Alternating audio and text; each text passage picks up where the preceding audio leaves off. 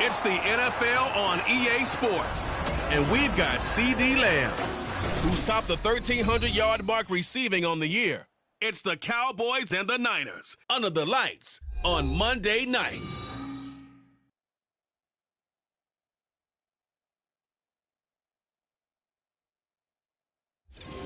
From the host to Super Bowl 50 back in February of 2016, there's a look at the home of the 49ers, Levi's Stadium in Santa Clara.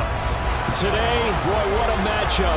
Two NFL franchises with so much history, so much tradition, getting set to do battle here, as it'll be the Dallas Cowboys taking on the San Francisco 49ers.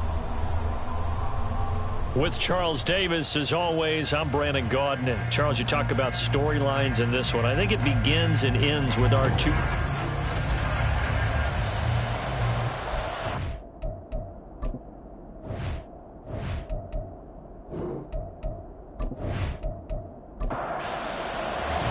Two teams trying to stake their claim to postseason football. Week 14 of the NFL is underway. This taken in at the goal line.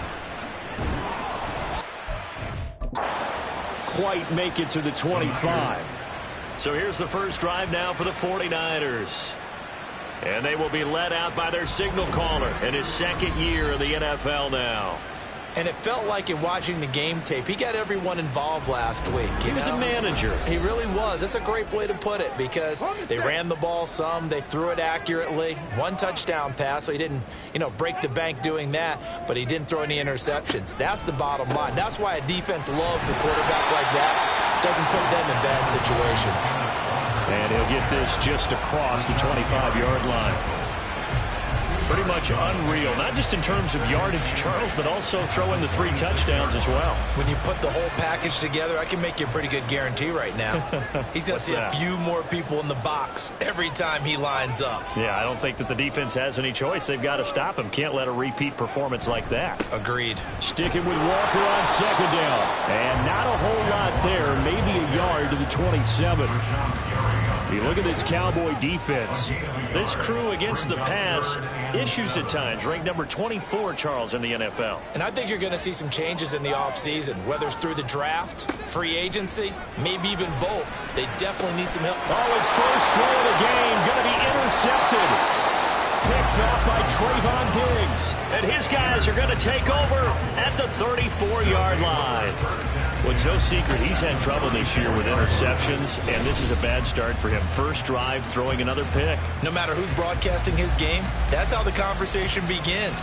Throwing too many interceptions. Can he take care of the football? If I were his backup, I'd be edging towards the coaches and saying, hey, how about giving me an opportunity? Now we'll see what the right arm of Dak Prescott has in store as the Dallas Cowboys offense sets up shop. I guess we're going to have to nickname him the thrower, aren't we, or something like that. After last week? I mean, man, you're talking about over 400 yards throwing the ball. The running backs and everyone else may be looking at him like, hey, don't forget us. And he probably just tell him, listen, you want to get involved? Go out and catch. Touchdown, Cowboys! A great effort there. His 26th touchdown, drawing even with Marshall Faulk for the 4th most in a single season. And the Cowboys use the early turnover to get on the board first here in this one.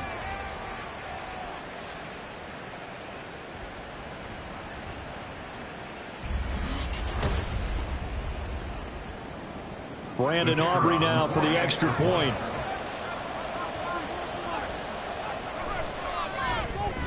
And this is up and good to make it 7-0 Cowboys. So they hit pay dirt on just one play. The long run, the scamper, and a very nice scamper into the end zone for the touchdown. This fielded right at the goal line. And able to get this across the 20, but not much further as he's dropped it to 23-yard line. The 49er offense, they're coming back out onto the field, and we're going to give you a look at the playoff picture now into the weekend in the NFC. Here's Walker to start the drive. And he is met in his tracks behind the line of scrimmage. 2 yards the loss, 2nd and 12. This defense is a difficult one to prepare for, one of the best in the league. They'll come at you from all angles, and they did a nice job there stopping him for a loss. They try to throw on 2nd down, but this one is incomplete. How about that? Red man coverage and decided to test them early. But they proved up to the task and forced the incompletion. On 3rd down, he'll drop to throw. And he will go down. A Cowboys sack. Dorrance Armstrong. He's the culprit, causes a loss of 5, and it brings up 4th down. Here's Mitch Wishnowsky now. Cavante Turpin deep for the Cowboys. He was only asked to punt once in the victory last week as he sends this one away. Let's take it inside his own 40. Nice punt, but good work on the return to get back 11 yards. And this offense takes over in great shape right at the 50. 1st and 10. So good starting field position for him here as they come up 1st and 10 right at the 50-yard line. Prescott now from the 50. He'll find Lamb. That's complete. The numbers for him from a week ago. Now you figure that he'll probably be a big factor in this one as well. No question about it, partner. We just saw it right there. They want to get him the ball in space and see what he can do after the catch. From the 43, it's 2nd and 3.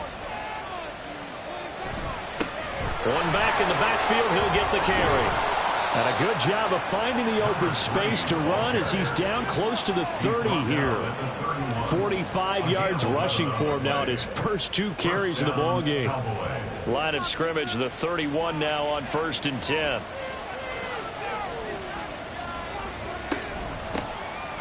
And they'll keep leaning on the running game. Back to the ground.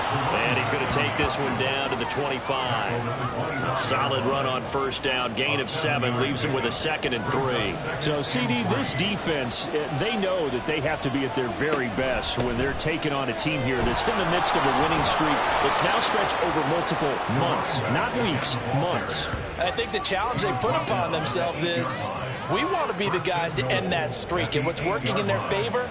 The winning streak on the other side. Sometimes that carries a burden with it because they feel like they have to play perfectly as well. Let's just go out there and get them is the idea. Escaping the pressure right. And he'll take it into the end zone for a Cowboy touchdown. Dak Prescott, an 8-yard touchdown run. And the Cowboys are off to a 13-0 first quarter lead. That's a really good decision right there outside of the pocket. You've got to know the right time to shift from passer to runner. He was looking and looking, nothing there. You can almost feel the brainwaves firing as he calculates, I think I can win a race to the pylon. And he turns out to be right. Touchdown. So after the touchdown, Aubrey now to kick this one away. The football will come out to the 25 as McLeod will not return it. San Francisco set to go on offense once more. They're still in search of an initial 1st down as they come up here 1st and 10.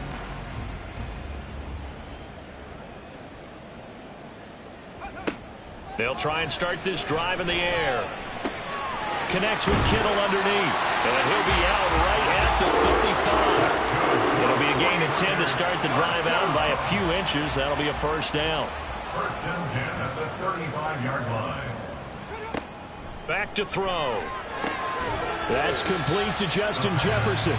And this will leave him a yard short. Nice pickup of 9 yards on 1st down. Well, this defense for the Cowboys, they were very strong in the win last week over the Giants. Anytime you can hold a team to less than 10 points, your expectation of winning that game has to be sky high. In fact, you'd be absolutely stunned to come away with a loss in that way. Could you imagine going to the press conference and trying to explain that? They'll get a dozen there, and it's a 1st down, 49ers. Clock rolling as we hit the midway point of this first quarter. Now a play fake here on 1st down.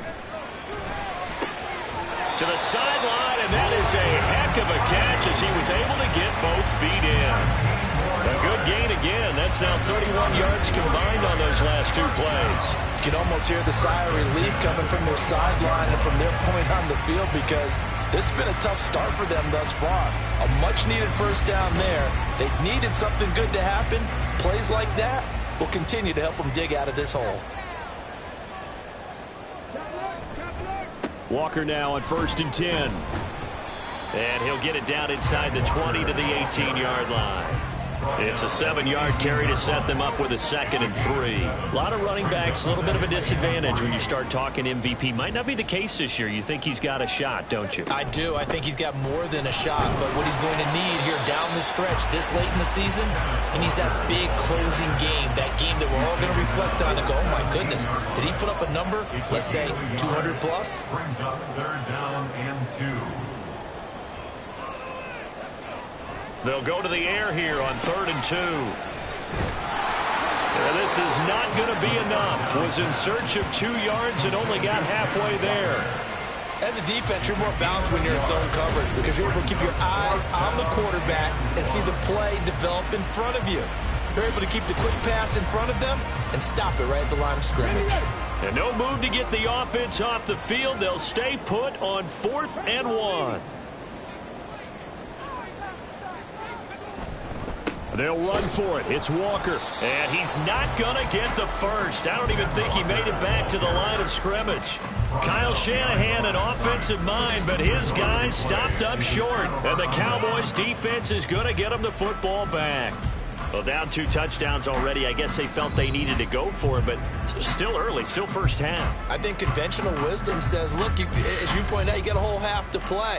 Hang in there. Don't give up any more points in this situation. Do a little adjusting at the half and come out ready to go. But sometimes those coaches can just sense their team. Maybe they're a little flat or they need a little extra inspiration, and he decided to go for it there to try and kickstart things.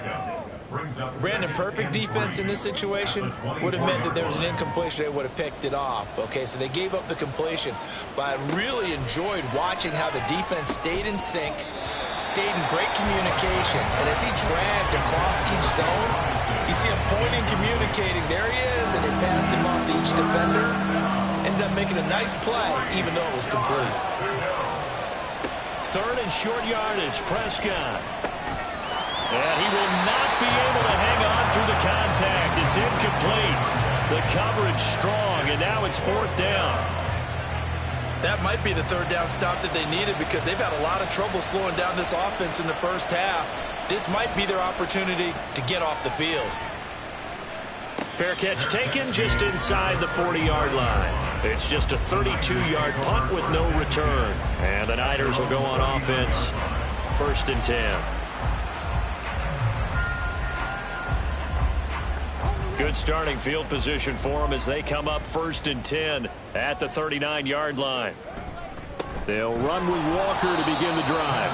And the play goes nowhere. Losing yardage back near the 40 at the 39. Officially, it's a 1-yard loss. That's going to bring up 2nd and 11.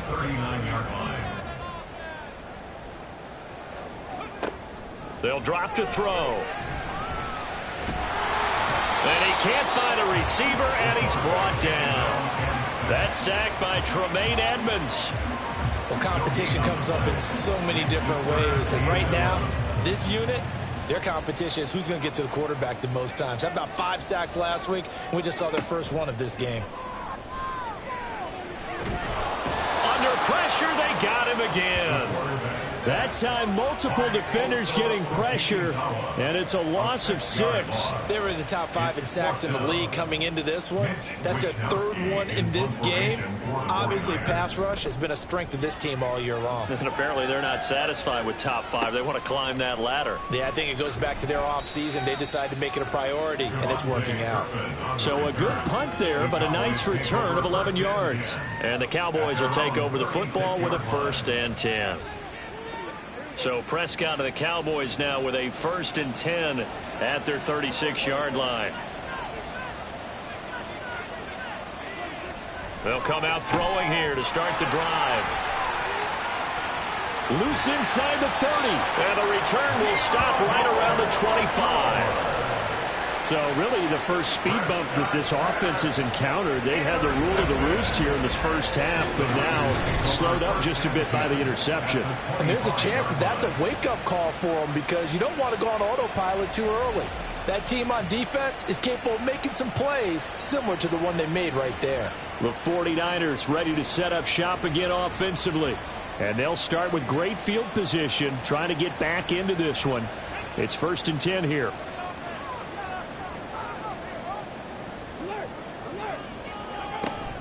Out of the gun, Walker with it. And he'll work this forward for about 3 at 2nd down. Well, they held him to a short gain on that one, and it almost felt like on that first run, they were trying to just throw the jab at him. So how do you stop a jab? Get closer and smother it, just as they did on that last play. Now, meanwhile, a pass that should have been intercepted, but it winds up falling incomplete. In danger of squandering their great field position as they come up on a 3rd and 7. Now they'll throw here out of the gun. And that is incomplete. This Cowboy defense looked ready for that 3rd down pass. Brings up 4th. They certainly had good starting field position on that drive, but couldn't do anything with it after 3 plays. Have to admit that that's a disappointing end to excellent field position. When that drive started, they had 6 points that they were thinking about. So the interception set him up with terrific field position, but 3 points, the end result. Yeah, we can make this one pretty simple, partner. You always want to end drives with points, but that's one that you're going to look back on and probably say, we should have done better there. And able to get this out to the 25. Possession of the football going back to the Cowboys. And for this offense, Charles, you got to think kind of crucial here to put something together on this drive, because remember last time out they threw the interception on the very first play. And you can't afford to let this defense keep building any more momentum. They're playing awfully well, and they're awfully confident right now. To me, it's time to attack and take some of that momentum back. But make sure you're selective in doing so. Understand where you want to throw the football and make sure it's open before the ball leaves your hands. One play has him up past the 40 already, and another 1st and 10. Now Prescott. Oh, the ball comes out on the hit, but they'll say it's incomplete. You look at this Niner defense. They were terrific last week against Buffalo in that victory. And I'm eager to see the game plan and trying to attack them this week, because when you take it away 4 times through interceptions, do you now decide that I can't throw the ball against this team and try and run it like crazy? Or do you challenge them? This is going to be fun. Now they face a 3rd and 10 after back-to-back incompletions. And now some motion before the snap. And this will be our first penalty of the night's proceedings. So they accept the penalty, of course, and push the offense backwards a bit. So the false start certainly doesn't help matters, as they'll try again now, 3rd and long. They'll throw again. Prescott. They'll fire deep, looking for more. And he bats it away, and it falls down incomplete. So 1 first down on that drive, and that's it. Forced to take the deep shot on 3rd down and couldn't hit it. Now they have to punt this one away. Out now comes the Cowboys punter, as he'll kick it away for the 2nd time. And a fair catch signaled for and taken just outside the 20-yard line. After one, a 14-3 ball game. 49ers 3. The 49ers with the football here to begin the 2nd quarter. The San Francisco offense ready to start their next drive. And last time able to get 3. It's not what they wanted. They wanted 6, but they got at least something. They mustered something out of the drive. They'll take it. I like the way you've described it. Not ideal, but they'll take it. Anything to put some points on the board. But this time on offense, they don't even want to see the field goal kicker trot on the field. They want that ball in the end zone. Yeah, they'll be going for 6. 6 yards the pickup, and that's a 1st down. The Niners at 11-1 now on the year. And I tell you, it has been a few months now since they've tasted defeat, and they are without question the hottest team in football. And I'm really not sure who's going to beat them right now, because to me, they have to be the favorites to go all the way, because they're not just beating teams, they're dominating them. It's been fun to watch them play, not just in their winning, but how they're getting it done. 2nd and 11. Got his man complete over the middle. It's Walker. So the completion results there in 9 yards. And it makes it 3rd down and 2 yards to go.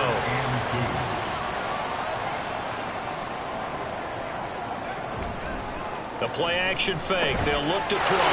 Completes it to the tight end, Kittle. And he's going to have a Niners 1st down as this defense unable to hold. It's a 7-yard gain there on 3rd and 2.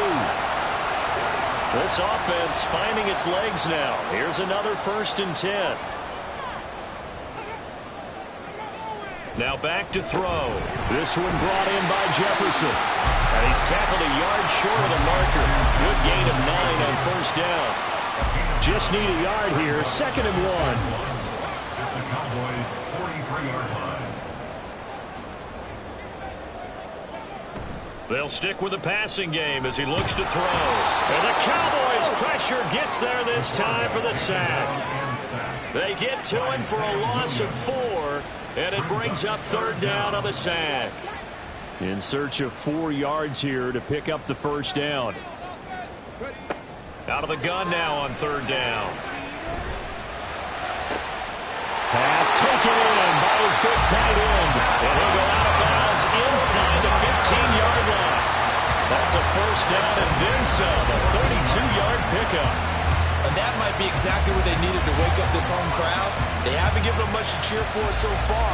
And never underestimate the effect the home crowd with you can have on a game. So how about this for field position after the big play? Inside the 15 now as they come up on 1st and 10. Over the middle, complete to Samuel. And the Niners are going to have a 1st and goal coming up as the tackle made at the 3-yard line.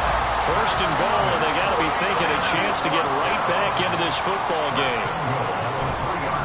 Mitchell will get down close to the goal line, but not in, as he'll be marked down at the 1. 2nd and goal from the 1. Brings up 2nd and goal. Mitchell again. And across the goal line, into the end zone, touchdown 49ers. Elijah Mitchell with his 4th rushing touchdown on the year. And the 49ers have cut it back within a score. So, partner, was a passing game that drove them down the field, but when they get close, they trust that man in the backfield, and he took them home. And they trust their offensive line as well, because so many of these units, they specialize in either pass protection or run blocking. This group shows its versatility and gets both done on this drive. Moody good with the extra point, and that makes it a 14-10 ball game. Here is Wisnowski to boot it away following the touchdown. Kevontae Turpin now to return. And no alley to be found. The coverage was solid, and he's dropped at the 18.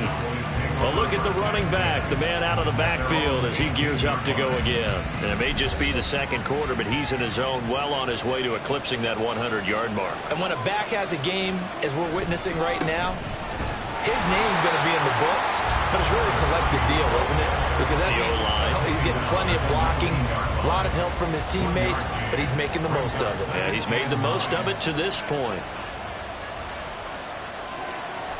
Off the play fake, Prescott. He's going to look deep for more. That's going to be knocked away and incomplete. Early on, the running game's been working well, and the offensive line has been pleased by that. The thought process there, catch those safeties creeping up, trying to help against the running game. They tried to hit him over the top, unsuccessfully. And he will have a Cowboys 1st down as they're able to get the 3rd down conversion.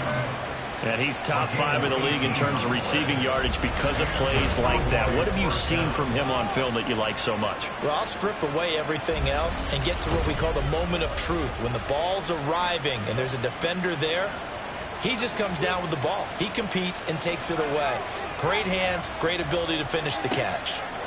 Prescott looks to throw on 1st. And this winds up a gain of 4 to the 41. They gave up the completion there, but this is what zone defenses count on. Catching the ball and not much run after the catch. And they'll run on the inside handoff. And he'll get this up past the 45 to the 47. 75 yards for him on the ground so far tonight as he has been terrific in this 1st half.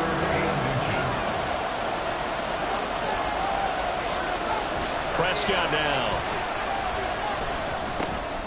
He's going to get that to his running back out of the backfield. And this will move the chains again as the tackle's going to be made at the 49ers' 34-yard line. A good-looking drive for the Cowboys so far. It's a 1st down. Well, they'll use him a lot out of the backfield. He had 5 catches a week ago, and he makes another catch here for good yardage.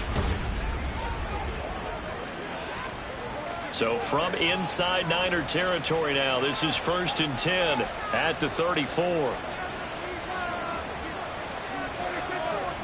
Throwing, Prescott. Now he'll dump it underneath to his running back, complete. This will be stopped about 2 yards shy of the marker. 8-yard gain, 2nd and 2. So from the 26-yard line, here's 2nd down and 2.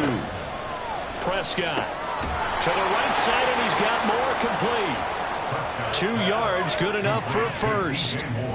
And defensively, they were in zone coverage there. Do you have to be a little careful? You're losing, playing against a good quarterback like he is, to to not play too much zone?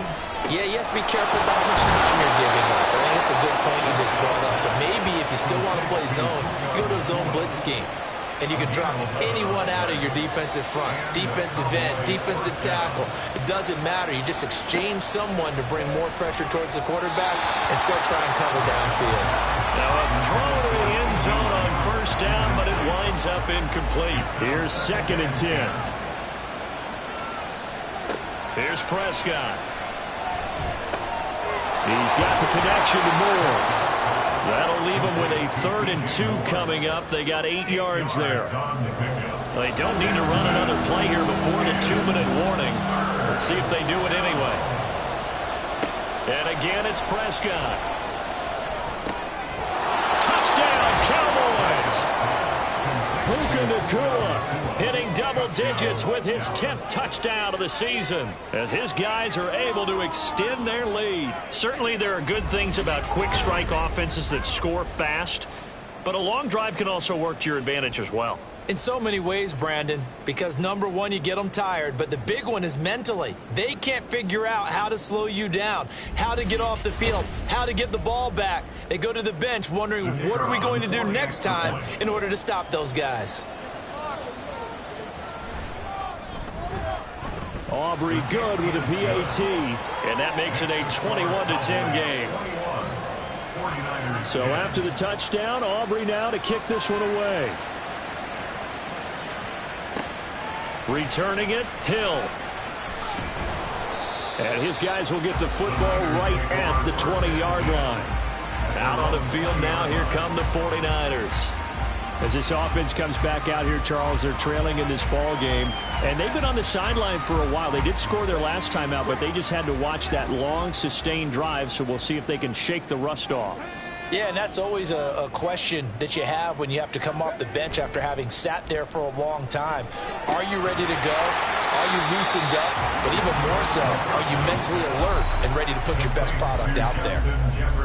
And that's good for a pickup of 10 yards. And they'll be left with a 2nd and about a foot. At the 30-yard line. On play action, they'll throw. Maybe not exactly what they had in mind, but that scramble good for 6 and a first down. Back to throw. Throw out wide to Walker.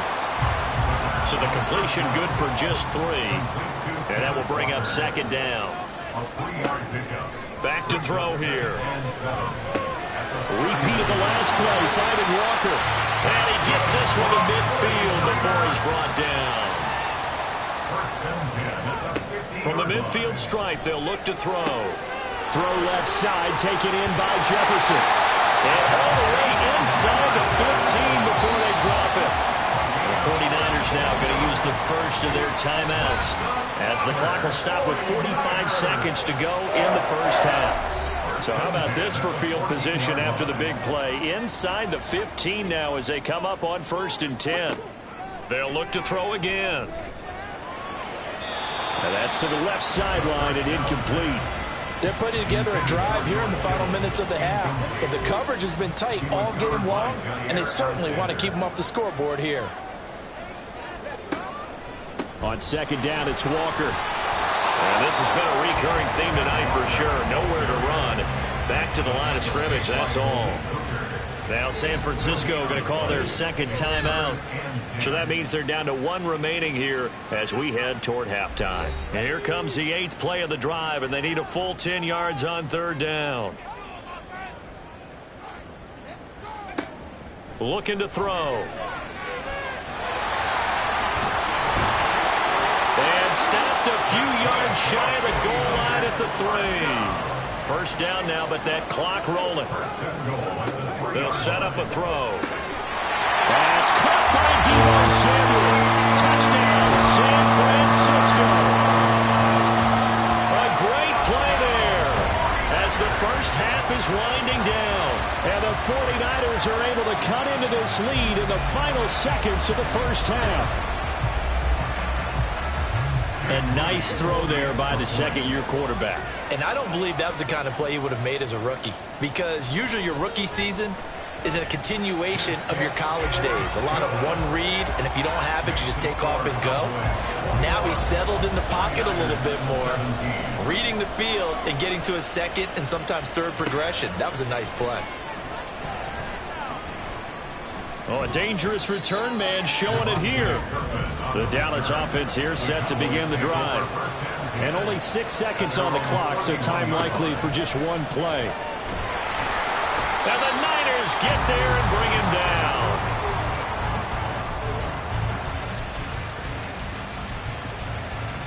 So we've reached halftime here in a 4-point game. As we send you cross-country to Orlando, Jonathan Coachman is there and has our EA Sports halftime report. All right, Brandon, thanks very much. We'll get back to you and Charles in a minute. But first, time to give the folks at home a look at what's going on around the NFL. We'll get started up at Lucas Oil Stadium in the capital city of Indianapolis, where you see the final score there. Brock Purdy leading the way in the victory with 3 touchdown passes. Next, we head off to check out another game. And they were losers in their ball game as the visiting Buffalo Bills come in and took it to them. Alvin Kamara, over 100 yards in the victory with 2 touchdown runs as well. Lastly, let's check on one final game for you. And you can see they are scoreless as they play the second quarter.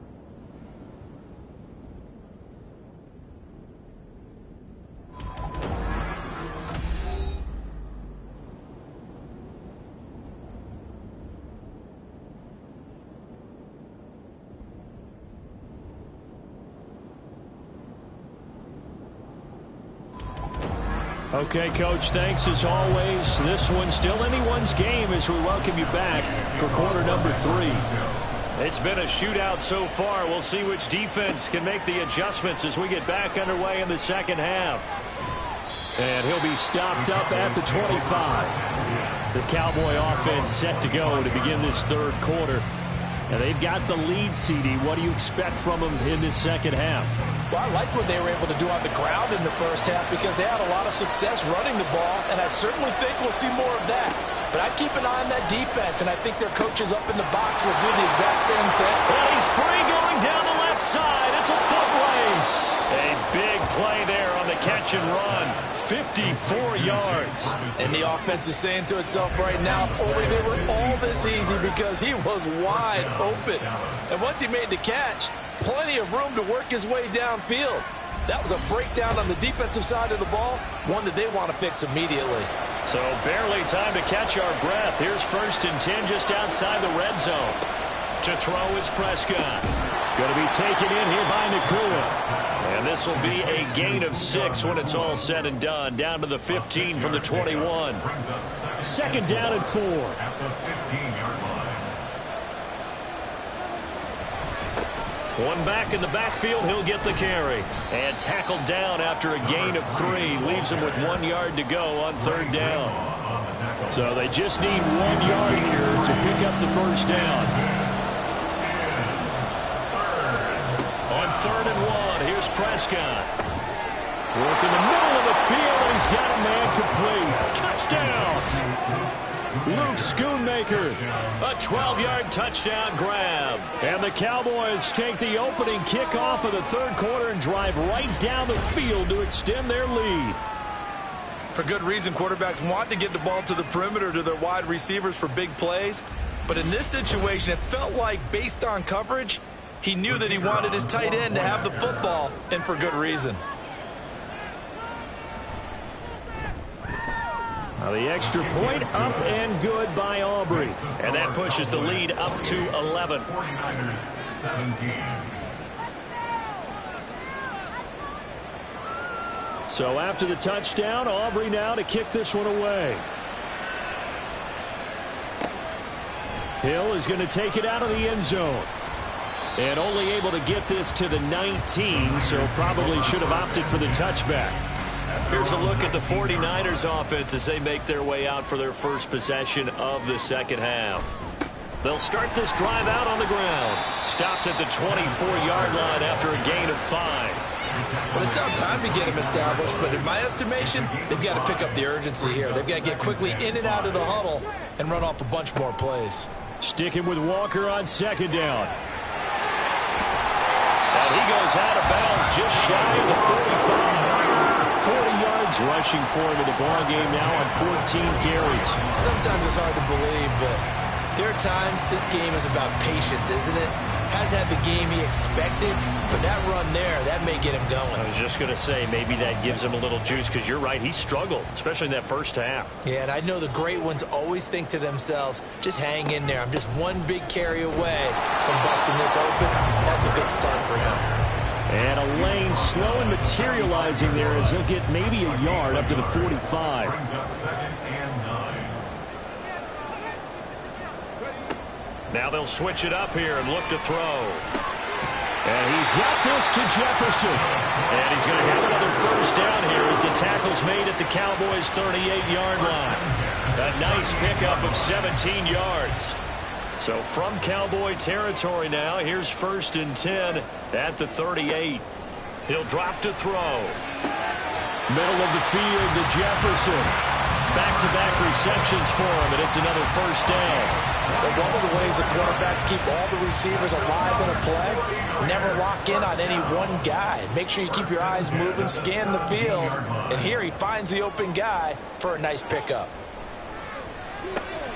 This one brought in by Jefferson.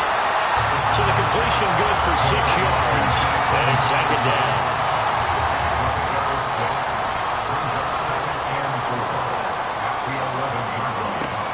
Again, he'll drop to throw. Complete to the tight end, Kittle, over the middle of the field. And the 49ers are going to be set up with a 1st and goal on a pass play that moves them all the way down to the 1. 1st and goal, and they got to be thinking a chance to get right back into this football game. They'll stick with the passing game as he looks to throw. And it's complete. In the end zone, touchdown 49ers. Justin Jefferson from a yard out, and the Niners are back within a score. So a strong drive here to lead off this 3rd quarter and gets them right back in this football game. And I think we can safely call that a statement drive, because they had to be saying, we didn't put our best foot forward in the first half, but we certainly mean business now. Maybe a better term, a prove-it drive. They proved it to themselves that they were ready to go. And he's got it. So the try for 2 successful. And with it, they're back within a field goal. I guess the coach looked at the 2-point cheat sheet, said go for it, get it to a 3-point game, and they did it. Yeah, and sometimes you just throw out time of game. You don't worry about that. There's just a feel sometimes in making that call, and he felt good about what he had for a 2-point conversion, and now they're only down 3 and feeling great about themselves. Here is Wisnowski to boot it away following the touchdown.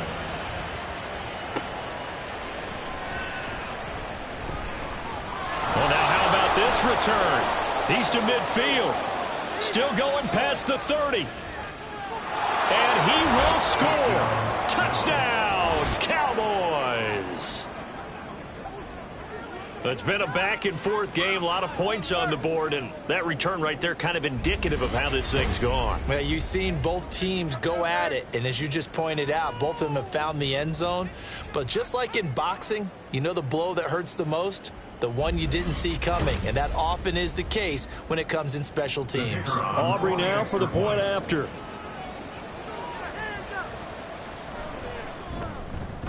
And he's been a busy man, 5 for 5 now as he knocks another one through to extend the lead. And no doubt one of the most, if not the most exciting play we'll see in this game. The kick return all the way to the end zone for 6 points. So let's try this again. After the kick return, TD, here's yet another kickoff. Taken at the goal line. And he will make it to the 20-yard line and no further. Justin Jefferson and the rest of this offense, they've got their helmets back on, and they're ready for this next series. Good day for him so far here in the 3rd quarter. He's hit pay dirt once, over 100 yards, but hey, it's the 3rd quarter. He's thinking, I want more, right? He wants more, and it just increases the confidence of his team, because every play he makes, that means his quarterback is really feeling good about throwing the football. Probably feels like he can't throw an incomplete pass when he throws it to him right now. Yeah, he's looked really, really sharp. They'll come up 2nd and 6 now from the 24. Up the middle they run. It's Walker. And he'll get it up to the 33-yard line. 50 yards rushing for him now as he's carried it 16 times. Despite the score, despite the deficit, no quitting this guy. He's running angry, running through arm tackles. He wants to change what that scoreboard is saying. They'll look to throw here on first down. Over the middle to Kittle, complete. And they bring him to the ground just shy of midfield. It'll go as a first down for San Francisco on a pickup of 16. I'll tell you what, a lot of those mid-range throws have been available because sometimes teams get too concerned about the deep ball and they leave too much space in front of them. And these guys have been taking advantage so far.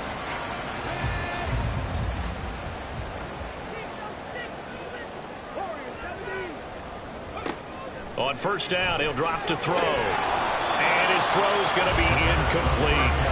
And those two just have been in sync thus far. They've done a nice job against him, but still, with his talent, you would expect them to have more completions to him in this game.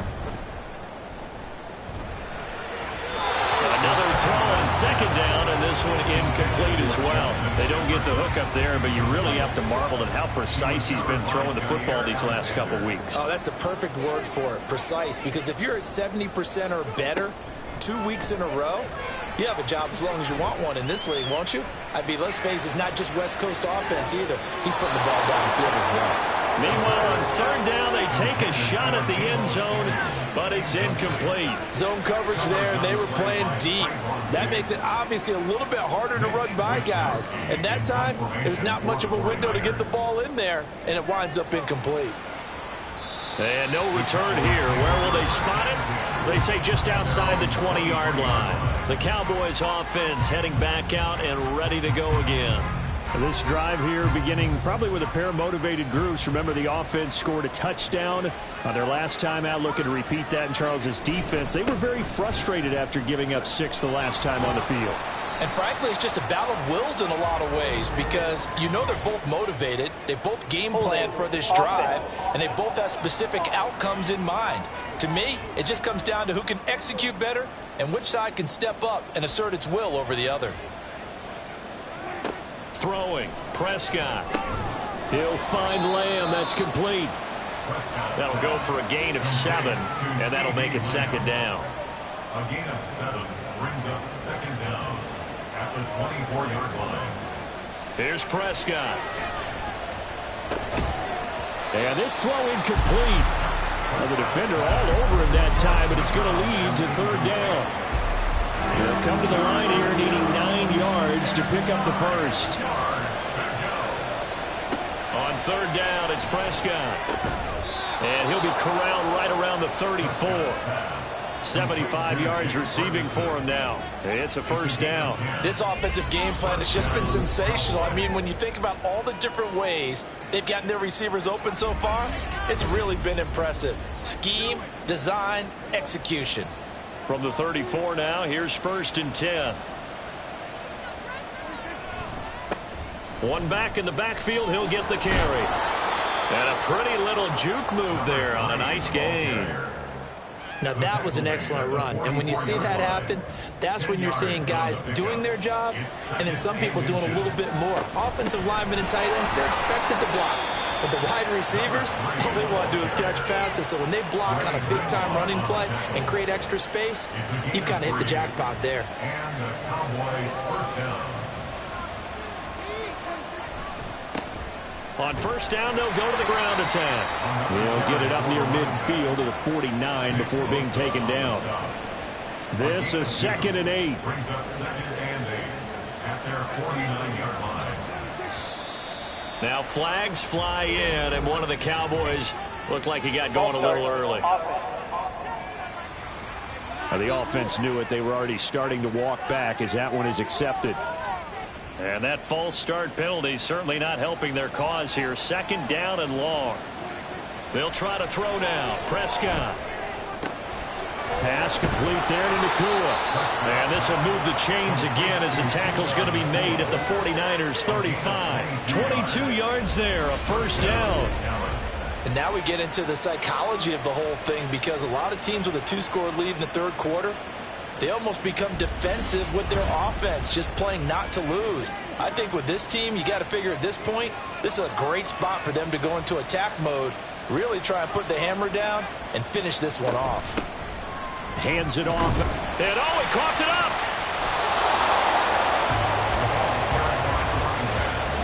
Wow, that ball gets knocked free, but a teammate comes along and scoops it up. It's almost like baseball. Guys at bat, people are on base in scoring position. One guy doesn't get him home. The next guy comes through and picks him up. And avoids the turnover. And he gets this down inside the 35 before going out of bounds. So just 3 yards on the completion there. And that's going to set up a tough 3rd and 9. Here's Prescott. He's got his target. That's complete. And he gets this one inside the 15, just a yard or two shy of the 10. 23 yards, the final tally. I don't care how many times we see it. I still get a kick out of watching quarterbacks and receivers do the pass tree in pregame warm-up. But I always remember that when we go to practices, we see that after practices as well. They really tune it up, don't they? They tune it up. They know why they do it for these situations. First down. And they build that trust, and that's why they're able to find him in this type of... Touchdown, Cowboys! 3 touchdown passes now for Dak Prescott. And the Cowboys are able to extend their lead in the final seconds of this 3rd quarter. That drive that really increased their cushion felt very military to me. Very precise. Methodical, that's one of the words you've taught me, and they just got it done. And slowly but surely now starting to pull away a little bit. Things looking good for them here in the 3rd quarter. Not only pulling away, but you mentioned that slowly but surely. You also drain clock, too, with a drive like that, so you really give yourself an advantage. Aubrey good with a PAT. And that'll make this a 3-score game now. The lead moves to 17. 49ers 25. And Hill will opt for the touchback. The 49er offense set to get this drive underway. I kind of feel like they've reached a do-or-die point in this game, Charles. If they're going to try to pull off an impressive comeback, it has to start right here, right now. Yeah, now they've got a final chance to get out of this situation, but they also understand they've got to move the ball and move it fast. In addition, they need to save as much time so they can get 2 more possessions. Back now here in Santa Clara. It's 49er football, but some ground to cover. They find themselves behind as we hit the 4th and final quarter. Back to throw now on 1st down.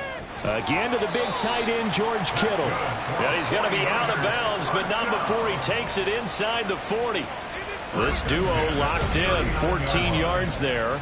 And a 1st down. Well, I can put my defensive cap on right now, and I know they're saying don't give up any big plays now. They've controlled this game throughout, and all they want to do is see it through to the end. I think they let their guard down a little bit with that last completion. Sometimes when you're trying not to give up bigger plays, you don't react as fast as you should on other throws. Throwing on 1st down, but this one winds up to be incomplete. Now, the trials and tribulations of being a quarterback in this league, it's tough. It's got to be wearing on him out there. Well, he has been sacked a number of times. He had an interception, so I'm going to give him a skosh of credit for hanging in there and trying to make something happen, despite the amount of pressure he's been under this entire game. They get 6. That'll leave them with 3rd and 4. It's a gain of 6. Makes it 3rd and 4. Back to throw again. Pass taken in by his big tight end. And he is going to have a 49ers 1st down by about 3 yards or so as they wind up getting 7 there on 3rd and 4.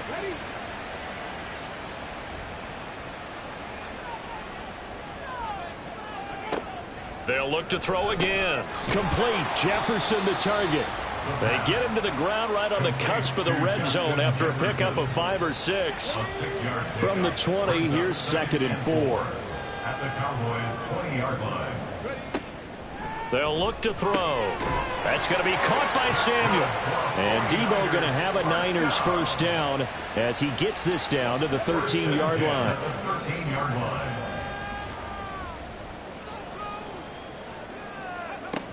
They'll drop to throw. It returns it right back to Samuel. It'll be a gain of 5, and that'll bring up 2nd down. A gain of 5 brings up 2nd and 5 at the 8-yard line.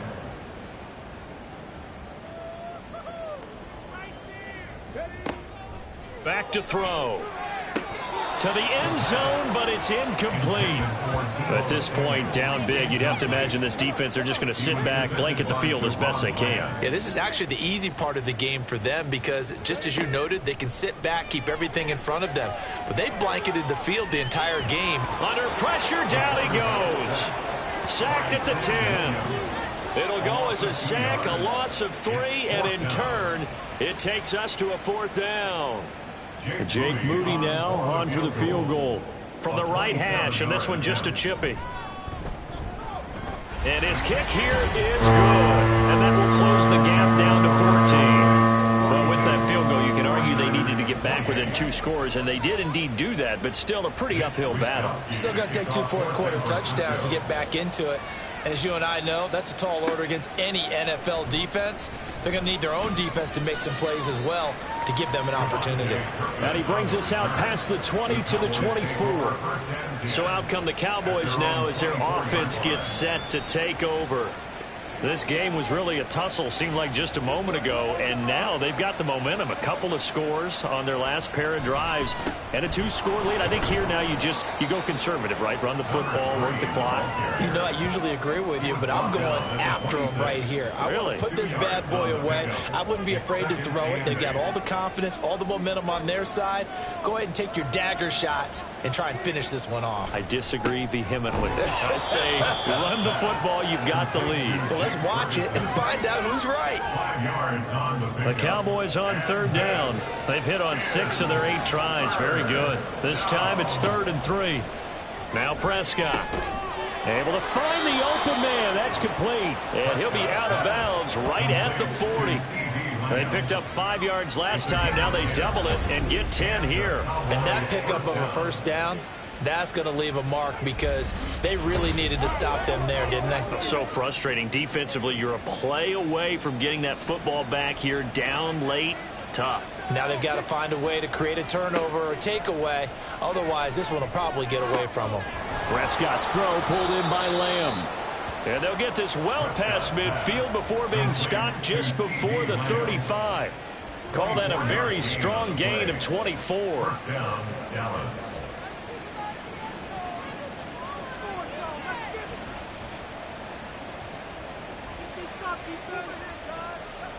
Now Prescott.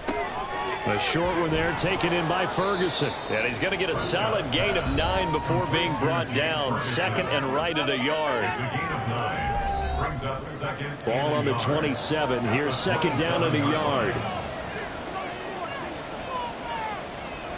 Prescott to throw it. And a quick throw here. That's complete. And he'll be a couple yards shy of the red zone here at the 22-yard line. A gain of 5. 1st down, Cowboys. Prescott on 1st down. And he slides and covers up at the end as he's going to be able to pick up decent yardage. Nice work to get 7 out of that, and it's 2nd down. And 3 at the Niners' 15-yard line. Now it's a bootleg with Prescott. And he finds his tight end. It's Ertz. And the Cowboys are going to be set up with a 1st and goal coming up as they get him down at the 6-yard line. A good chance now to put this game on ice. This is 1st and goal.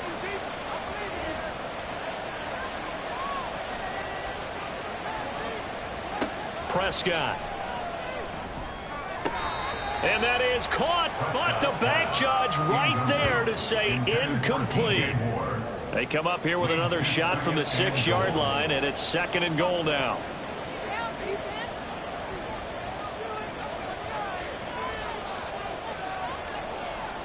Prescott now.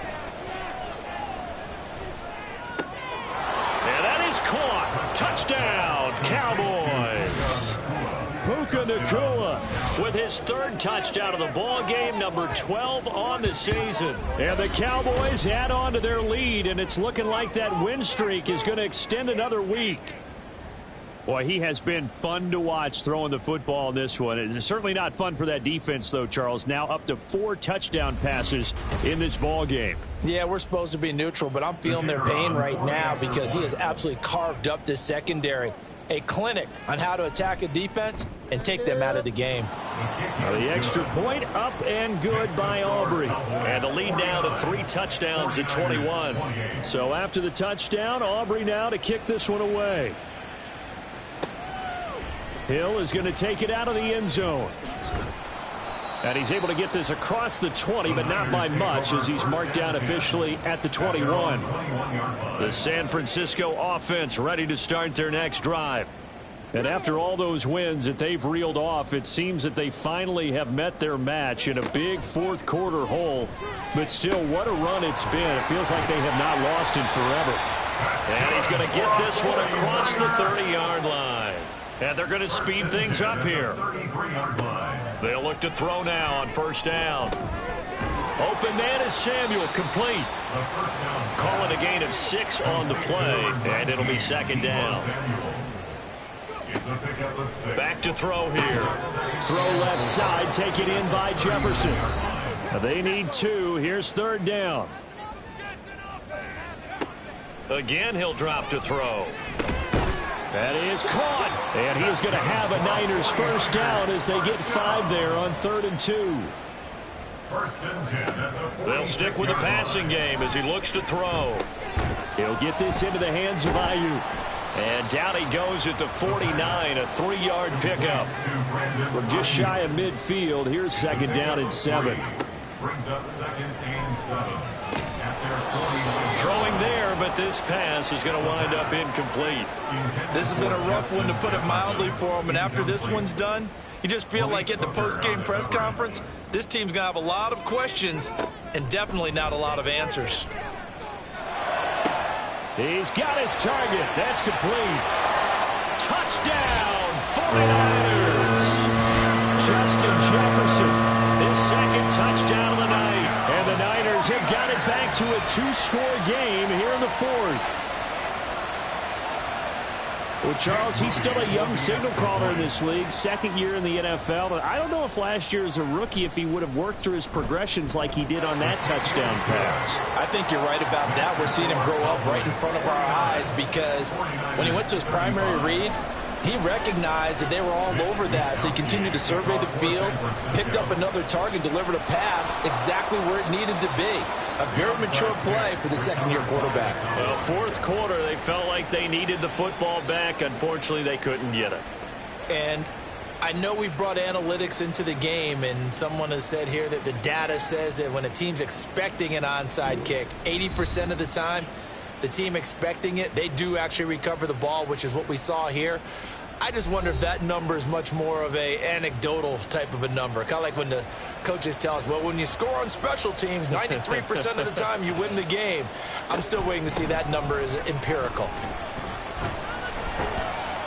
And he's going to be brought down inside the 45 at the 43. 7 yards on the pickup there, and it'll leave him with a 2nd and 3. 2 minutes left to play in this football game here on EA Sports. So the Cowboys in possession of the football here as we get you reset. And no doubt what they're looking to do is just salt away the final couple of minutes and escape with a win. And he's dropped right at the 40. Gain of 3.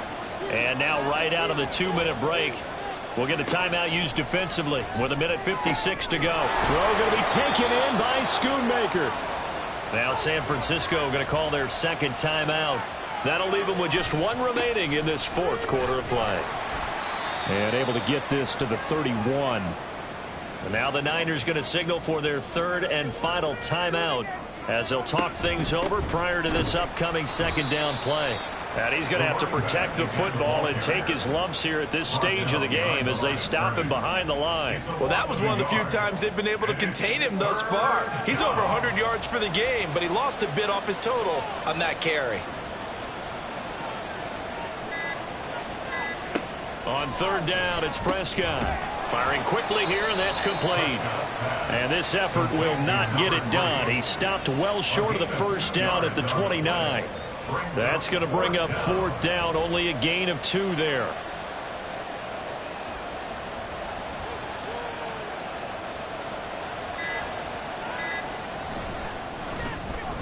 And this one is right down Broadway. So he's been automatic to this point of the season, and he connects on the field goal there. And what a luxury it is to have a kicker you can depend upon, partner, because he hasn't missed all year long. Converts on that one as well. And kudos to you. You didn't jinx him. Hill going to think better of bringing this one out, and the drive will start at the 25. San Francisco's offense returns to the field. Well, this game, it has had no shortage of offense. They've been able to put up a decent amount of points on this side, Charles. They just have not been able to keep pace with the other offense they're going against here. Yeah, it's a good way of pointing things out because now it's not a total loss because, as you said, they've scored some points, so there's some plays they can build on, moments where the game plan actually worked. But overall, though, they were just out-personnelled. They were going up against a team that's playing at an elite level.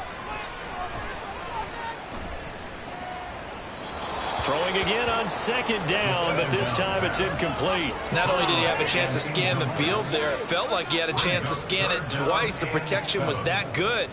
Unfortunately for him, the coverage downfield, equally good. And now the third down throw incomplete as well. And this defense definitely in his head there on third down, and he's pretty fortunate. They didn't call for grounding on this one. That was a good 10 feet over everyone's head. Wisnowski on to punt as he sends this one away. Fielded at about the 28.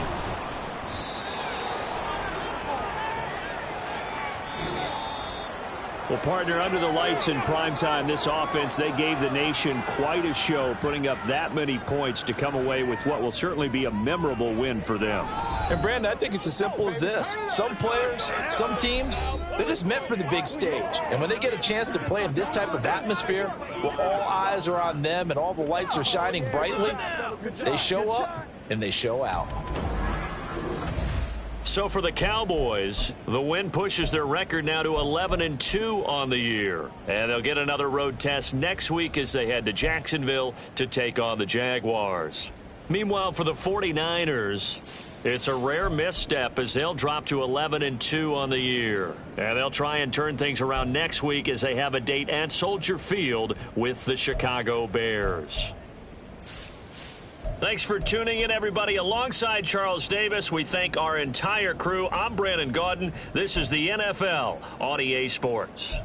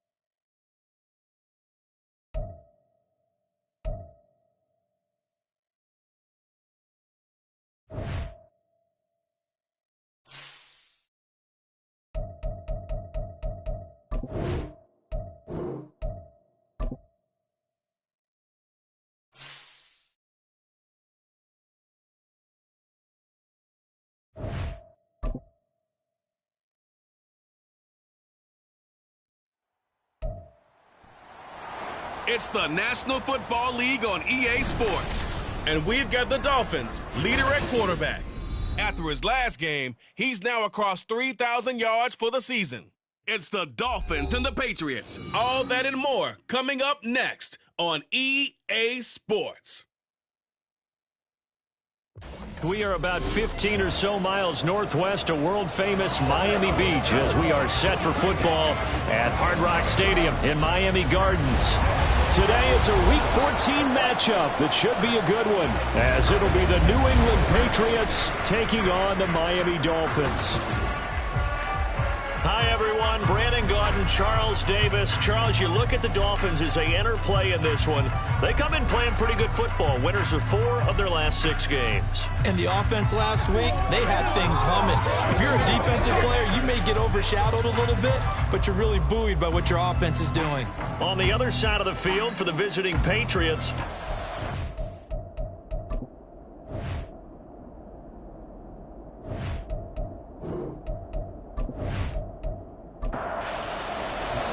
two teams trying to stake their claim to postseason football. Week 14 of the NFL is underway.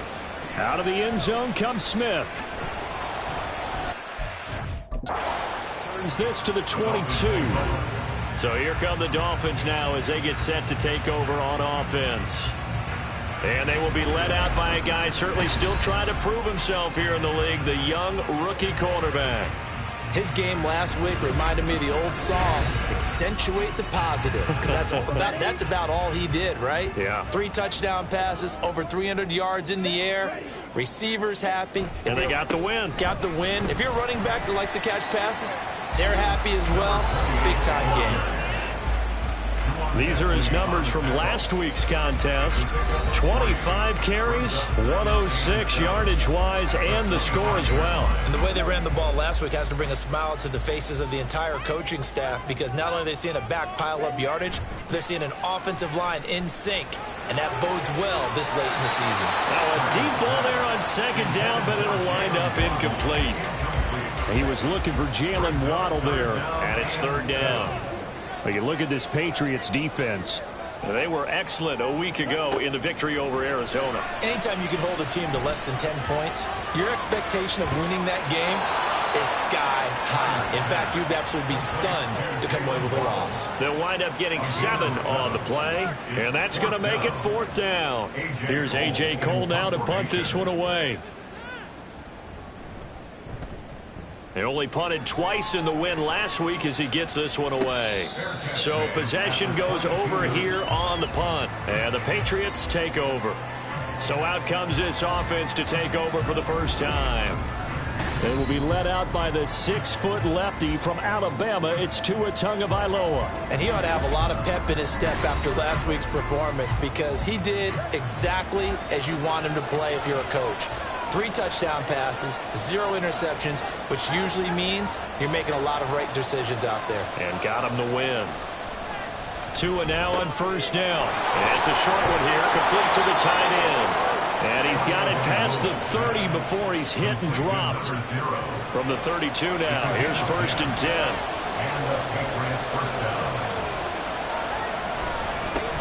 They'll run it. This is Ramondre Stevenson. And he slips up past the 45 before being tackled. 14 yards is the pickup there and a New England first down. Well, no slow start here. A couple nice chunk plays back-to-back. I love the momentum that they're showing here early, because they did it both ways, right? Threw the ball on first down for a nice chunk of yardage. Came right back and ran the ball. Looks like they've got the defense set back on their heels. Let's see if they can keep this moving. So they jumped on the left side of that line. And you know, when you're at the end spot, you are like in the starting blocks, waiting for the pistol to fire and go, and he jumped a little bit too early. So a 1st and 5 now after the 5-yard penalty from the neutral zone infraction. Again, it's Stevenson. And he'll get this into enemy territory, but not by much, as he's down to the 48. The rushing numbers for Stevenson from last week. 24 carries, 92 yards. After the last game, they have plenty of reason to be confident in their running game. And even though they're facing a top 10 defense, they're not going to shy away from doing what they do best. Make them adjust to them. Make them stop what they do before they go to any type of a change-up. Just a yard on the pickup there, and it'll leave them with a 3rd and 3. Coming up here looking for 3 yards to pick up the first. Tagovailoa are going to try and throw on 3rd down. Pass taken in by his big tight end. And he's got another first down as he's brought down at the Dolphins' 32-yard line. It's a pickup of 15 and a fresh set of downs. Normally on 3rd down and short yardage, you're thinking of throwing to your tight end. It's just going to be a simple chain mover. But this time they let him roam down the field, and a nice dart picks up the first down and then some. Stevenson now on 1st and 10. And he will lose yardage back to the 34-yard line. He'll lose a yard there, and it's 2nd and 11. You talk about this Miami defense. They were terrific last week in the win over the Rams. And it was the pass rush that really keyed their victory. Got to the quarterback 6 times for sacks, and plenty of other turbulence in the pocket for him as well. And not much running room. Down to the 32. Here comes the 8th play of the drive, and they need a full 10 yards on 3rd down. Looking to pass. Tua. And he's going to go down. They get to him back at the 40. It'll be a loss of 8 on the sack, and it's going to lead them to 4th down. Partner, we had their game last week where they had 6 sacks, so a little bit more momentum here again in the first quarter. And last week it appeared that they were coming out of sprinters blocks, chasing the quarterback. So how do they continue that? How do they keep making it happen? Different looks, different disguises, different angles that they chase it. They were so disruptive last week. We'll see what the trend is here as we go forward. And this will depend on the spot as it sails out of bounds. And they'll say it sailed out at the 10-yard line. So the Dolphins offense heading out as we give you a look at the playoff race in the AFC. And for the moment, they're sitting pretty in possession of that number 2 seed. But as we know, it often happens, this is all still subject to change. Well, you're so right about that. But even though the math isn't there yet, I think it's going to take new math for them not to make the playoffs. They're almost certainly going to be in the tournament and certainly going to be a dangerous team if you have to play against them. And this won't be enough to pick up the first. A gain of 2, 3rd and 1. A yard all they need, but it's 3rd down. Brings up 3rd and 1. They'll run for it with Achane. And he'll get this up to the 30-yard line. A Miami first down, that one going for a gain of 11. Well, there's plenty of real estate for him to maneuver on that run, and let's face it, it shouldn't be a surprise. He's one of the better backs in the league. Had to come into this game with the idea, slow him down, otherwise it's going to be a long afternoon. Now left side, a completion to his tight end. And this will leave him a yard short. Nice pickup of 9 yards on first down. 2nd down and a yard. At the 39-yard line. A give left side. Here's Achane. And he'll work it across midfield inside the 45. 18 big yards on that one, and a Miami first. A much different second drive here, Charles. They go 3 and out the first time. This time they've been able to sustain something downfield. And that's what often happens. You get the game started, you have to get your footing underneath you. You have to get used to the flow of the game, the speed of the game. And sometimes that first drive is more of a probing drive. It appears they found something here in the second one. A short one here, caught by McBride. Call it a gain of a yard, and it'll be 2nd down. Well, this defense for the Pats, they were excellent a week ago in the victory over Arizona. Yeah, they held them to just 7 points, and if you rewatch the game tape, and I did multiple times, it was amazing to me that the other guys even got 7. They were absolutely dominating on that side of the football. Let's not quibble about the game there on 2nd down. That was a positive play because that was a take-what-you-can-get situation. Got out to the tight end. Now it gives them a much better opportunity to convert on 3rd down. Well, they needed 2. They could only get 1. 4th down. Ladies and gentlemen, that is a force of nature in the defensive tackle position. Yes, he's as big as they come, but still plenty agile. He's able to make a nice play there to swallow up the ball carrier. Now to try the field goal, here's Daniel Carlson. On the right hash, officially this will be a 51-yard attempt. Carlson able to put this one through, and the Dolphins will jump out to a 3-0 lead. Well, both teams kind of feeling each other out here. Now after 3 drives, we have a score with that field goal. Yeah, they're still waiting for their breakout drive to come to them, all right? They're using the playbook well. They're looking for that extra section that says touchdowns instead of field goals. But they'll take the 3 for now and try and get set up for more later. So back onto the field come the Pats for their second drive. The defense got the better of them last series, forcing a punt. See if they make a few changes in the game plan here and try to get points out of this drive. 1st and 10. And they'll get it up just short of the 45 at the 44. First play of the drive, a success, 19 yards. Took just one play to move all the way to the 44 as they try again on 1st down. Going to the air, Tagovailoa. That's complete. Demario Douglas with it.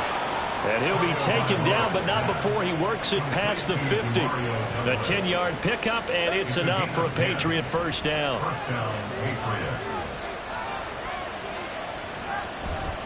A give for Stevenson, running right. As he's got this down inside the 40 to the 39. A solid run on 1st down. Gain of 7 leaves him with a 2nd and 3. Brings up 2nd and 3. Tua sets up to pass it. Douglas with a grab over the middle. Second catch for him today, and it'll wind up a 1st down. A gain of 7. 1st down, New England.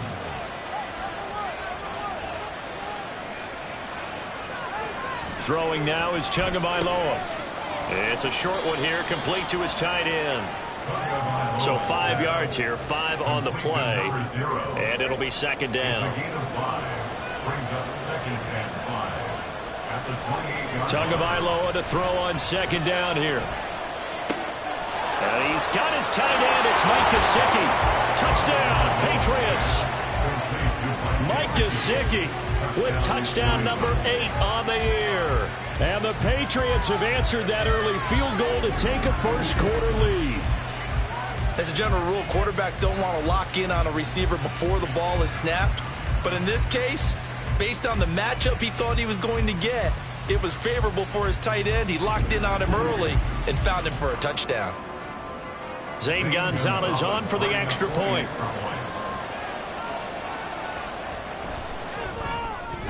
He's got it. They'll see that opening drive field goal and raise it a touchdown, and that makes it 7-3. After one, 7-3 the score on EA Sports. Start of the 2nd quarter, and it's the Patriots in control of the football as they've got it as we resume action. On the return, here comes Smith out of the end zone. Escapes the defender. Oh, a good-looking return set up here. And a good return, able to get out across the 35 to the 36. Miami set to take over. Last time out, you remember their drive stalled, but thanks to their kicker, booted a long field goal to at least get them 3. Now here they'll try to do better and find the end zone. And in our experience, how much fun is it for coaches to know that they've got a kicker who can nail it from long distance? Now, the hard part is, as an offensive play caller, you don't want that in your head too much where you're relying on it, and he goes out and gets the job done for them. But I'm quite sure he would be content to just kick extra points from here on out. Yeah, absolutely no question. I think his teammates would be okay with him just kicking the extra points as well. And he's going to be met at the line of scrimmage and taken down. They'll say no gain on the play there, and now it'll be 3rd down. 3rd down and 5. Now they'll throw here out of the gun. And he's caught on the sideline, but he's not going to have a 1st down. They say he was out of bounds, so a big call there. That brings up 4th. On 4th down, A.J. Cole comes on to punt. First kick, 47. This one looks good as well. This is taken around the 12. A good return there, 17 yards. And they will take over 1st and 10. Tua Tagovailoa and the offense heading back out. 5 for 5 that last drive. Touchdown pass as well. He was clicking. Receivers, I don't want to be cliche, but running really solid routes, too. And what I love about it is when you look across any team, all right, the body types of the receivers are usually different. The way that they get open, different as well. Some of them use power to get open. Some of them use those head fakes and subtle moves. Some of them just use pure speed. And the really good ones, when they're established, they know how to push off at the end of a route, too. So now 1st and 10 as they've crossed into Miami territory at the 43. Tua going to throw. Oh, and that is incomplete. Defensively, celebration time because they finally forced an incompletion. He was perfect throwing the ball to that point. Yeah, but from his viewpoint, they didn't force the incompletion. He just missed. That's how hot he is right now, and that's how he wants to continue to throw the ball. Meanwhile, Tua's throw here taken in by Parker. And he's going to be out of bounds down around the 35-yard line. 3rd and 2.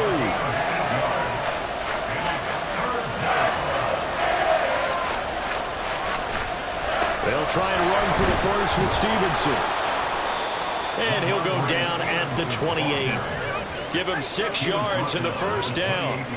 We all love to have a home run hitter in the backfield. Guy can take it the distance. But a short yardage, trying to pick up first downs, that big guy, always a nice luxury to have, isn't he?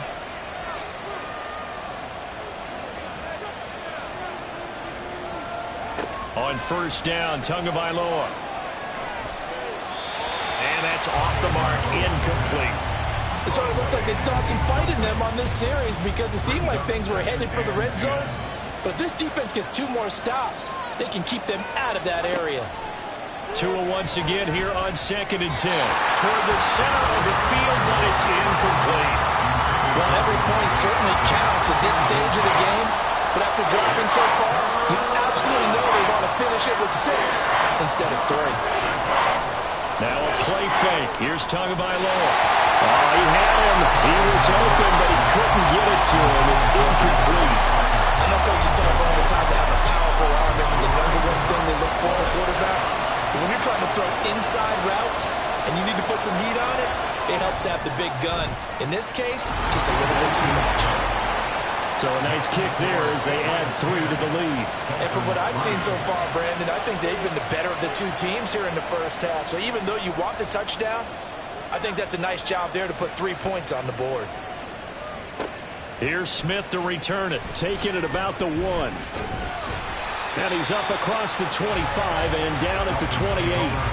Dolphins offense returning to the field. It's been very much a slow start for them. 3 drives and just the 3 points, CD. Yeah, if you're into the points per drive ratio, that answer is 1. And that's not going to get it done in a ball game. They've got to find a way to finish these drives in end zones, not have the balls go through goalposts. So they'll get 8 out of that completion, and they'll be left with 2nd and a couple. At the 37-yard line. A run straight ahead with Achane. And he is met at the line of scrimmage, and he goes down right there. He got maybe a half yard at most, but officially they'll be left with a 3rd and 2. The Dolphins on 3rd down. They've only converted once in 4 tries. This time they face a 3rd and 2. Again, it's Achane. And not even back to the line of scrimmage this time as they're on him quickly once more. That'll bring up 4th. They had the 8-yard gain on 1st down, but unable to do much from there. I know that speed is the hallmark of today's NFL game, but the key to good rushing defense is still having your linebackers set the edge. Here's A.J. Cole now as he's on to punt for Miami. He's been a busy man here in this first half as he gets it away. Fielded at the 20. It'll go as a 42, make it a 43-yard punt. 6 on the return. And out will come the offense as they take over. New England's offense set to go. And they split the uprights last time for 3. They've got the lead. They're not going to play this conservative. They're not hoping for another field goal. They're hoping for a touchdown. I'm with you on that one. I like where your head is. I like the way you're thinking because you're exactly right. Trying to sit on a lead and play that way, that doesn't work too well for most teams. Run your offense. Run what you do best. Exactly. Put it all the way down and try to increase your lead in a big way. And the best way to do it, touchdowns. To his throw, complete there to Smith-Schuster. 50 catches for him now on the year, and he's got a first down. A gain of 7. First down, New England. Here's Tagovailoa to throw. Over the middle, he's got Gesicki, the big 6'5" tight end. And he has a big gain inside the 40 before being dropped. A good pickup there, a 22. Good strong throw and catch right there. And so far in this game, the alleys have been open for them to get completions, and they're taking advantage of it.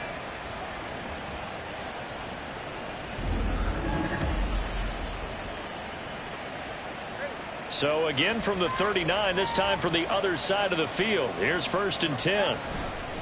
They'll try the left side with Stevenson. And they're going to stop him right at the line of scrimmage. Just no cutback lane to be found whatsoever. 2nd and 10. No gain on the play. 2nd and 10. Tagovailoa working out of the gun. And they're not able to hook up there. Incomplete. You still hold your breath a little when Tua gets out of the pocket, but there he made the wise call. If there's nothing downfield, just throw it away. Throwing is Tagovailoa on 3rd down here. Steps away to his left. And he's got another first down as he's brought down at the Dolphins 16. 23 yards on the tuck and run. Well, here's your first example of how this guy can beat you in more ways than one because they took away his arm. But he was more than happy to dissect them with his legs for that first down pickup. Here's Tagovailoa on 1st and 10. That's complete to his tight end, Mike Gesicki. It'll go down as a gain of 6, and it's 2nd down. A 6-yard pickup brings up 2nd and 4 at the 10-yard line. Now Tua. Oh, he tries to force it in, and it's intercepted. Picked up by Trenton Simpson. And the Dolphins are going to get the football here as the ball will come out to the 20. Definitely not the ideal time to see that mistake, partner, because this is still a one-possession game, and that's at least a field goal that just vanished with that turnover. Now, pressure's on defensively to prevent that pick from turning into points for the other side. The Miami's offense set and ready to go. As we eke closer and closer to intermission, Charles, remember last time out they punted. They would love to get points here, especially if this is going to be their final possession of the first half. Yeah, and this is what close games feel like because the pressure is on both sides, but sometimes the pressure is a little bit higher on the team with the slight edge because they're trying to hold on to that, trying to increase it. Let's see how this one continues. Operating from the 27 now. Here's 2nd and 3. Off play action. Tyler. He'll dump this off to Achane. Here now, 3rd and a yard. Looking to throw. Tyler. That is caught. And he'll be taken down, but not before they work it across midfield. So much for the run on 3rd and 1. Instead, it's a big chunk in the pass game. First down. That's a play that will likely be forgotten when you talk about big moments in this game. But plays like this are critical to keep drives going. If points result, we'll call this play significant. This offense finding its legs now. Here's another 1st and 10. Off the play fake. Tyler. He's going to get this one out to his fullback. And just 3 yards on the catch there. He couldn't get away. And that's going to bring up 2nd down. I wouldn't be surprised to see the next step in utilizing this position is to actually utilize more of a scat back in this spot. Because we saw the catch there, right? He made it, but he's a bigger, stronger guy. Maybe not quite as elusive as maybe someone else you would put there. Yeah, didn't get the big yardage there you might out of a smaller back. Now left side on the swing pass. And he's got this down a yard or two shy of the 40 before he's out of bounds. So 3rd and 2. This quite possibly 4-down territory, though, if they're stopped. They'll look to throw again. Short one here, caught by McBride. And he is going to have the Dolphins first down as this defense unable to hold. It's a 7-yard gain there on 3rd and 2. Got to say, I was a little surprised to see him, Charles, come out in the shotgun on 3rd and less than a yard. Yeah, but the way the NFL is nowadays, we hardly ever see anyone really run for it on short yardage. So they're going to throw the football more times than not. That's a nice, easy rhythm throw right there, and they pick up the first down. In need of only about the length of the football here on 2nd down. They'll stick with the passing game as he looks to throw. 17 yards is the pickup there for number 17. Just picking up yardage in bunches here these last few plays. They have moved right down the field, and just like that, they can be set up with a 1st and goal.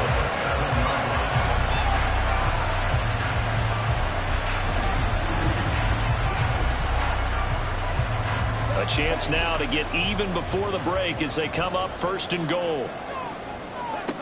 Back to throw again.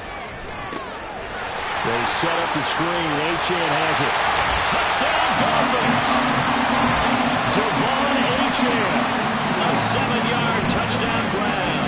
And the Dolphins are an extra point away from tying the ball game here in the final minute of the first half. I don't think it's any state secret to know what they were saying before the start of this drive. Let's go and punch one in the end zone and go into the halftime feeling a heck of a lot better about ourselves. Let's go get this done. Yeah, tie things up, and then you got a brand new ball game. Now for the extra point, Daniel Carlson.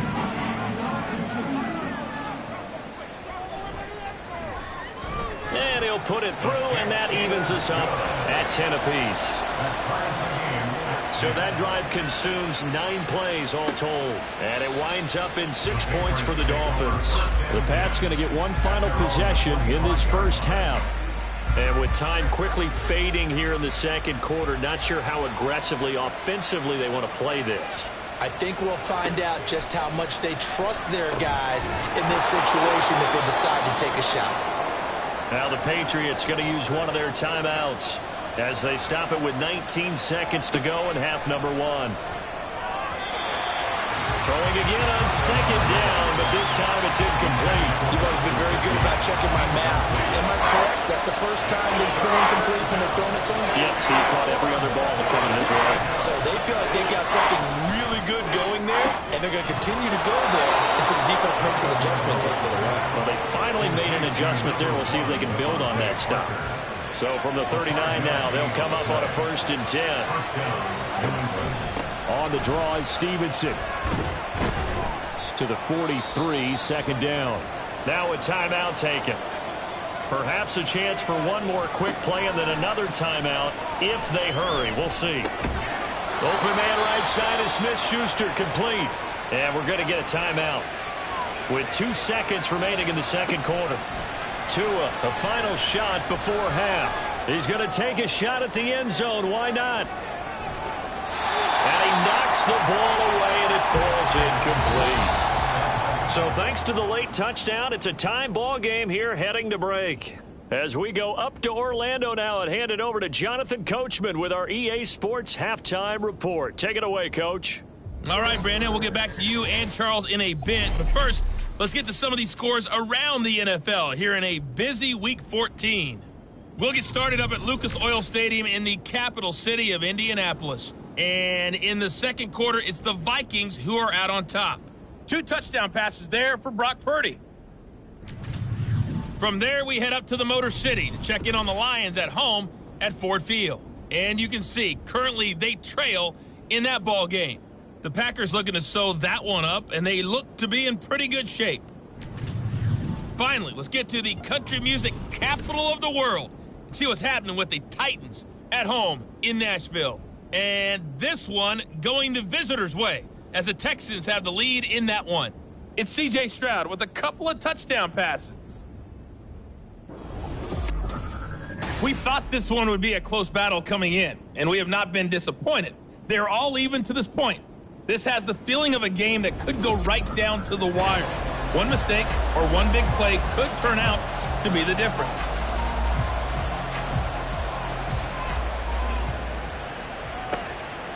From a couple yards deep, he'll bring it out of the end zone. And this return will net positive as he gets past the 25 and up to the 27-yard line. Now the Patriots going to take over here to start quarter number 3. It's a tie football game here. What do you think, Charles, the message was at halftime? Well, I think that they probably just looked at things and said, we're fortunate that this is a tie game. No need to panic, no need to change a whole lot. We didn't play anything close to our best in the first half, so we don't have to go out and win one for the Gipper. Let's just go out and play our best football and win one for us. 2nd and 6 at the 30-yard line. On 2nd down, Tua. Over the middle, complete. It's Douglas. And that's good for a gain of 6. And that's going to make it 3rd down and less than a yard.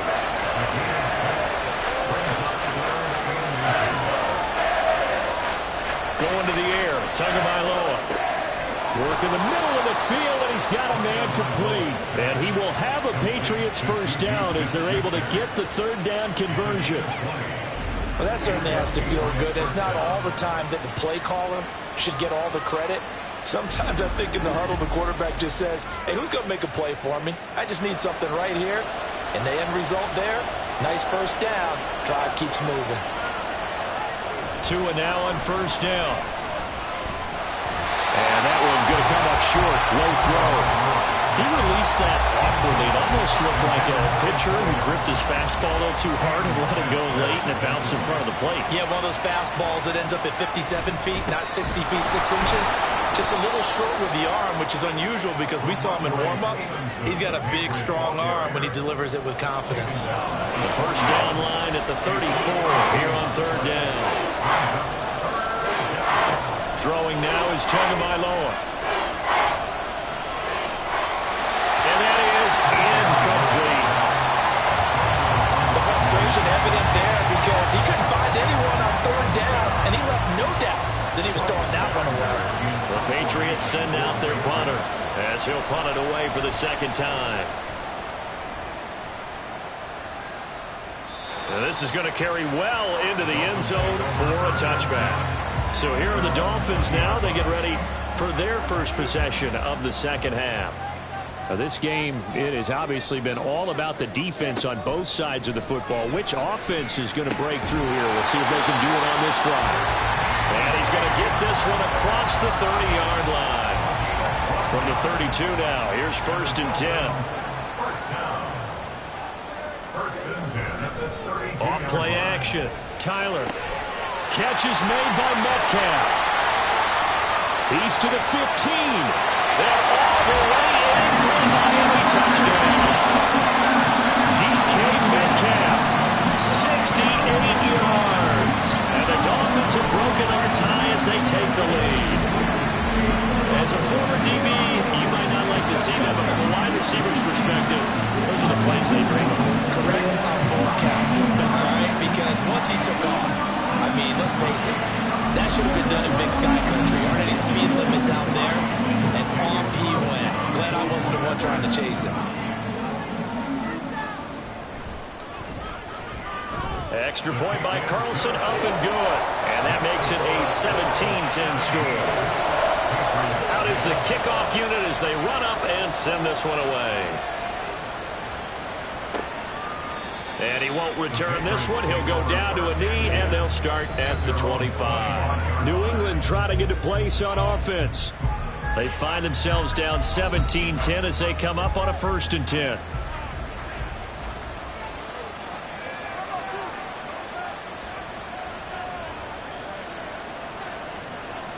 Here's Tua. Shoves him away. He'll find Smith-Schuster. That's complete. He'll be dropped after a gain of about 6 across the 30 to the 31. They'll come up now 2nd and 4 from the 31. At the 31-yard line. Tua going to throw. Over the middle, he's got Parker. And Parker's going to pick up a Patriots first down as he'll get this up to the 39. An 8-yard pickup. First down, Patriots. Up the middle, here's Stevenson. Now he is going to be stopped cold behind the line of scrimmage. Officially, it's a 1-yard loss. That's going to bring up 2nd and 11. With his size, he's a tough man to bring down, but they do a nice job there stopping his progress and not allowing him to get back to the line of scrimmage. Looking to pass. Tua. Throwing over the middle, and it's incomplete. He's had trouble finding open receivers all game, CD, and that's because really there hasn't been many. This defense has been all over it. Yeah, they're one of the better defenses in the league, and every time I talk to someone around the NFL, they all say the exact same thing. They're so fundamentally sound, it's hard to execute against them. It's a gain of just 3, and the offense likely going to yield to the punting unit here on 4th down. Well, the guys who are paid to make the tackles deserve some kudos there, but I think they deserve even bigger ones because in that situation, they had to be thinking pass. Loosened up defense, going to pass coverage. Instead, maybe they surprised them a little bit running the ball, yet they rallied to it and stopped them well short of a first down.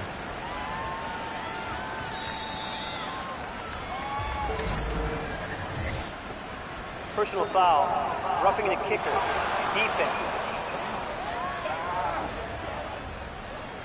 That hurts. If it was running into the kicker, wouldn't be a first down. Roughing, it is a first. And just think about the differences between the two. Running into the kicker almost feels inadvertent, just a small tap, so to speak. But when you rough him, usually bodies are hitting the ground and flying all different places. And the difference is 5 yards or 15. And in this case, that's a big play. Throwing on first down, but this one winds up to be incomplete. Well, the passing windows are just not there. That's just another example of how great this defense has been all game long. And that's exactly what a top 10 defense can do. They can really change the game tempo and frustrate you as you try to execute offensively. From the gun, it's Tua. And hitting Juju on the slant. And to the 36-yard line, taken down there after getting 8 yards. They're trying to keep the drive going. This will be play number 8. It's 3rd and 2. Straight ahead, it's Stevenson. Oh, he's got a little daylight. And all the way inside the 15 before they drop it. Well, they were in search of a short gain on 3rd down, and they wind up nabbing over 20 yards. Here's a 1st and 10 at the 14-yard line. They run once more with Stevenson. And he'll fight his way down right around the 12.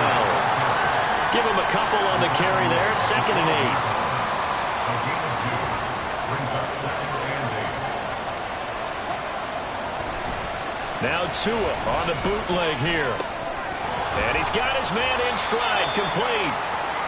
So give him 5 yards there on the pitch and catch. And now 2 yards to go on 3rd down. They'll come to the line, needing only 2 yards to gain the first here. Tua looking to throw on 3rd and 2. Pass taken in by his big tight end. And the Patriots are going to have 1st and goal coming up as they're able to convert there on 3rd and 2.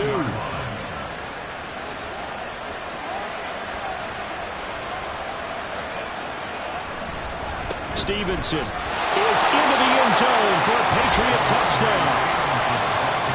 Well, he's been the workhorse on this drive, and it would have been unfair to bring someone else in to finish the job. So they go back to him again, and he delivers with a touchdown run.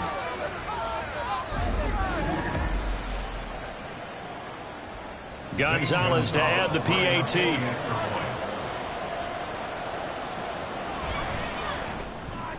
And he gets it to go, and we're all even. 17 apiece. That one in the books as a 12-play drive. And it was polished off by a Ramondre Stevenson touchdown run. Out of the end zone comes Smith. And ultimately cannot get this out to the 25-yard line as he's dropped at the 23. Get a look at DK Metcalf as this offense returns to the field. And I know that they've double-teamed him a couple times, but not a ton. Whatever they're doing isn't working. He's up over 100 yards. We'll see how they adjust. And when they do that, they weaken their defense in other places as well. And how many times have we done games where we've seen a guy have a big game like this? But it's usually not by himself, is it? Usually it opens it up for other people to have big games as well. They take a shot downfield there, but it winds up falling incomplete. And 2nd and 10, he'll look to throw again. Well, they approach this drive with a lot of confidence after the last one ended up as a touchdown. But incompletions on their first 2 throws has them huddling up and trying to figure out a big play here on 3rd down to get their momentum going again. To throw on third down, Tyler. Pass to the sideline and pulled in. And he'll be out of bounds, but able to get it up past the 45. That one goes for 24 yards. And that throw there going to put him over 4,000 yards passing now for the season, maybe strengthening his MVP consideration. And you figure with still a handful of games left to play, 5,000 yards is not totally out of the realm of possibility. The way he is playing, I think he's going to get there. Now Achane on 1st and 10. And they nearly sprung him that time as he takes this all the way down to the 37. 49 yards rushing now on 8 carries for him so far. So into Pat's territory now. Here's 1st and 10 at the 37-yard line.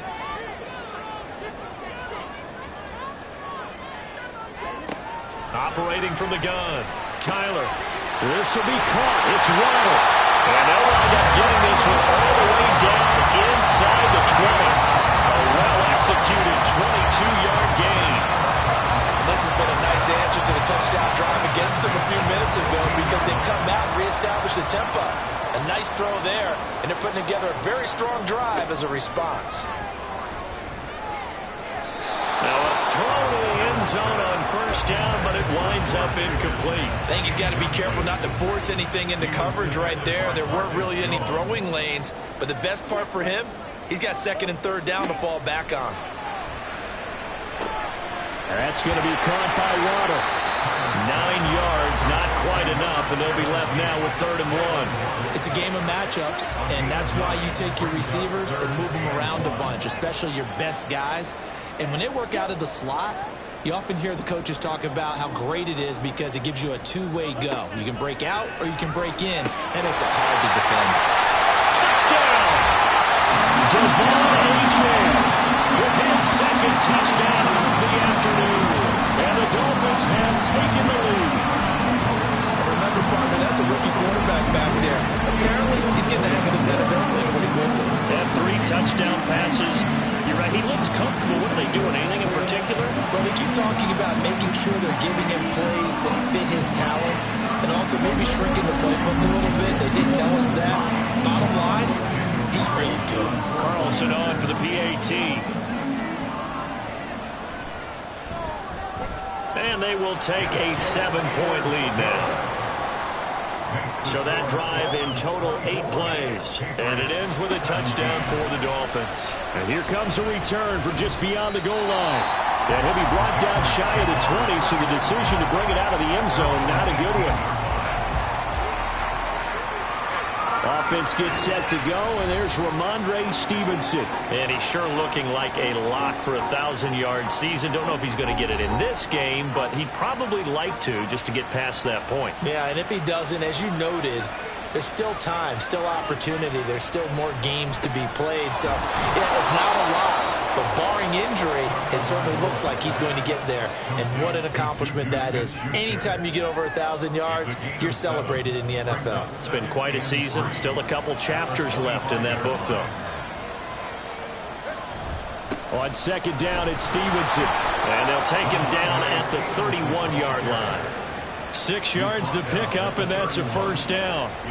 They were not fooling around at all, were they? 2nd and short, and they brought out the heavy package.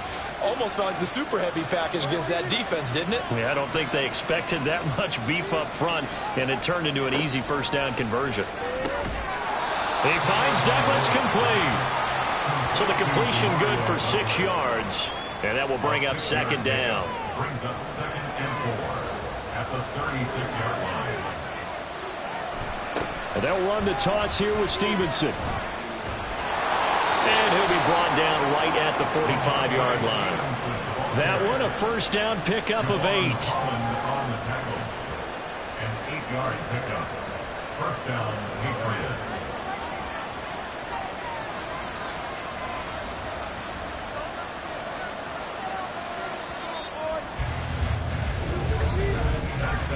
And they're not going to get to the line to run another play. So we will switch ends as the 3rd quarter has come to a close.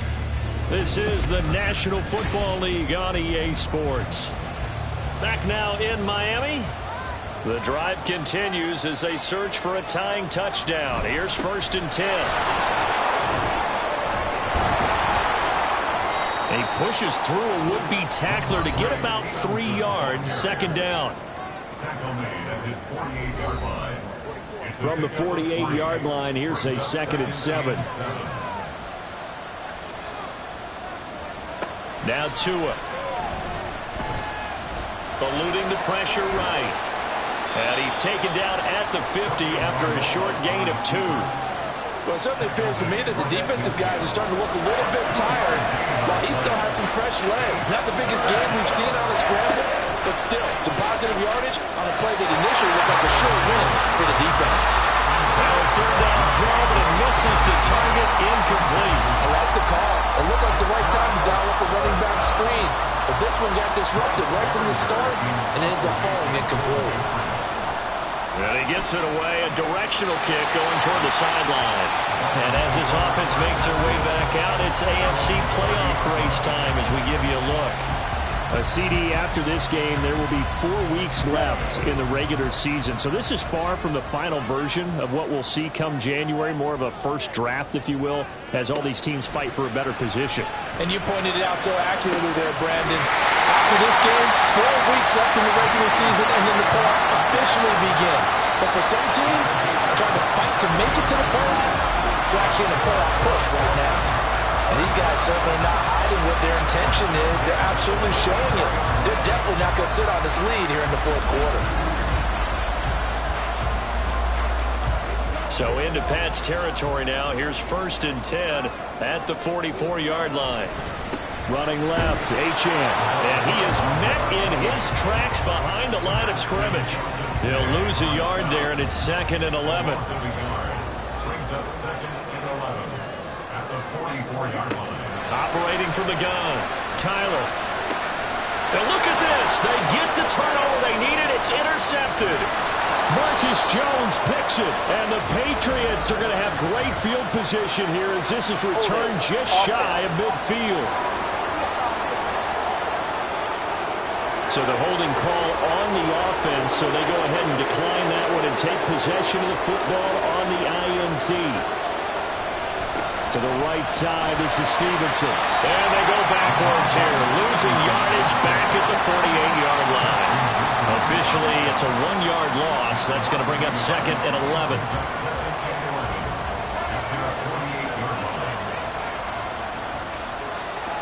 Tua sets up to pass it. Thrown to Parker, complete on the slant. And they'll get this down to the 42-yard line.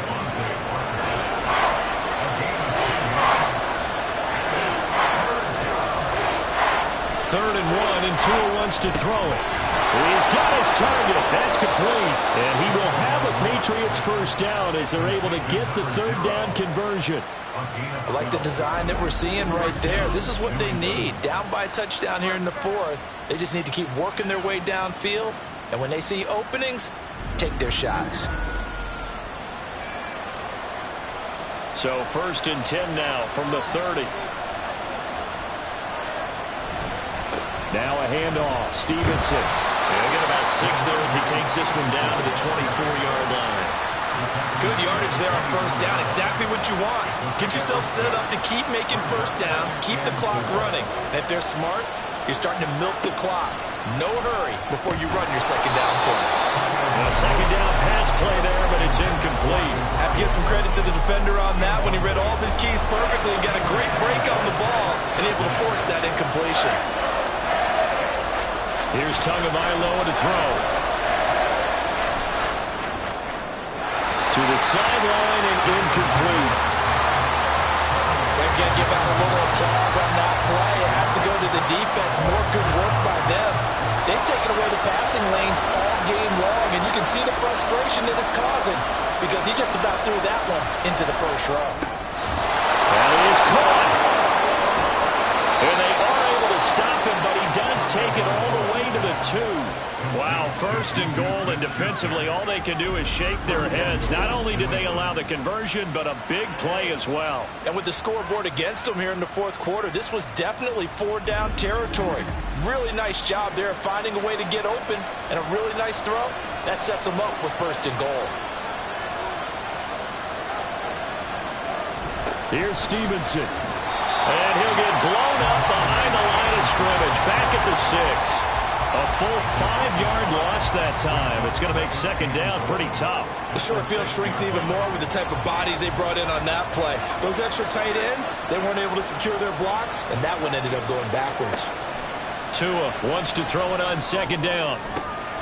Looking end zone, but it's incomplete. That was a nice job defensively of disguising their coverage and making it difficult for the quarterback to lock in on the receiver, and it results in an incomplete pass. Tua now, 3rd and goal. Touchdown, Patriots. Mike Gesicki, his 2nd touchdown of the game and his 9th on the year. And the Pats are an extra point away from tying this game here in the 4th. We are set up for a fantastic finish now. A 4th quarter touchdown here. We're an extra point away from a tie football game. And I know they're thinking about possibly going for 2, but I'd go ahead and kick this one and just get it back to level. Gonzalez now to add the extra point. And no sweat. He puts it through, and we are tied here in the 4th. So that one a pretty time-consuming 10-play drive. Now this one setting up for a great finish. All tied in the 4th as the kick's away. And no chance to get away as they'll get him down at about the 17-yard line. Get a look at DK Metcalf as this offense returns to the field. They might want to mix something up defensively because he's been shredding them a bit, hasn't he? That he has, and even with all the changes that you know are going on the defensive side of the ball, he's still finding ways to get open, finding the right spots, and the delivery's been pretty good too. He's over 100 yards, has the 1 touchdown score to this point. He'll try again with the arm here on 2nd down. A short one here, caught by McBride. 5 yards, now it's 3rd and 5. That's a staple of this offense. Drag route to the tight end. Yeah, he's unable to use his size to break off much more yardage after the catch, but still an effective gain nonetheless. Able to find the open man. That's complete. And he is going to have the Dolphins 1st down by about a yard as they find a way to convert there on 3rd down and 5.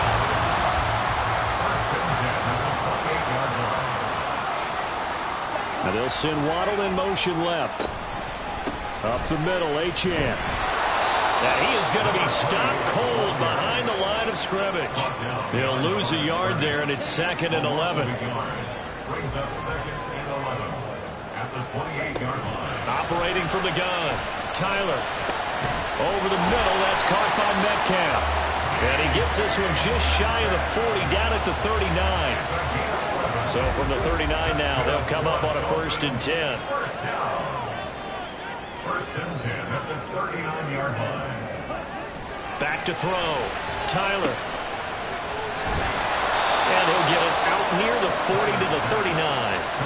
They'll wind up getting just a yard. And it's 2nd down. Brings up 2nd and 9 at the 39-yard line.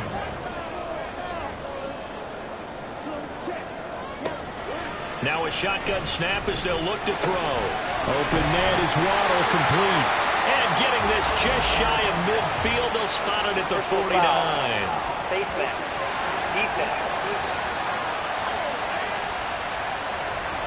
So it was already a gain on the completion, but tack on some more with that penalty. Absolutely, no matter what angle you're making a tackle from, you can't grab the face mask, and that's just putting your defense on its heels just a little bit more. So the penalty yards marched off on the face mask. Here's 1st and 10.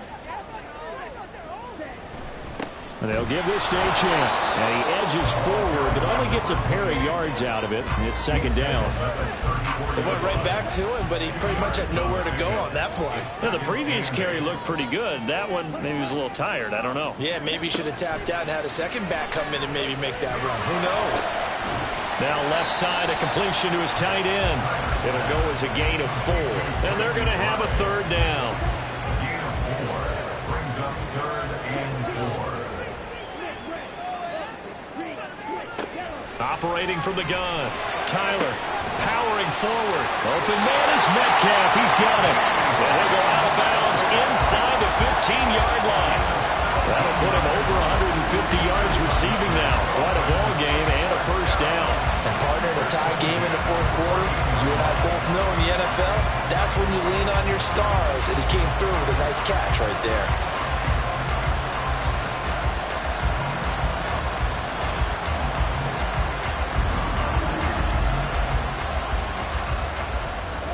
Here's a 1st and 10 at the 14-yard line. Back to the ground, H.N. And he'll be taken down here at about the 11. Well, they certainly had success throwing the ball in this drive, and not as much running it as we just saw once again on that last play. Stopped after a very short gain. But I wouldn't abandon the run totally, because otherwise, pass rush is just too off on your quarterback. It makes it very, very difficult for him in that situation. Getting down to the good stuff. All tied with 2 minutes remaining on EA Sports. So the Dolphins have it as we welcome you back in. And they're facing a big 3rd down now in this tie ball game. H.N. here. They stay on the ground. And he'll take this into the end zone for a Dolphins touchdown. Devon H.N. with now 15 rushing touchdowns on the year. And the Dolphins answer back with a touchdown of their own to break our tie and take the lead here in the 4th.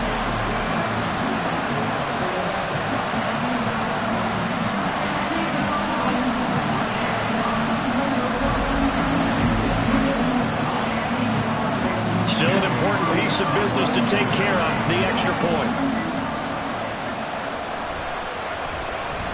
And they will take a 7-point lead now. So that drive, 12 plays in length. And it was Devon H.N. who finished things off with a touchdown reception. The kicking team out for Miami as they will send this one away. From a yard or two deep, here comes a return.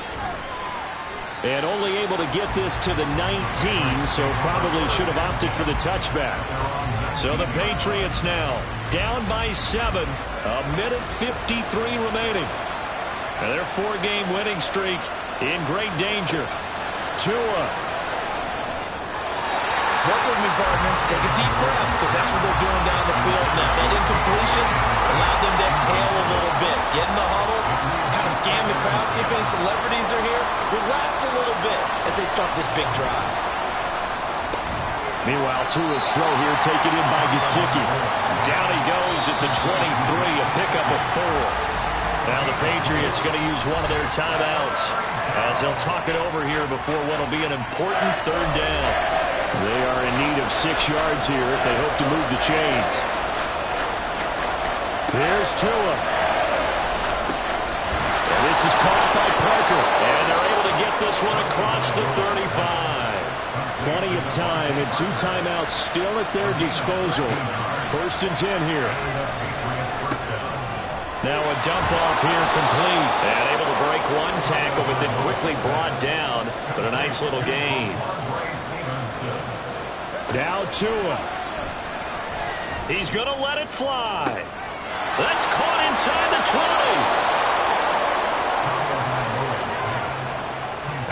Well, this game has certainly had no shortage of offense. Both teams have been revved up from the start. And here's yet another big play. Boy, both defenses have just got to be dragging out there because they've been run ragged throughout.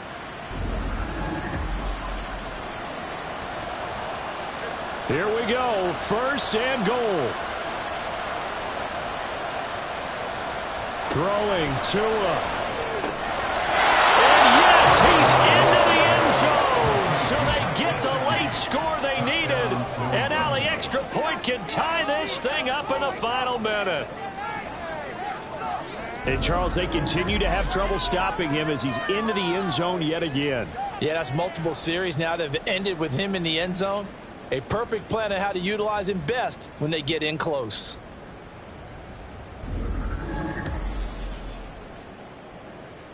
Gonzalez to add the PAT.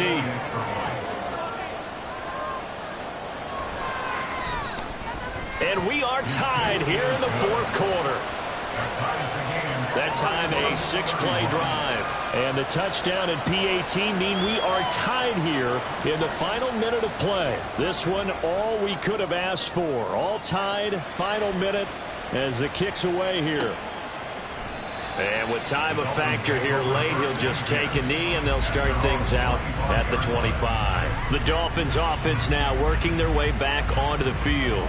And Charles, obviously not much time left. I'm curious to see if there's enough for them to get into field goal range and try to win this thing. And partner, you and I both know the safe calls to kneel and just take it into overtime. But it's also very tough to pass up a chance to win it right now as well. But remember, if you do attempt that, it's got to be a big play downfield and still leave yourself enough time to get your field goal unit out there and kick for the win. Right back to Achane on second down. And he stopped immediately there. And we have free football overtime. Here we go, my friend. And the way this game played out, this is exactly how it should end, going to overtime, because neither one got an advantage today. It's a little teaching moment here. Overtime rules. Remind us how this goes, partner. Okay, so in the past, we had sudden death. First team to score wins, but no longer. Now, if the team receives the ball, scores a touchdown, they win the game. If they kick a field goal, though, or don't score, the other team gets a possession. And after both teams get a possession, then we're into sudden death. First team to score wins the game. And they will play it safe here and bring this one out to the 25. New England's offense set to go.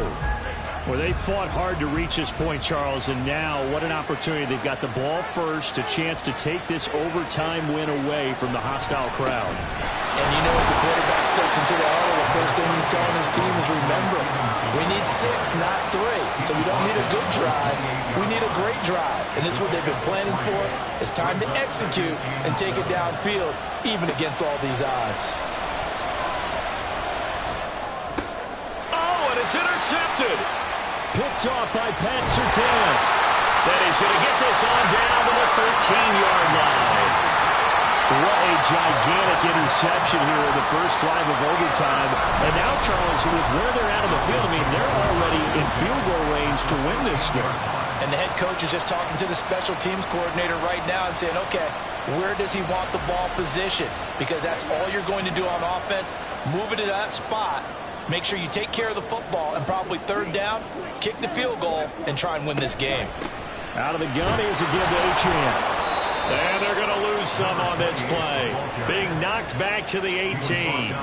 That's going to go as a loss of 4, and it'll be second down.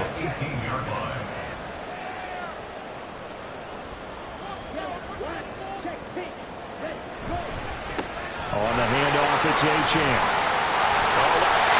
He's into the end zone for the touchdown and the game winner in OT. We need an extra time to decide this one. The rushing score, and OT finishes it off, but all throughout, really just a great game to witness. I agree, and the whole time we were watching and working on this game, I had it in the back of my head, we could get to overtime. Just the way this game went, the ebb and flow of it all, and then to get there and finish it what I would call old school way, a running play, because in today's NFL, we throw the ball to ring the bell, don't we? Not there. They ran it in. And again, just a great game that we bore witness to.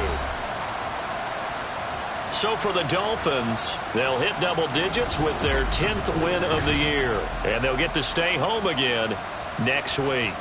Meanwhile, for New England, you wonder what this will do to their playoff prospects as they fall to 8-5. And they'll get a chance to redeem themselves at home next week.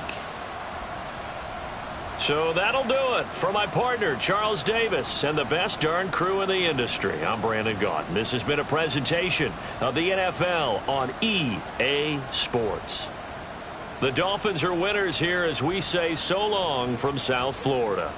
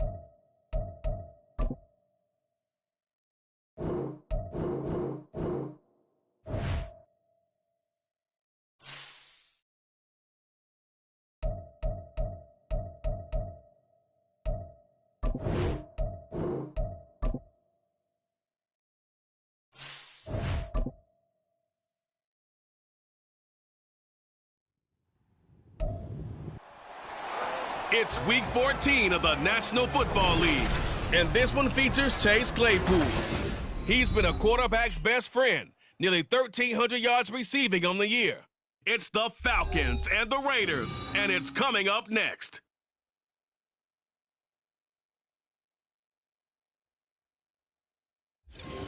Well, even with all the buildings along the Las Vegas Strip and all the action here, this is one of the city's biggest attractions. Allegiant Stadium opened back in 2020. Today, it's a Week 14 matchup that should be a good one, as it'll be the Atlanta Falcons taking on the Las Vegas Raiders. Hi again, everyone. Alongside Charles Davis, I'm Brandon Gordon. And, Charles, we look at the Raiders here entering play. The losers their last time out, so they'll look to make amends.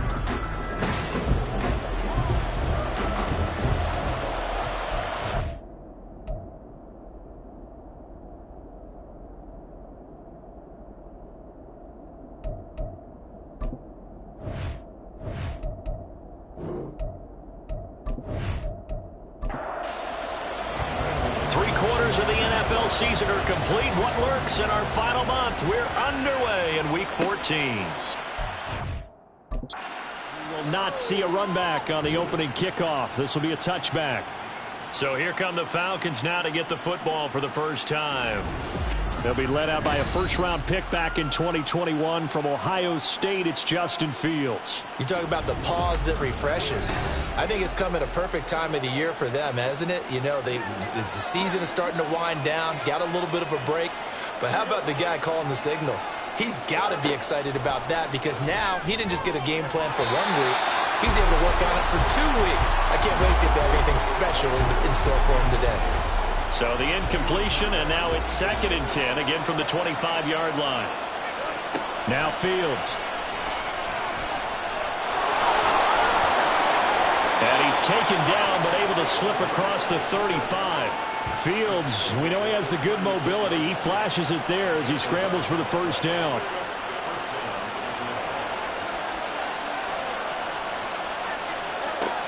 They'll look to throw. That's caught by Gabriel Davis. Call it a gain of 6 on the play, and that'll make it 2nd down.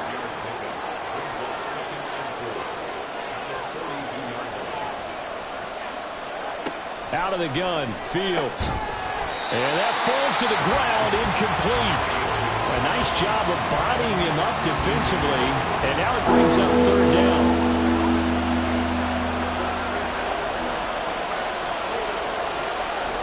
Here's Fields. Working the middle of the field, and he's got a man complete. And he is going to have a Falcons first down as they're able to get the 3rd down conversion. The Falcons at 10-2 on the year, and they come in off the extended break from the bye. And I think it was much needed as well because you play 2.5 months. You know you're ready for some time off in order to get prepared for the home stretch. In fact, when they looked at the schedule to start the season, I think they liked where their open week fell.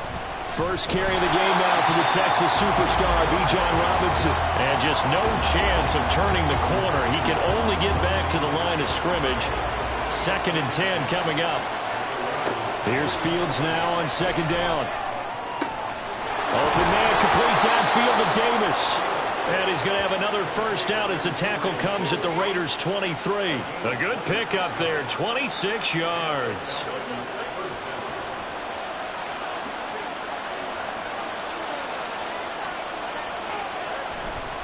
On 1st and 10, it's Robinson. And he's going to take this ahead for right around 3 yards, but no more than that. 2nd down.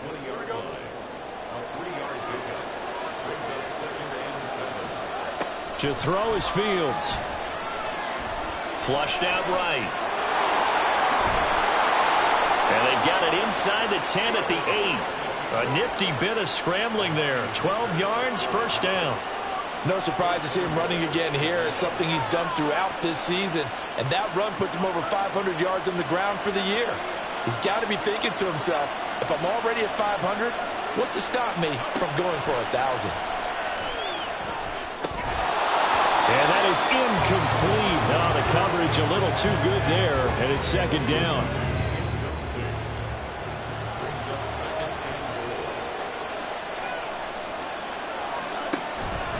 Robinson up the middle. And he'll work his way closer to the goal line as he's got 5 down to the 3. Driven it down the field nicely here on the opening drive, and now it's put up or shut up. No doubt about it, because to make that type of a drive and ultimately kick a field goal would feel very disappointing. And this is caught for a Falcon touchdown. Chase Claypool With touchdown number 12 on the year. And the Falcons are on the board first here in Vegas. This crew, they were on a roll going into the bye week that they just had, Charles, so sort of picking up where they left off. And you and I both know that when you come back off of an open week and you've been winning games, you should get a few extra days off in order to recharge and refuel. But coaches often hedge their bets, too. They'll bring them back and work them really hard that first practice back to make sure that they're back and grounded. Whatever they did, formula looking good so far in this one. From a couple yards deep, he'll bring it out of the end zone. And in hindsight, probably should have taken a knee as he only gets this out to the 16-yard line. So here comes the Raiders offense now onto the field. They'll be led out by Gardner Minshew, 6th-round selection in 2019 out of Washington State. And last week's loss came despite a clean game on his end, throwing the ball with 2 touchdowns and 0 interceptions. His job this week is simple. Do it again. Continue to avoid turnovers and hope that what sunk them last week resolves itself this time around. And nothing doing. He's immediately taken down at the line of scrimmage. 2nd and 10. Off play action, it's Minshew. Now the pressure comes and he goes down. Just inside the 10, back at the 9. Baron Browning coming in for that outside linebacker spot, and he buries him for a loss of 7. Now on 3rd and long, they'll look to throw. They bring the safety on the blitz, and he busts through to drop him for an 8-yard loss. The start of this game shaping up nicely on that visiting sideline. Yeah, how about that? You get your points on the opening drive, then you get a big sack there on 3rd down, and you make the home crowd go, shh. There is a hush indeed. Las Vegas sending out their punter now. And no room for error here as his first punt comes from deep in his own end zone. And he'll just punch it out of there, and it's not a great kick. It'll be 37 yards there on the punt. And the Falcons are set up well to begin their drive as it'll begin in enemy territory already. Line of scrimmage, the 37 on 1st and 10. Straight ahead, it's Robinson. And he'll get it inside the 35. You look at this Raiders defense. They're currently 21st, Charles, in the NFL against the run. And the focus now is making sure that they're hitting on all cylinders as they head into the playoffs. And that means they've got to stop the run better. Because playoff football often means running football. So they've got to be prepared for that. That time they pick up a 24 yards on the keeper. 1st down.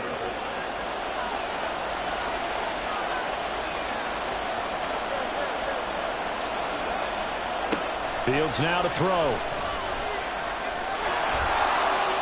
And he'll take it into the end zone. Touchdown, Atlanta. Justin Fields. A 10-yard touchdown run. And the Falcons have taken a 13-0 first quarter lead. Nothing like understanding where your escape hatches are as a quarterback. Here he's looking, but he knows he doesn't want to force anything. So when nothing avails itself, he slips past the rushers, takes it right up the middle, and takes it into the end zone.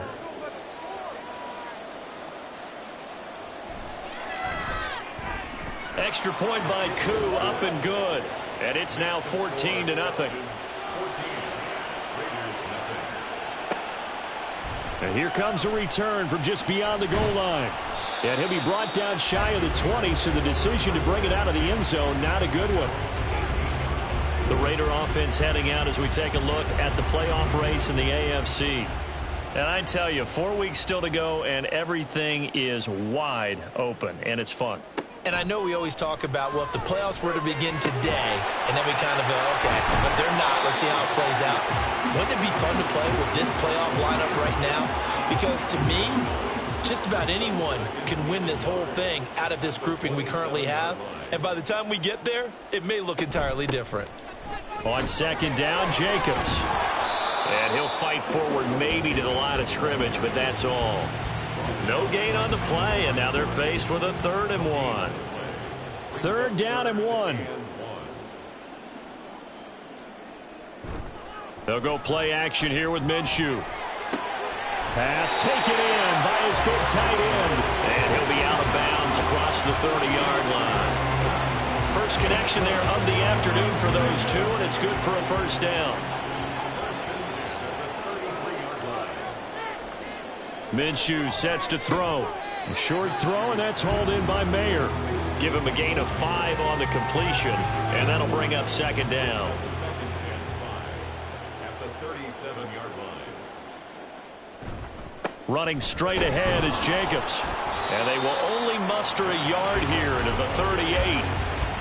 Well, this defense for the Falcons very strong in that victory a week ago. It was a little bit enlightening talking with the defense coordinator about their performance last week, because the feeling was that it was a good, solid performance. They did what they needed to do to get the job done and get the win, but definitely a few lapses that they're looking to correct. Now throwing on 3rd down there, but he cannot connect. Here's the Raiders punter now, as he'll kick it away for the 2nd time.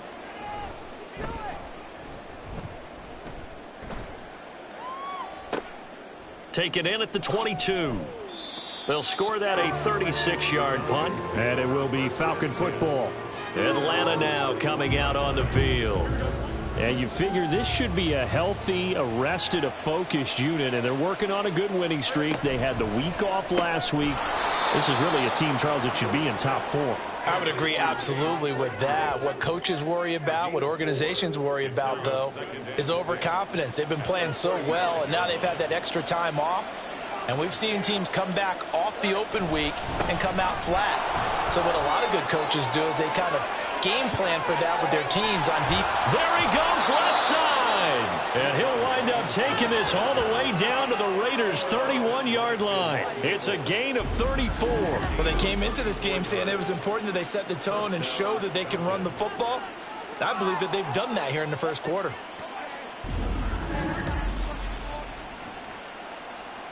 So the big play changes the complexion of things. Here's 1st and 10 just outside the 30.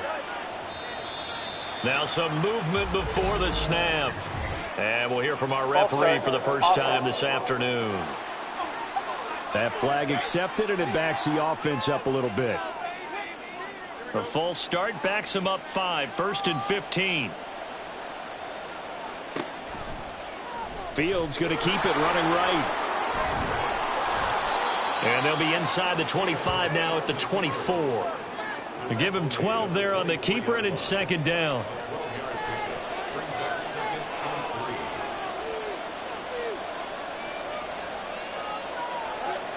Back to throw. Fields. This throw nearly intercepted. Oh, the big D lineman almost had it. But 3rd down coming up. Fields. He's going to get that to his running back out of the backfield. And he is going to have a Falcons 1st down, and he was able to get it by plenty. A gain of 8 on 3rd and 3. A pretty sizable deficit here in the first quarter. This defense probably need to get off the field in those situations on third down. And you and I both know in this huddle before that last third down play, that's exactly what they talked about. Let's make a play. Let's get off the field. Let's reverse the momentum. Instead, they got hit with another first down, almost back to the drawing board. Nice work to get 7 out of that, and it's second down.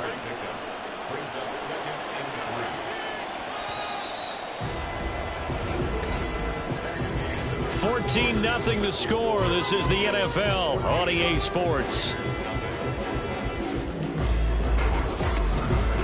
Second quarter now, Falcon football. Facing a 2nd and 3. Ball on the 10. As they've got it as we resume action. Second down and a run by Robinson. And he is into the end zone for a Falcon touchdown. Bijan Robinson with now 15 rushing touchdowns on the year. And the Falcons take a 3-touchdown lead.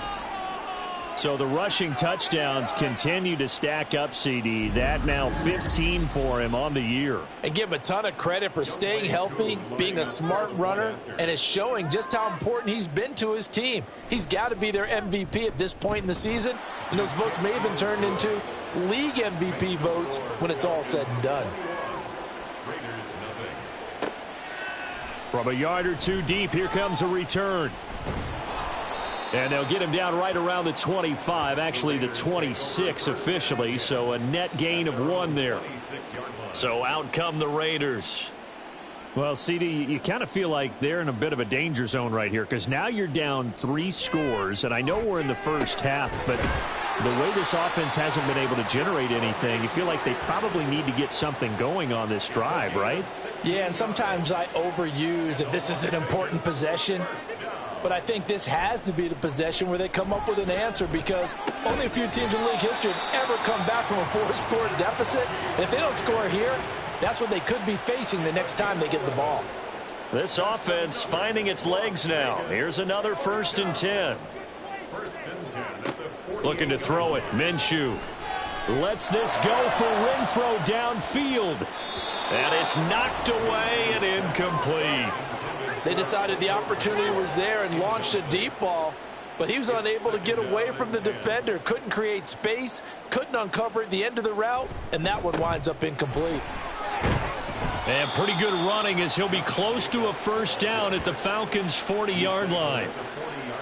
The Raiders on third down, just 1 for 3 thus far. Here it's 3rd and 2. Trying to run for it with Jacobs. And he will have a first down as they get him to the ground at the 37. Give him 3 yards and a fresh set of downs. Line of scrimmage, the 37 on 1st and 10.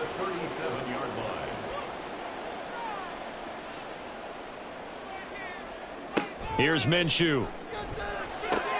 Oh, he rifles one, and that's going to be intercepted. Isaiah Simmons picking it off. And the Falcons are going to take over at their own 30-yard line. Boy, we've seen a lot of mistakes here in this first half, and another there on the interception. Yeah, they're certainly starting to pile up, aren't they? Because, let's face it, we expect a miscue here and there, but they're already down 3 scores and still giving the ball away. If they want to get back into this one, they've got to take care of the ball because right now the way they're playing doesn't say a whole lot for their chances. Bijan Robinson leading the offense out for another drive. And he's well on his way to a 100-yard game. He's already more than halfway there. We're only in the second quarter. And what I've always loved about running backs is they'll tell you, I had no idea how many yards I had. Right. Those guys have an innate sense of where they are in a ball game and how many yards they've accumulated because you know they're always working towards 100. He's been working well towards 100 here. So here's a 1st and 10 now in Raider territory at the 42-yard line. Now it's Fields. And that is incomplete. I didn't like the look of that play right from the beginning. I thought he should have seen the coverage that was there, tried to force it in. That one, he's fortunate, just fell incomplete.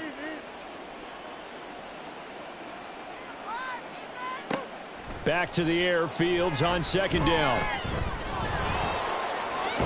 And he works it past the 30, almost to the 25. The escapability in evidence there as that one good for 15 and a first. First down, Falcons.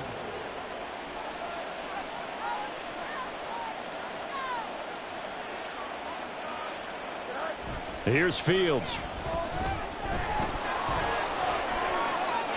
And this turns into a nice gain with a slide at the end. The escapability in evidence there as that one good for 15 and a first.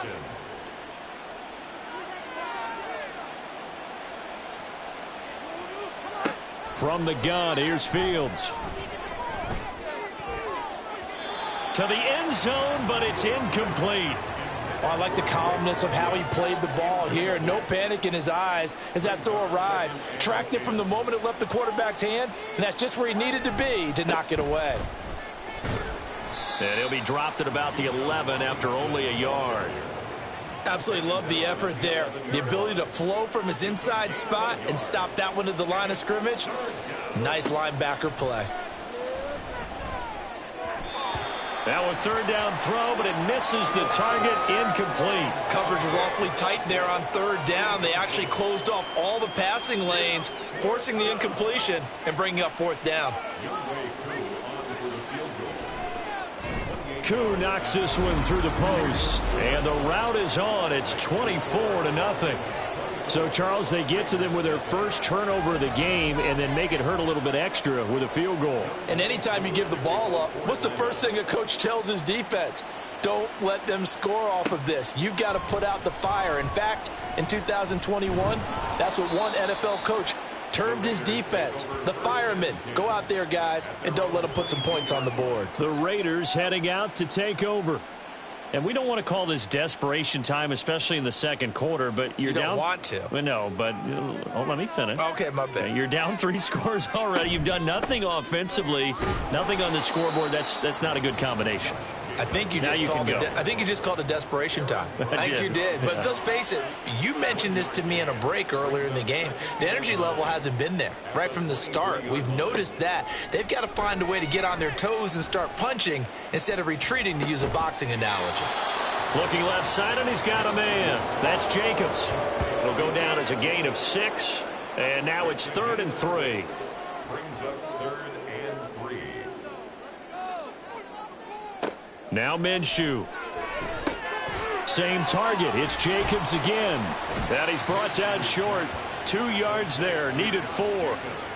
Yeah, and on third down, you know those pass rushers, they're in the starter's block. They're just waiting for the pistol to fire. You can almost hear the defensive coaches on the sideline pre-snap. Watch the screen. Watch the screen. Really good job there of identifying it and making the play to force fourth down. Fielded just inside the 30. So a change of possession here on the punt. And the Falcons will be taking over 1st and 10. Bijan Robinson and the Falcons back onto the field. He's been good. His guys are winning. So far the recipe working here in the second quarter. He doesn't like to just tote the rock. He wants to carry his team on his back. And that's what he's done throughout this game. Yeah, he's done that. He'll be hoping to continue that trend. Divine Diablo there to make the stop. From the 42-yard line, here's 2nd and 5.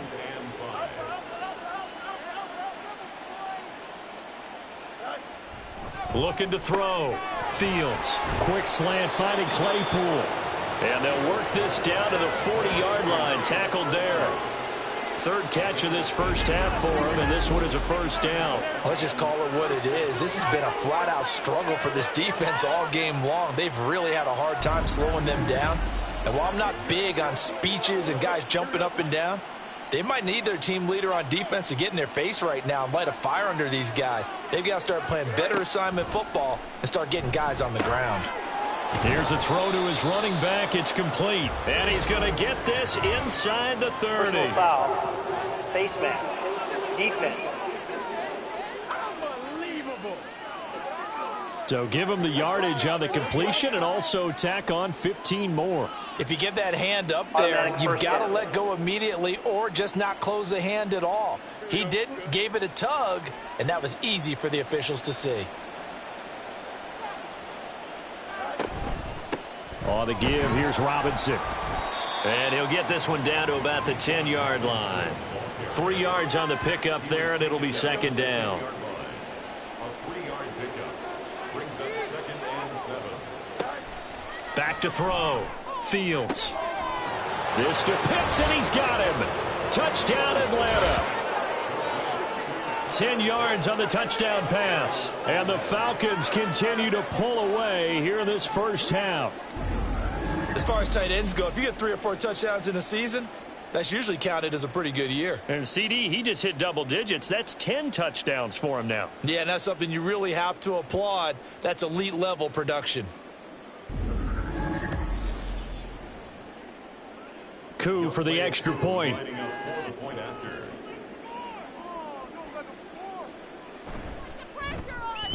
And the route is on here in this first half. Makes the score. Falcons. So that drive, 4 plays. And it was the tight end Kyle Pitts finishing it all off on the touchdown reception.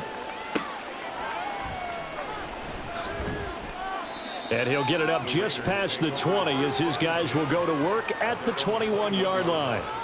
Now the Raiders offense, they get set to head back on the field.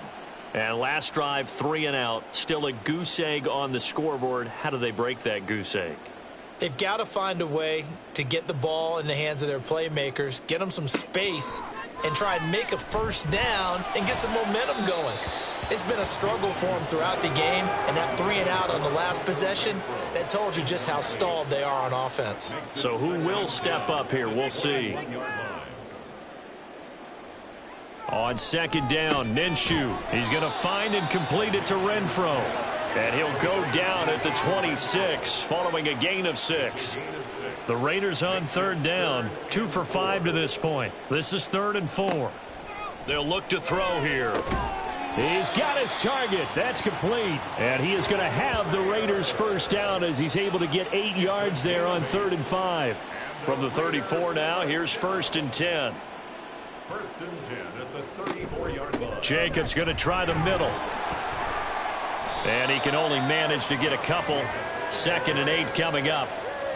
Well, any lane that might have been open there was closed pretty quickly, and that was because the defensive front, they won that battle at the point of attack at the line of scrimmage. They used great leverage, held their spot, and stacked him up.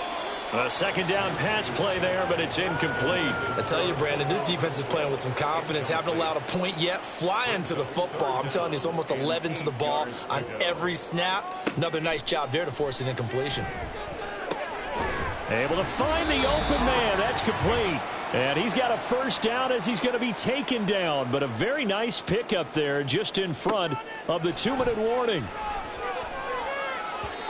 Throwing there, but this pass is going to wind up incomplete. Nice progress down the field, was halted by that incompletion. They could try for some safe yards here to get things moving again, or keep throwing it and pushing it downfield to try and pick up bigger yardage. Now, meanwhile, here's a 2nd down throw that's knocked away and incomplete. It's been a pretty long drive. This will be play number 9, and they need 10 yards out of it on 3rd. Again, Minshew looking to throw. And that will be incomplete. So 2 3rd down conversions on this drive, but not able to get a 3rd, and now they deal with 4th down. Las Vegas sending out their punter now, as he'll punt it away for the 4th time today. And no return here. Where will they spot it? They say just outside the 20-yard line. Here comes the Atlanta offense now ready to take over here. They've had a very solid first half, and as we near the end of that first half, they're just looking for a little more on top of their lead right now. And when you put together a game plan on offense, you put together what you think is going to be the best possible scenario, right? Hey, we're going to score. These are the plays that are going to do it.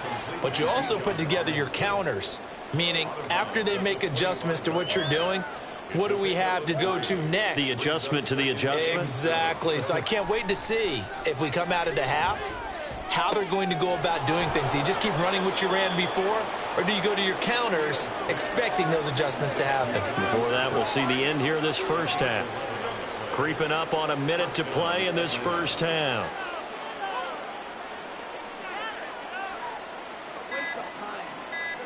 Now a first down throw. Fields got this complete to the tight end Pitts. It'll be a gain of just a yard, and it'll be 2nd down. A gain of a yard. brings up 2nd and 9 at the 37-yard line. A shotgun snap, Fields. And that'll be incomplete with 11 seconds remaining now. Had an open man that time, but ended up putting a little too much heat on it, don't you think, partner? Absolutely. Just needed a touch more air under it. Instead, he fired an absolute bullet. On 3rd down, Robinson. And strong running there as he's across midfield and down to the 49. So we've reached halftime here in what is quickly turning into quite a rout. As we are off to Orlando now to check in with Jonathan Coachman and our EA Sports Halftime Report. Coach? All right, Brandon, we'll get back to you and Charles in a bit. But first, let's get to some of these scores around the NFL here in a busy Week 14. We'll start up in the Pacific Northwest at Lumen Field in Seattle. And it's the Bills who have the lead in that one. Alvin Kamara, the lone touchdown there as he's cashed one in on the ground. From there, let's get over to the Rockies to check out the Broncos at home in Denver. And it's the visiting Jets who have the lead in that one. Justin Herbert with 2 touchdown passes. Lastly, we head to Southern California to check on the Rams at home at SoFi Stadium. As you can see, the score there in the second quarter. The Rams locked in a tight one, but this is a game you feel they've got to have. It was the former Longhorn Bijan Robinson who was tough to stop in that first half. He's already over 100 yards rushing for the game and has a touchdown run as well. All right, Coach, thank you, and we welcome everyone back for quarter number 3. From a couple yards deep, he'll bring it out of the end zone. And only able to get this to the 19, so probably should have opted for the touchback. The Raider offense ready to go here to start the third quarter. A CD, they certainly know the hole that they face as they begin the second half. They have to do what precious few teams have done in NFL history, and that's try to come back from a 4-possession deficit. And, partner, you know, as that team gathers, they're saying to each other, you never say never, right? Because if you're on an NFL roster, that's how you have to think. You can always come back and win a ball game. And let's face it, we saw a certain Super Bowl, a 25-point lead late that wasn't enough to put someone away. But that being said, this task is near impossible. Let's face it. And bottom line is, it officially becomes impossible if this possession is an empty one. They'll try to throw for it with Minshew. Oh, had his hands on it, couldn't bring it in. Pretty symptomatic of how this game's been going. Just more frustration here offensively, and you can see it in their play and now in their body language. You know they were hoping to put a drive together to begin this third quarter, but it's just not clicking right now, and it's going to be a quick call to the punt team. A 40-yard punt, no return, and it will be 1st and 10 as they take over. Here comes the Falcons offense. It's their first possession of the second half now. The first half definitely went their way, and this would seem to be a great opportunity to kind of put this game a little closer out of reach with a score here. Yeah, and it's a wonderful opportunity for them because if they can add 7 more to their lead before the other guys even see the football, that could be the decisive blow in this game. I think that's how they're eyeing it. That's how they're approaching it. Fields now to throw. That's into the hands of Pitts, the tight end. Now they're going to be dealing with a 3rd and 7 as that one officially a loss of 1. So 7 yards from the first down here as they come up to the line of scrimmage. Throwing on 3rd down, Fields. Right back to Pitts again.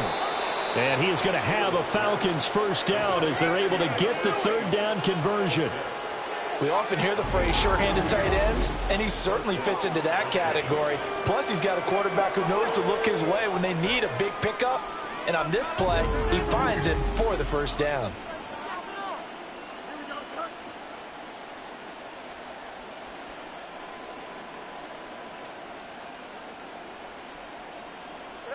On first down, it's Fields. Completion here to Claypool. And taking it across midfield and inside the 45. So here's a 1st and 10 now in Raider territory at the 43. Again, Fields. Oh, that's into a sea of bodies, and it's intercepted. Picked off by Deshaun Elliott. And the Raiders are going to get the football here at their own 23. But to be blunt, not a whole lot has gone right for this defense in this ball game. But that's something right there. Still in the third quarter. It would take something around miracle territory for a comeback, but maybe that's a start, Charles. It certainly is, and they're definitely showing that there's some fight still left in them. Hasn't been a banner day, but they're trying their best to put that disappointment behind them and find ways to make plays. Now Minshew on 1st and 10. Mayer there to bring it in. They'll give him 4 yards there, and it'll be 2nd down. Not a big window to throw. Coverage wasn't too bad there. Yeah, they had him under wraps pretty well, but somehow able to muscle his way open and catch the ball. Off play action, it's Minshew. Got a man, it's Mayer. And he'll take this to the other side of midfield before going out of bounds. That's good for a Las Vegas. Throwing on 1st down is Minshew. Over the middle, he's got Myers. So the completion good for 7 there, and it'll be 2nd down. It's a gain of 7. Brings up 2nd and 3 at the 40-yard line. They will run out of the gun with Jacobs. And they'll be inside the 35 now at the 34-yard line. 7 yards there and a 1st down.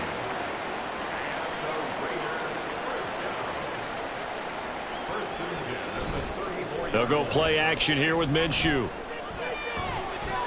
And he bats it away, and it falls down incomplete. Well, a momentary speed bump there with that throw, partner. The defense had other ideas, and they're trying to mount a small stand before this drive reaches the end zone. That's caught by Myers. Touchdown, Raiders. Jacoby Myers, 34 yards. And the Raiders are able to make some inroads here to that deficit. As a fan, is there anything prettier than a well-executed post route? No, it's a thing of beauty, especially when it's done like that for a touchdown. The throw, the catch, and how about the run after to get it to the end zone? McManus's point after is good, and the lead is down to 24. And here comes a return from just beyond the goal line. And the decision to come out of the end zone is going to cost him 5 yards as he's taken down right at the 20. The Falcons offense set to go. Still operating with a comfortable lead despite the score a moment ago as they begin 1st and 10. And he's going to take this ahead for right around 3 yards, but no more than that. 2nd down.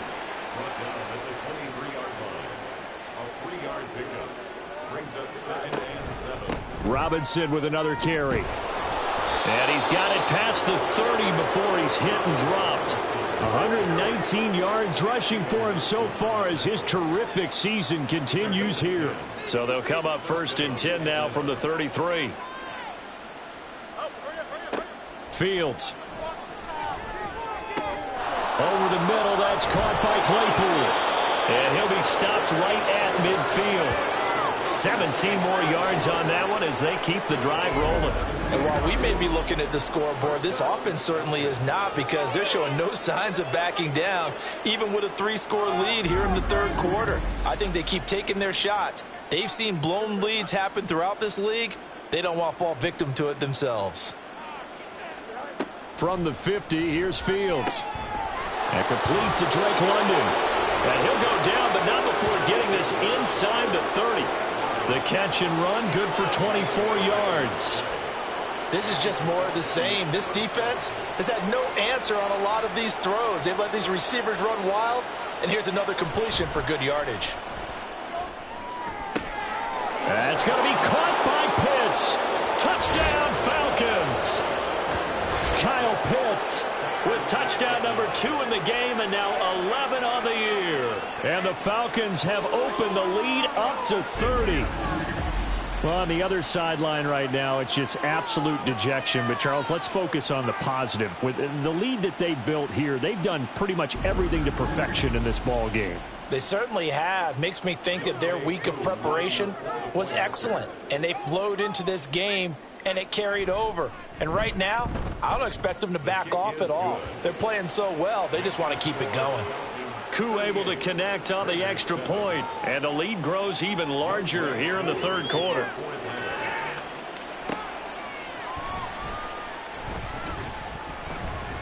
And he's up past the 20 to the 22-yard line. The Raiders now set to get the football back. Well, we haven't exactly been treated to a nail-biter in this one, CD, and if they cannot score here, this one's pretty much all but over.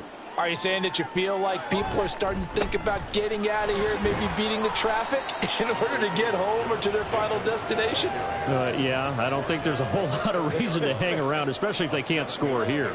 Yeah, you're right about that, because it has been pretty clear who the better team has been in this one. And in a league that we talk about every game being a one-score game as we go into it, watching this blowout, let's just say it's been unusual. And Jacobs is going to have a Raiders first down as the tackle made up around the 33-yard line. Here's a handoff to Jacobs. And nothing much materializing there on the first down run. He'll get a couple, and that's it. I know we can't hear what's going on in that huddle right now, but I'll guarantee you at least one offensive lineman is saying, my bad, we simply couldn't move them off the line of scrimmage. We've got to do a better job trying to root those guys out of there. Second catch for him today, and it'll wind up a first down. First and 10 at the 45-yard line. Minshew sets to throw. He's got a man. It's his fullback. And he's out of bounds just before the midfield stripe at the 49. Now a 2nd and 6. Now Minshew. That's going to be knocked away and incomplete. Well, when the running game's not working, sometimes you just got to take a few more chances down the field. That's a good effort, but it winds up incomplete. That is caught, and that's going to be good for another first down as the tackle's made at the Falcons' 36. That's another Las Vegas first down. First and 10 at the 36. Here's Minshew. And his throw is incomplete. They had their backs up against the wall a little bit, and they come through by forcing an incompletion. Now they've got to continue to ratchet up the intensity a couple of more times and get off the field before giving up any more yardage. And he won't get much. Maybe a couple. Down inside the 35 to the 34. Got to get to the 26 for a first. This is third down. Looking to throw it. Minshew. Throw left side complete. That's Jacobs. And he is going to lose yardage here. They'll wind up losing a yard on the play. And it'll be fourth down. To me, this is a case of if you're not getting the ball, you've got to do your job and block for the guy who is, because there really wasn't much there. And, boy, the defense took advantage with that loss. And the defense, they were just locked in there on third. They had more guys than they could block. A 52-yard attempt. The kick by McManus is good. And now they'll just need 4 touchdowns as the deficit is now 28. I'm kind of surprised by that they kicked the field goal. I guess you get some points, but this deficit third quarter, I don't know. Yeah, I don't either. Yeah, I'm with you on that one. When you're down that much, kicking a field goal, does it feel a little bit maybe waving the white flag and just want to get out of here? Yeah, I think you got to go ahead and try and get some bigger points on the board. About set to begin their next drive, the Falcons offense at the line. The long drive last time out for this offense, Charles, if you remember, they started basically in the shadows of their own end zone, marched it down the field, and a lot of that was through the passing game. And, partner, as a former defensive back, I'm having almost a physical reaction watching what's happening right now. But let's give credit where it's due, because they've done an excellent job moving the ball through the air. Secondary getting picked apart pass by pass. Obviously, they need to make some adjustments there on the back end. Yeah, because offensively, we know that they're not going to be shy about throwing that football. So here's a 1st and 10 at the 38. Robinson on a give right side. And they're going to stop him right at the line of scrimmage. Just no cutback lane to be found whatsoever. 2nd and 10. No gain on the play. Brings up 2nd and 10 at the 38-yard Now it's Fields. And that went too far in front. He couldn't reel it in. It's incomplete. A CD, they're up big, but they're still passing it. I mean, this is an offense that's had a lot of success in this game, and it seems like they're just having fun out there. And it does feel like there's been a shift out there, doesn't it, partner? Listen, if you're up, you can continue to do what you want to do. It's up to the other team to make you change how you do things. They'll continue to throw it around until stopped. We often talk of situational football. Let's just call it team football. The defense did their job, got off the field, brought up a punting situation, so they're turning the ball back over to their offense. You think those guys will get along very well right now? Of course they will. Defense helped the offense. Now it's their turn to take it downfield. On the return is Ward. They'll call this a 41-yard punt, 7 on the return. And it'll be Raiders football, 1st and 10.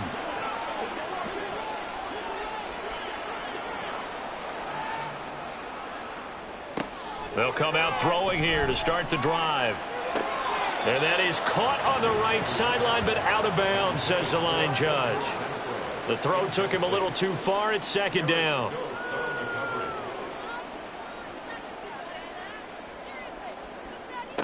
Throwing on 2nd down now, Minshew. They swing that out wide to Jacobs. 4 yards the gain, and it'll bring up a 3rd down. You got the big lead defensively. Willing to give them that underneath stuff, right? And this is why you work on your tackling. Tackle them after the catch, inbounds, keep the clock running. Just go ahead and bleed the game. Pressure brought in, and the Falcons get there for the sack.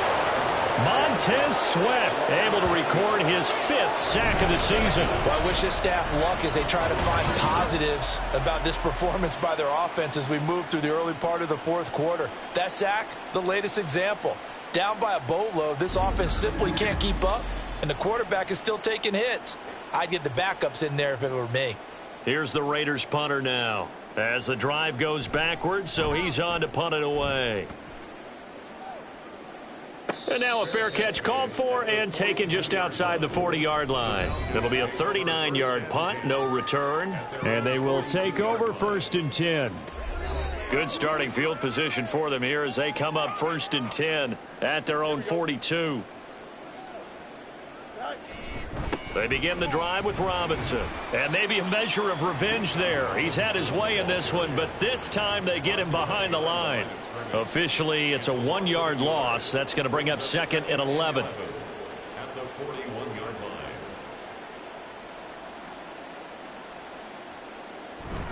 line. Again, it's Robinson. Shrugs the tackle. Nice. And he'll be taken down, but not before he gets into enemy territory. 133 yards rushing for him now as he has been tremendous all day long.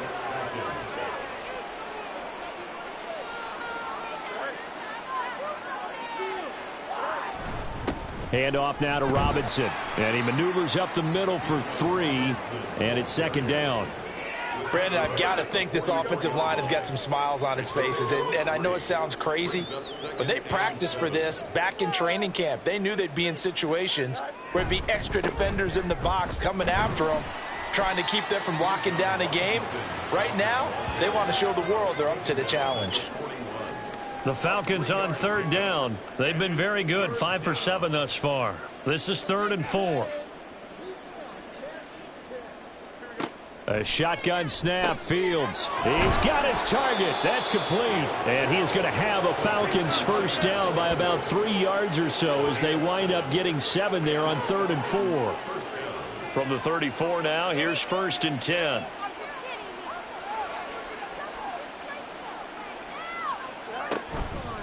They'll run here with Robinson. And brought down, but not before they're inside the 25.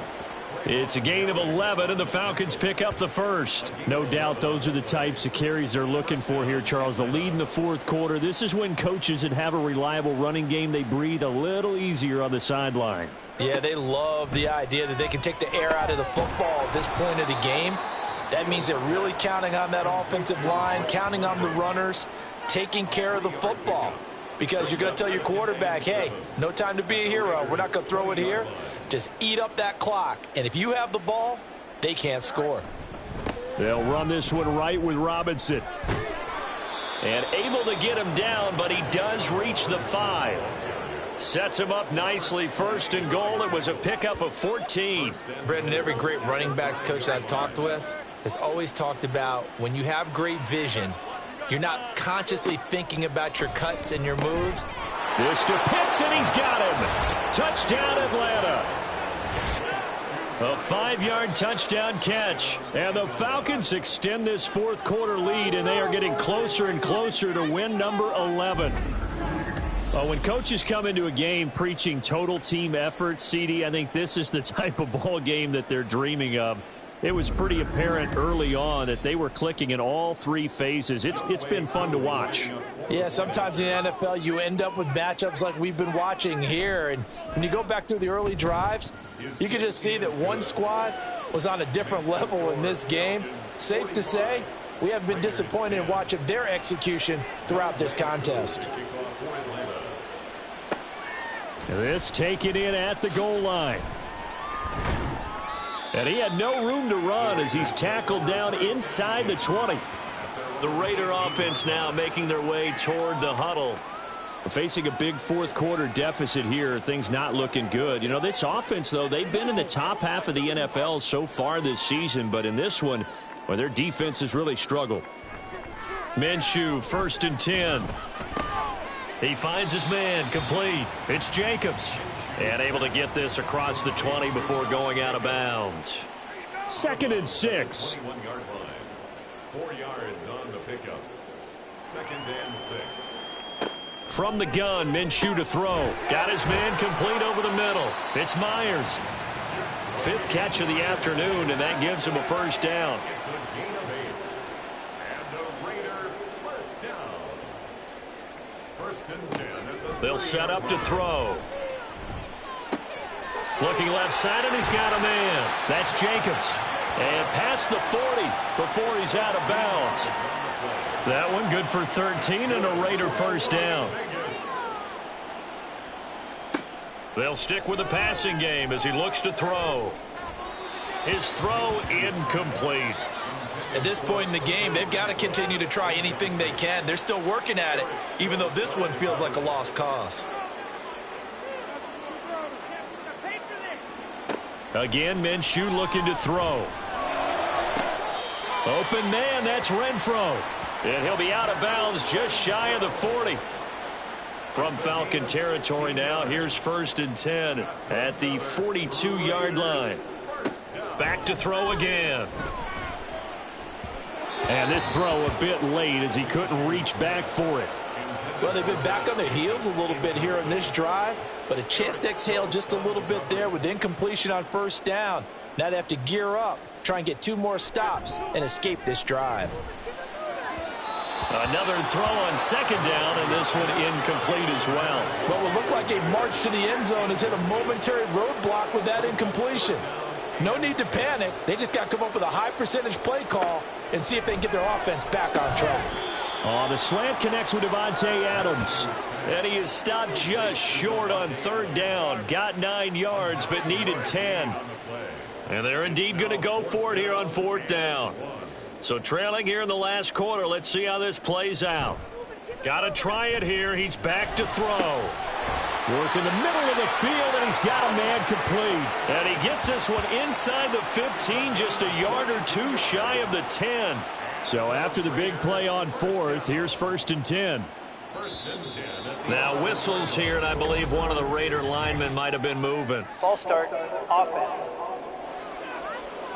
The false start backs him up 5, 1st and 15.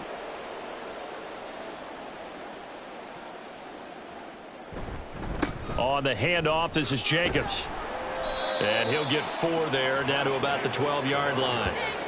Not a run that you're going to write home about, but still a good 1st down run. That's what an offense calls staying on schedule.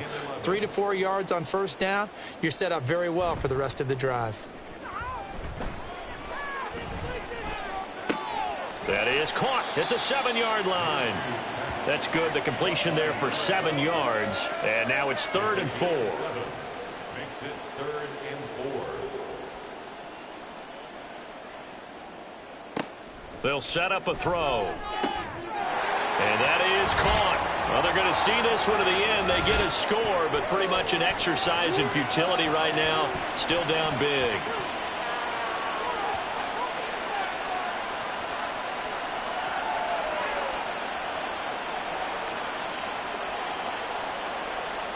Now McManus for the extra point.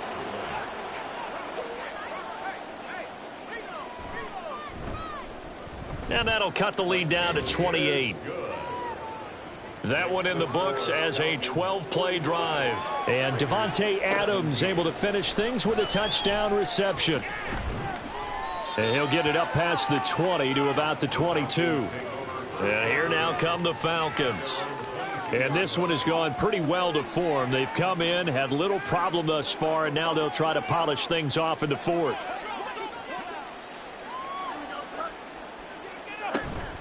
Now a handoff to start it out. Robinson. And maybe a measure of revenge there. He's had his way in this one, but this time they get him behind the line. He'll lose a yard there, and it's 2nd and 11. Brings up 2nd and 11 at the 20-yard line.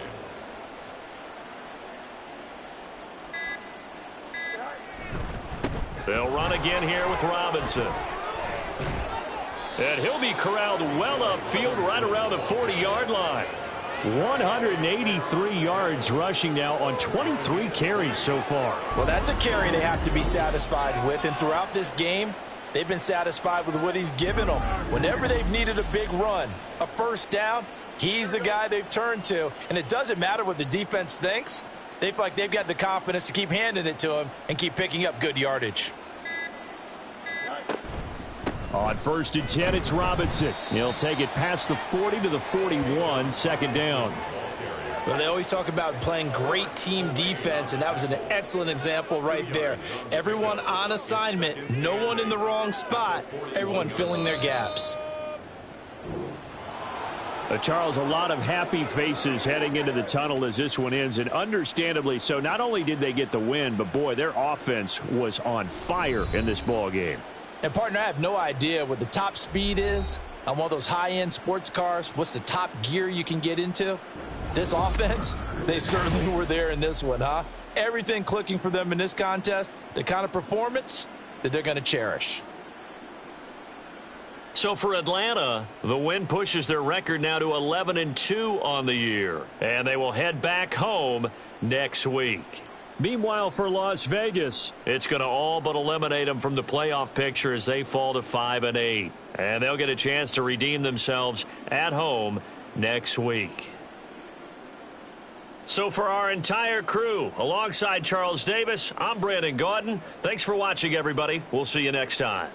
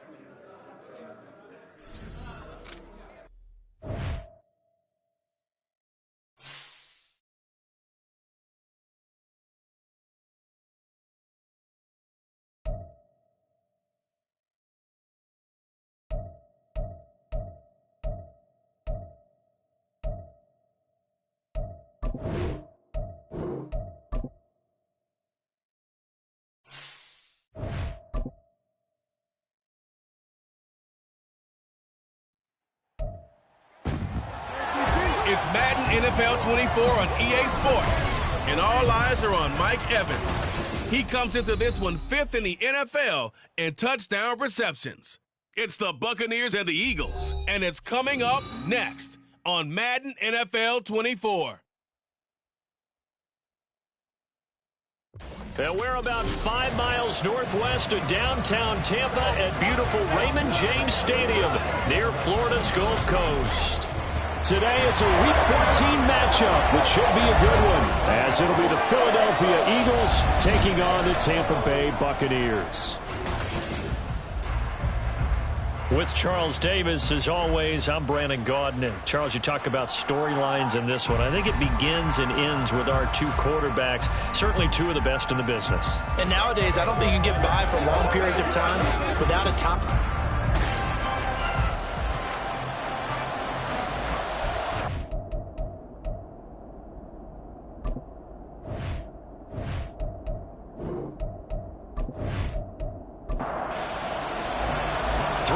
Of the NFL season are complete. What lurks in our final month? We're underway in Week 14.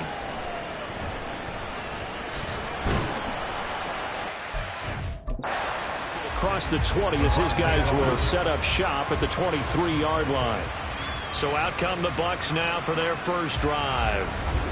Leading this unit will be the big arm man out of Texas Tech. 10th pick in the 2017 draft, Patrick Mahomes. And there was a positive in last week's loss. No interceptions thrown by him. But he only threw one touchdown pass, and you know he wants that to improve. He might even consider that as part of the reason that they couldn't take the win last time out. I believe we'll see a more aggressive version of him this week whenever they're nearing the end zone. Call it no gain on the game's first play, and it's second down now. At the 23-yard line. Looking to throw is Mahomes. There's a short one taken in by Otten, and he gets this up just shy of the 30 to the 29 before he's out of bounds. And they'll look to avoid an early 3-and-out here on 3rd and 4. From the gun, it's Mahomes. Able to find the open man. That's complete. And he is going to have the Bucs first down by about 3 yards or so as they wind up getting 7 there on 3rd and 4. So he turned to a trusted, familiar face in that third down situation. It paid off. Yeah, you go to your veteran receiver in that spot, so you can't underestimate him when he's on the field defensively. Make sure you know where he is because he understands how to get open in key situations. A good pickup there, 21 yards.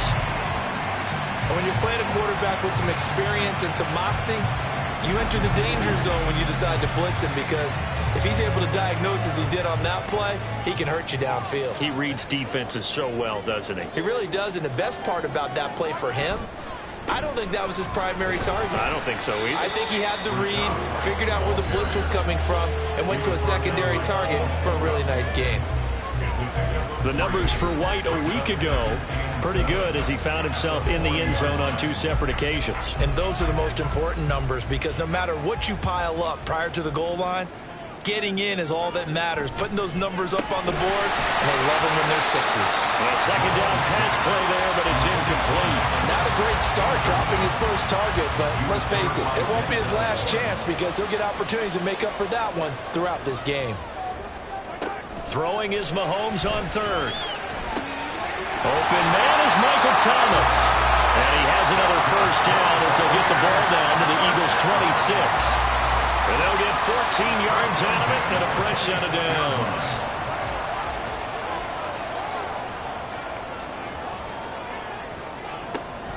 On play action, it's Mahomes.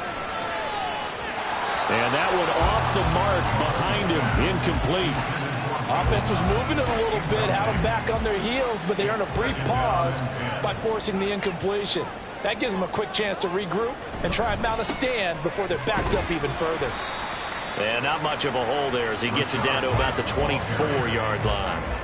They do get a couple, but they'll be left staring at a 3rd and 8 coming up. Working from the gun, Mahomes. It's caught. This is White. And he is going to have the Buccaneers first down as they're able to get the 3rd down conversion. And the pocket's been protected pretty good here so far on the opening drive. We always talk about confidence in runners and catchers and quarterbacks. How about the protection detail? They're not allowing anyone near the guy throwing the football. Line of scrimmage, the 15. It's 1st and 10. Operating from the red zone now, Mahomes. He's got Otten on the out route. And all the way down inside the 5 to the 4. It's a good gain of 11. Sets him up 1st and goal.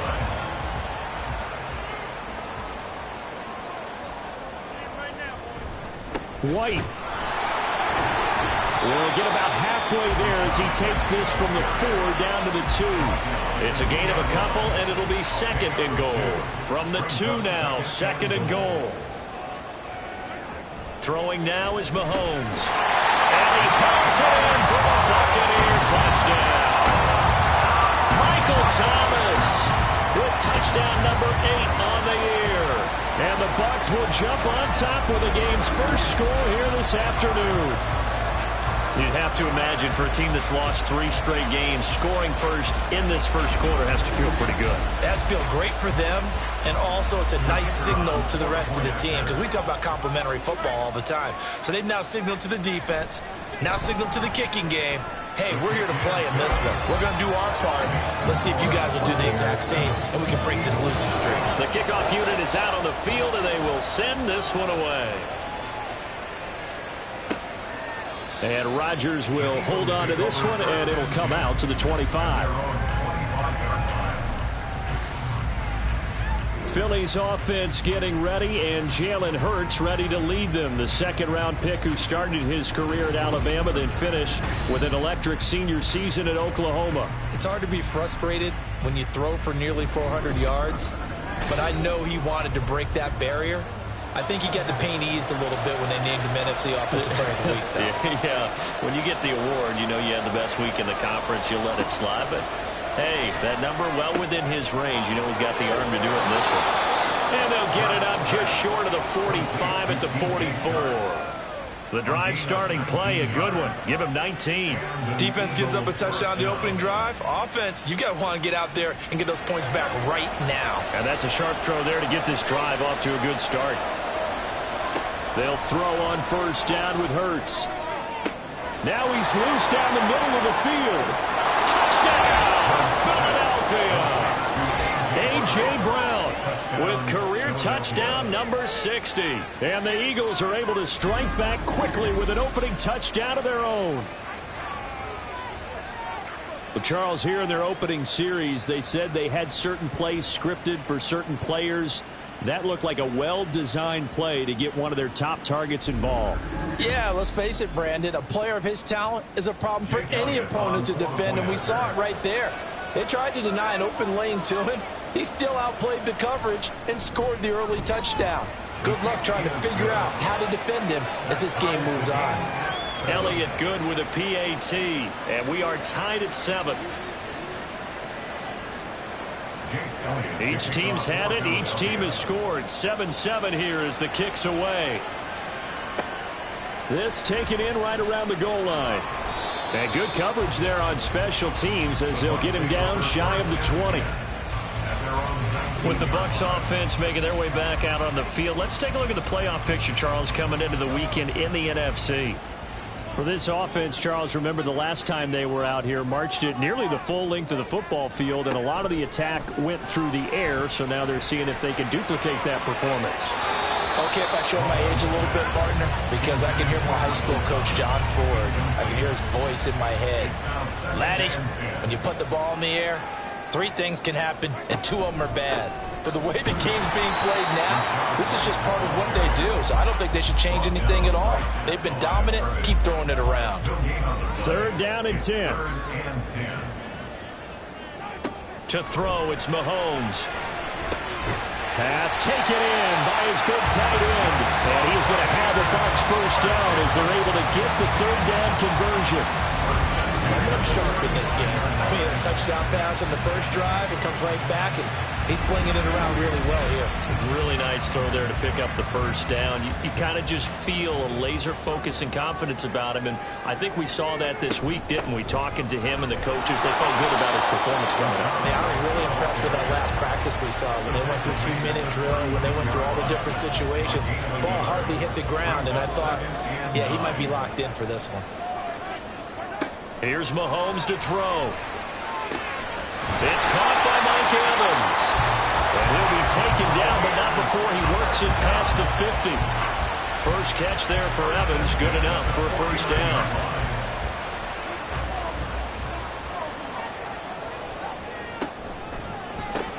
To the right side and complete to Thomas. So no gain on the play, and it's 2nd down. You look at this Eagle defense. And right now in the National Football League, they're ranked number 18 against the pass. When they lack in pass defense, they do make up for in run defense. They're a top 10 unit against some people trying to move the ball on the ground. But this is a passing league, so there's a conundrum for them. How do they get better defending the pass? Now play number 8 on this drive, and they need 9 yards to pick up the first on 3rd. Mahomes going to throw. Now he tries to force it in, and it's intercepted. And the Eagles will take over possession here up at the 44. Boy, he had to fit that into a pretty tight window over the middle. And, Charles, I think they were in zone defensively, weren't they? They certainly were. Nice read on your part. And sometimes the quarterback isn't fooled between zone and man. Sometimes you're fooled by the type of zone that he sees. Because oftentimes those linebackers will vacate and run downfield with receivers.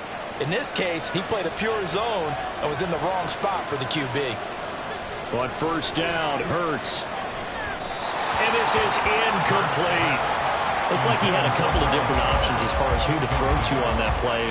Who am I to say this, but I'm not sure he made the right decision. Well, the window of opportunity is always going to be small in the NFL. That's why those quarterbacks who make quick decisions and have quick... And he's free going down the left side. It's a foot race. Touchdown, Philadelphia. Terry McLaurin, 56 yards. And the Eagles have taken the lead. Seeing some pretty good offense here in this first quarter. It's been a wild start to this quarter, as you noted. And now with that lead that we're seeing, can they retaliate? I get the sense this one's going to go back and forth all game long. And that probably won't be the last long touchdown that we see in this one. Elliott now to add the extra point. It's up and good, and it's 14-7 now here in the first quarter. The long touchdown pass gets them 6 on a very, very tidy 2-play drive that time. And he'll take it a yard or so past the 20, call it the 21. Michael Thomas now heading back onto the field. Well, he's within shouting distance of a 1,000-yard season. Going to need a pretty good finish, though, if he wants to reach that mark. Well, I like how you phrased it, partner. He is within shouting distance. If he stays on this pace, he's got a shot at it. But he needs a big game in there, right, to make sure that he gets it. So you know that during the week, in practice, and look, he asks for the ball all the time anyway. He's really going to ask for the ball and let his quarterback know he's open. Mahomes now to throw. And his throw here is incomplete. But there is a certainty in this game. We know that wherever he goes, he's going to draw a big-time crowd. Throws into double coverage there, and look, that's something that he's going to have to deal with a lot in this game, I'm sure. Yeah, they were lucky to get away with that one where it just fell incomplete. And he's going to go down. Back at his own 5-yard line, it's a sack. Aiden Hutchinson in there to get him, and that is sack number 6 now for him on the year. Well, if an offense is going to throw the ball on this part of the field, any pass rusher will tell you that's his favorite part. Gets a chance to get after the quarterback. It's almost like a reverse red zone. They can create points using their defense, and this time they take their man down. Here comes the Buccaneers punter now, as his first punt will come from inside his own end zone. And he's able to get it out of there. Now Brown. A 41-yard punt, 9 on the return. And the Eagles will have great starting field position here as they take over.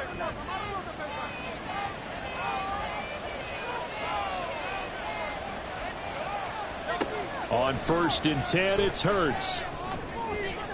Throwing over the middle, but it's incomplete. One thing that you're going to see from this offense is that they love the matchup with their wide receivers against this secondary. That one wasn't successful, but don't expect them to back away from attacking all game long. Open man right side is Shark. And he gets it down a yard or 2 shy of the 30 before he's out of bounds.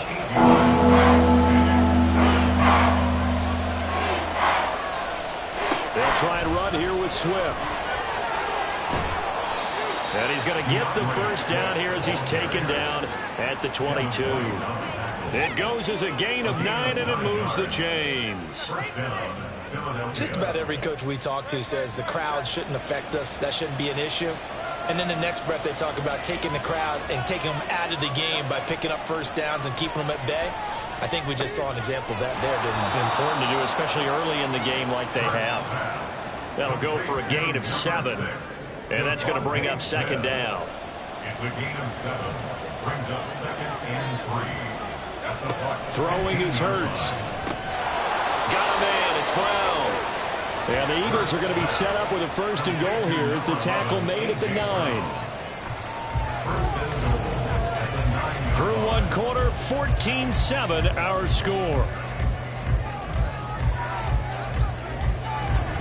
Start of the second quarter, and it's the Eagles in possession as they go to work on a 1st and goal.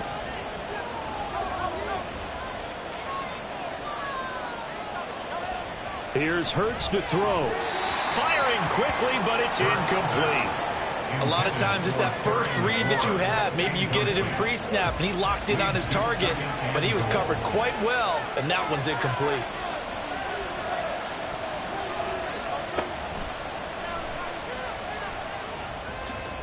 And some strong running. And he will take this one in for an Eagle touchdown. Jalen Hurts doing it himself from 9 yards out. And the Eagles have taken a 2-touchdown lead now. So, Charles, that's 3 touchdowns on 3 drives, and it's just been an offensive barrage so far. Great word, partner, using barrage right there. I'm going to add another word if you don't mind. How about perfection? No surprise that they're leading right now. Absolute dominance throughout this ball game and no signs of slowing down.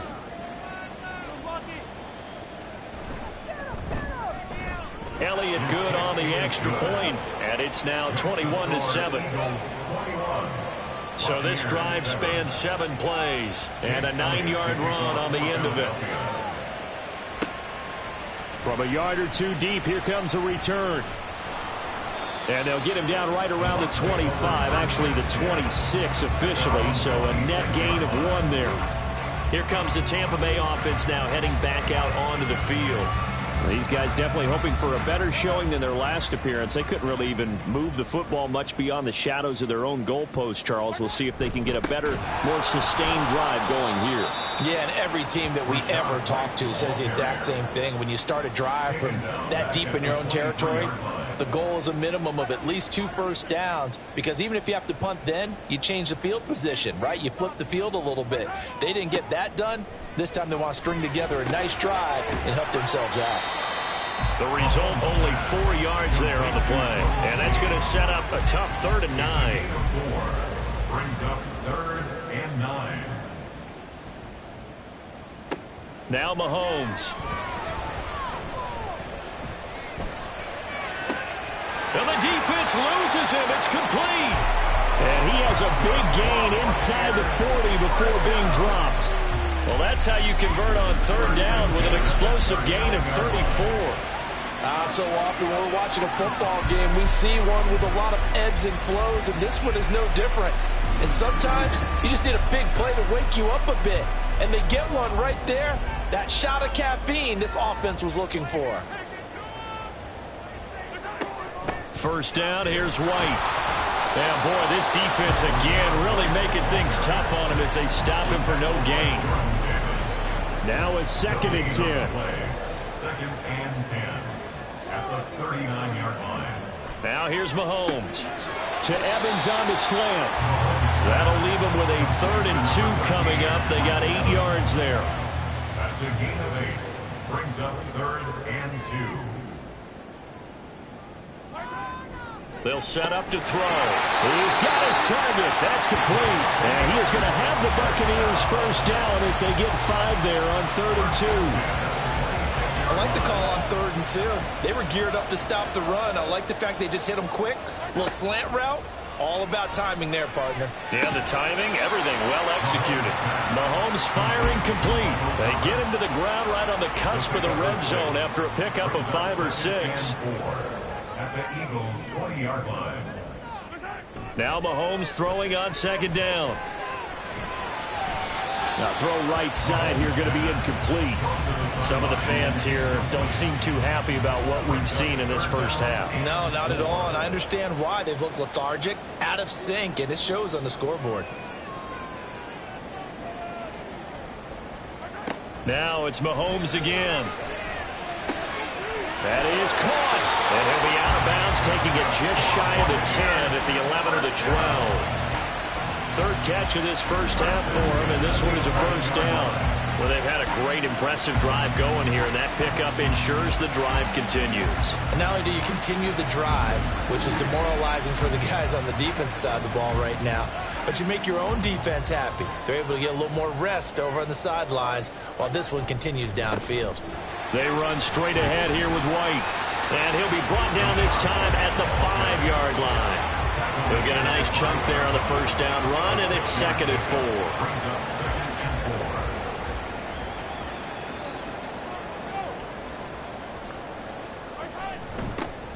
Here's Tucker.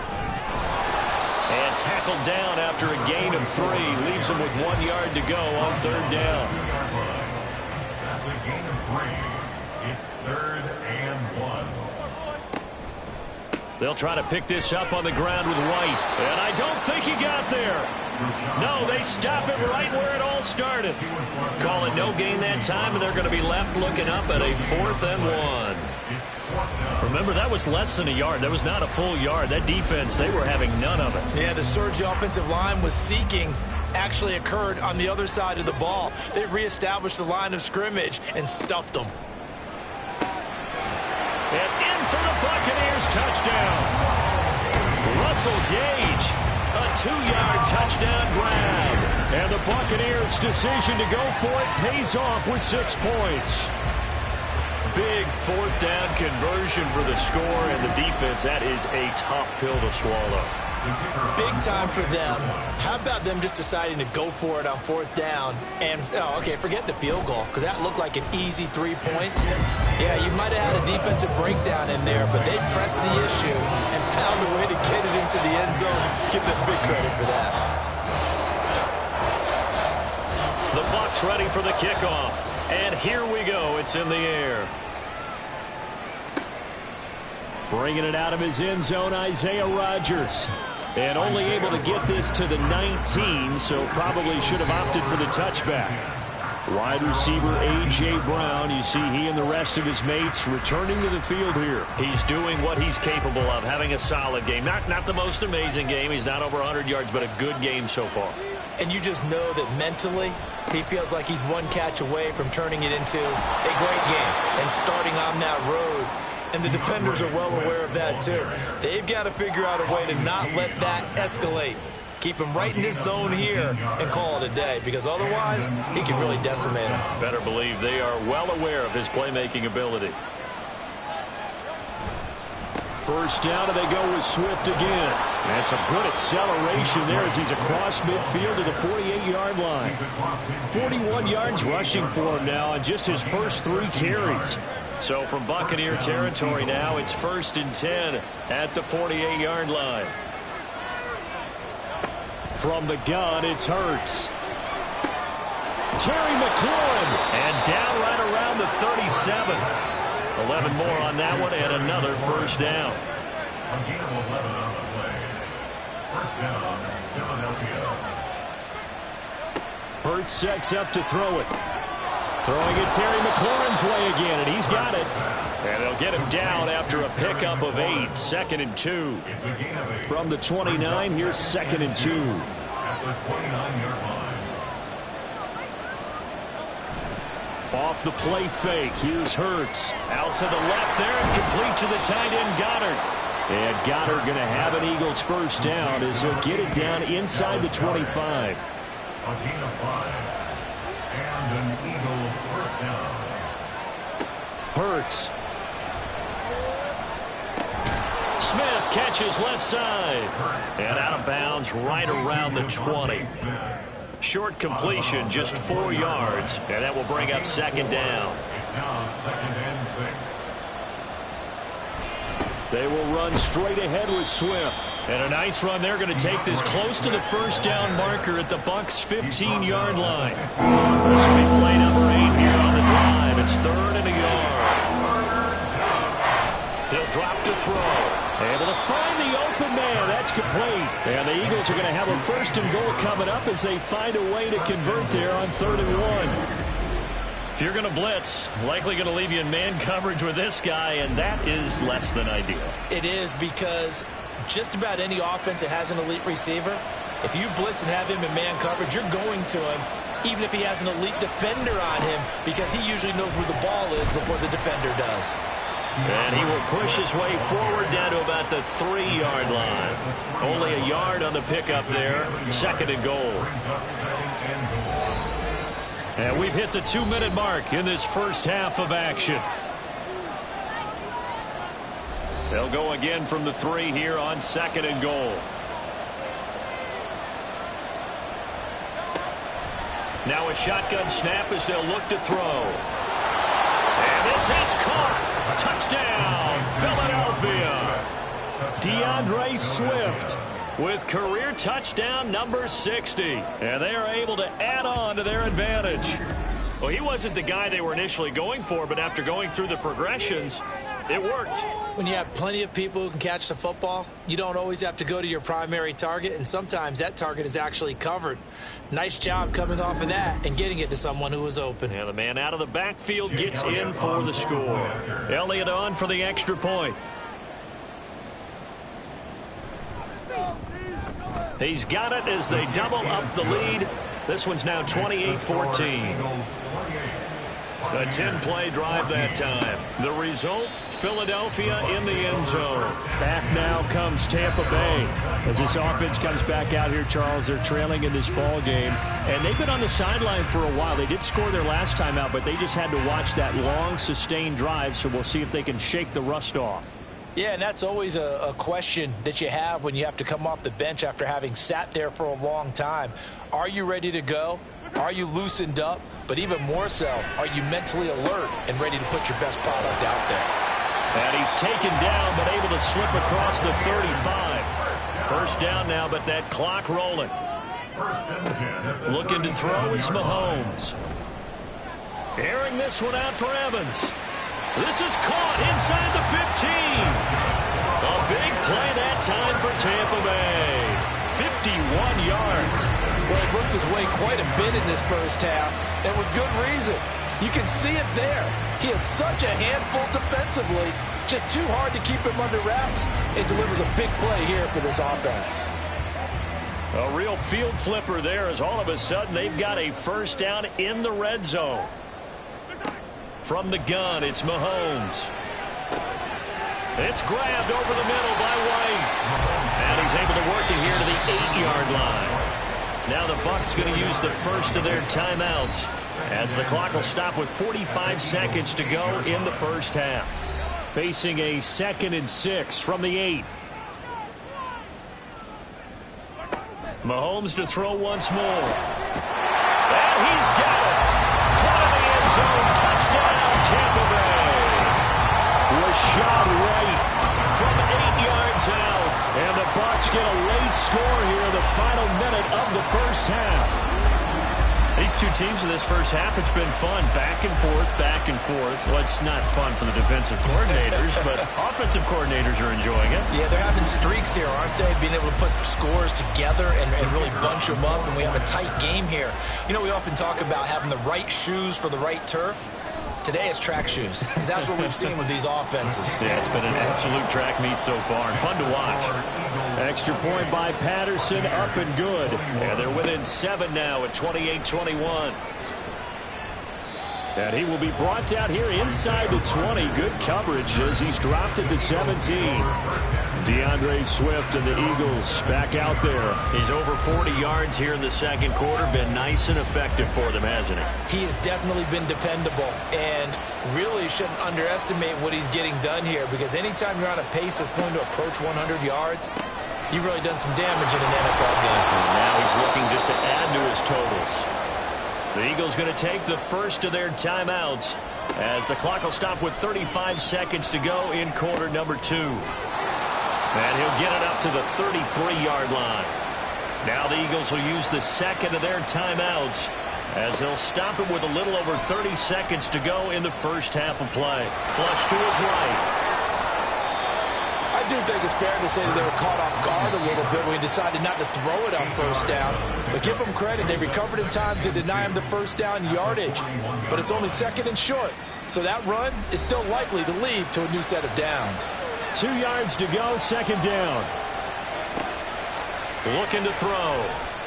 Looking here for Smith downfield. And that will be incomplete. Tried to dial up the long way out there, but it'll be 3rd down.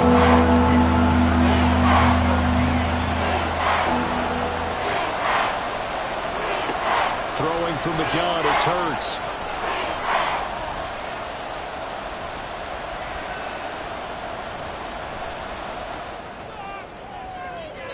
And that's going to be too high. Out of bounds and incomplete. And they're not going to go quietly into this halftime break. They know they're in for a fight, so they're trying to make every possession count. They took the big shot there, but it winds up incomplete. On is the punter man as he boots this one away.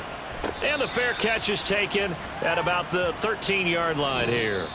So we've reached halftime in a wild first half. We'll take a minute to catch our breath as we send you a stone's throw away across I-4 to Orlando. There standing by is Jonathan Coachman, ready with our EA Sports Halftime Report. Coach? All right, Brandon, we'll get back to you and Charles in a bit. But first, let's get to some of these scores around the NFL here in a busy Week 14. We'll get started up at Cleveland Browns Stadium in Cleveland. And they are seconds away from halftime, all tied in that one. We'll stay in the NFC North as we head over to the Motor City to check on the Lions at home in Detroit. And you can see, currently they trail in that ball game. The Packers seem to be on their way to what would be a good victory. Finally, let's get to Indianapolis to check on the Colts at home at Lucas Oil Stadium. As you can see, the score there in the second quarter. 2 touchdown passes there for Brock Purdy. We watched a solid performance out of running back DeAndre Swift. He had 3 catches in that opening part of the game and wound up with a touchdown reception as well. Both of these offenses had their share of high points in that first half. Each team had some big moments, and it would seem this could turn out to be a game where the last score wins. All right, Coach, thanks. Yeah, both teams likely to make some changes in what's been a closely fought battle to this point. It's been a shootout so far. We'll see which defense can make the adjustments as we get back underway in the second half. And he'll take it up past the 25 to the 26-yard line. The Eagles ready to go on offense to begin quarter number 3. And both of these defenses have been stifling these last few drives offensively. Just not able to get anything going, so what needs to change? I think a lot of the guys will go back and review, so to speak, because everyone has someone assigned to how did each play work. Okay, what did we use that kind of worked for us during this game? Try and get back to some of those plays, as well as the possibility of showing something you haven't shown already in this game and trying to change things up. We'll see if they take the advice of Mr. Davis. And he will slide down with the first down for the moment, but a penalty flag on the field.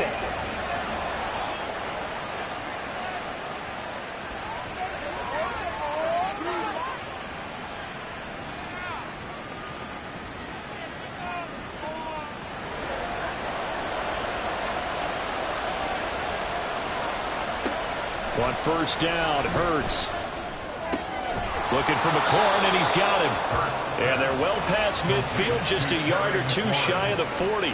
It's a first down, his fourth catch of the game after having 3 in the first half. And a good quarterback facing zone coverage. If he has just a little bit of time to survey the scene, that's what's going to happen. No doubt about it. If there's no pressure, he's going to continue to pick them apart because he'll have all that time to find someone open downfield. He can only cover for so long. So maybe they want to go to a zone blitz scheme, get a little bit more pressure. Remember when Carolina did that against Denver? They lost the game ultimately. They dropped the defensive end out, and he ended up with an interception in that game in Super Bowl 50.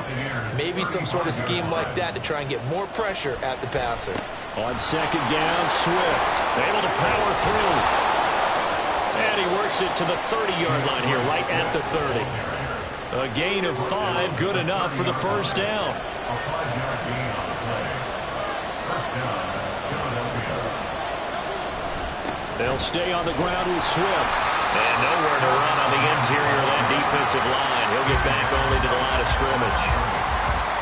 Here's 2nd and 10. 2nd and 10 at the Bucs 29-yard line. Back to throw here. A quick throw, but incomplete. You can tell they wanted to get that ball downfield. They had nothing working in the secondary, so he dropped it up to the running back. That one ended up incomplete. Throwing is Hurts. Bulldozes past him. And inside the 20 before he's brought down. Hurts dangerous when he runs that football. He's got a first. He's been making himself a weapon as a runner, and the results, they've been welcomed by his offense. My question is about the defense we're watching right now, partner.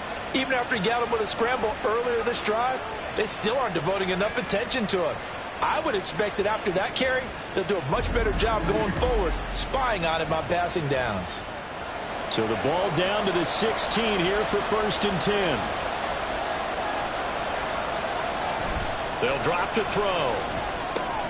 Pass to Brown. He's got it on the crossing route. Touchdown, Eagles. A.J. Brown with his 13th touchdown of the year and 2nd of the game. And the Eagles take the opening kickoff of the 3rd quarter and drive right down the field to extend their lead. That seemed pretty ideal there for the offense, Charles. You take a little bit of time off the clock here in the 3rd quarter, decent length drive, and you pad your lead as well at the end of it. And what it does is let you feel like you're in control of this game, even more so than a 2-touchdown lead, right? Because you have taken that time off, as you noted, which means they couldn't get you off the field. You ran your playbook the way you wanted to, and you gave your defense some rest. What a big-time drive in that situation. From a couple yards deep, he'll bring it out of the end zone. And only able to get this to the 19, so probably should have opted for the touchback. Here comes the Buccaneers offense. They get their first reps of the 2nd half. Well, the opposition laid down the challenge, an opening drive touchdown here to start the 2nd half. And, Charles, now you feel like this group needs to get an answer because this all of a sudden is a 2-score game. Yeah, you're right about that. What was a small, manageable spread to overcome, a little bit more daunting now. I think you're exactly right. Pressure is on because you don't want them getting the ball back with a chance to really extend this lead out. Here's Mahomes to throw. He completes it to Evans. And Evans will have a Bucs first down as he'll get this up close to the 30-yard line. 1st and 10 at the 29-yard line. Now Mahomes on the bootleg. Throw out right. It's brought in by Otten. And down he goes, but he takes it up to the 40. It's a gain of 11, and the Bucs have a first down. First and 10 at the 40-yard line. They fake the give. Now Mahomes. Throwing quickly there, but it's incomplete. And not a common sight, at least on this drive. A momentary setback, though, for this passing game that has been moving well this series. Good thing for them, though. Still 2 more downs to connect and try and pick up another first down. And they get to him after a gain of 6 to the 46. Running lanes were at a premium in the first half, but he's able to find some room there, and he's hoping that that's a precursor of a big second half. Mahomes going to throw. He's got his target. That's complete. And he'll be out of bounds just shy of the 40. That'll put him at 96 yards receiving now for the game, and he's got a first down as well. And Brandon, from our time in college football, where receivers weren't running the traditional NFL route tree, one thing they did learn, find open areas, find soft spots, and set up and catch the ball. And I think we just saw that there. Yeah, we saw that indeed, picking up the first. And brought down, but not before they're inside the 25. Another nice gain. That's now 30 yards between those last 2 plays. Now back to the ground game with White. And he is brought down at the 22 after a gain of 2. And it brings up second down. From the 22 now, here's a 2nd and 8.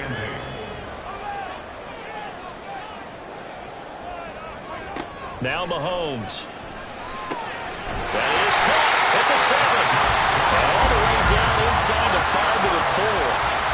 Third catch for him on this drive alone, and it'll give him a first down.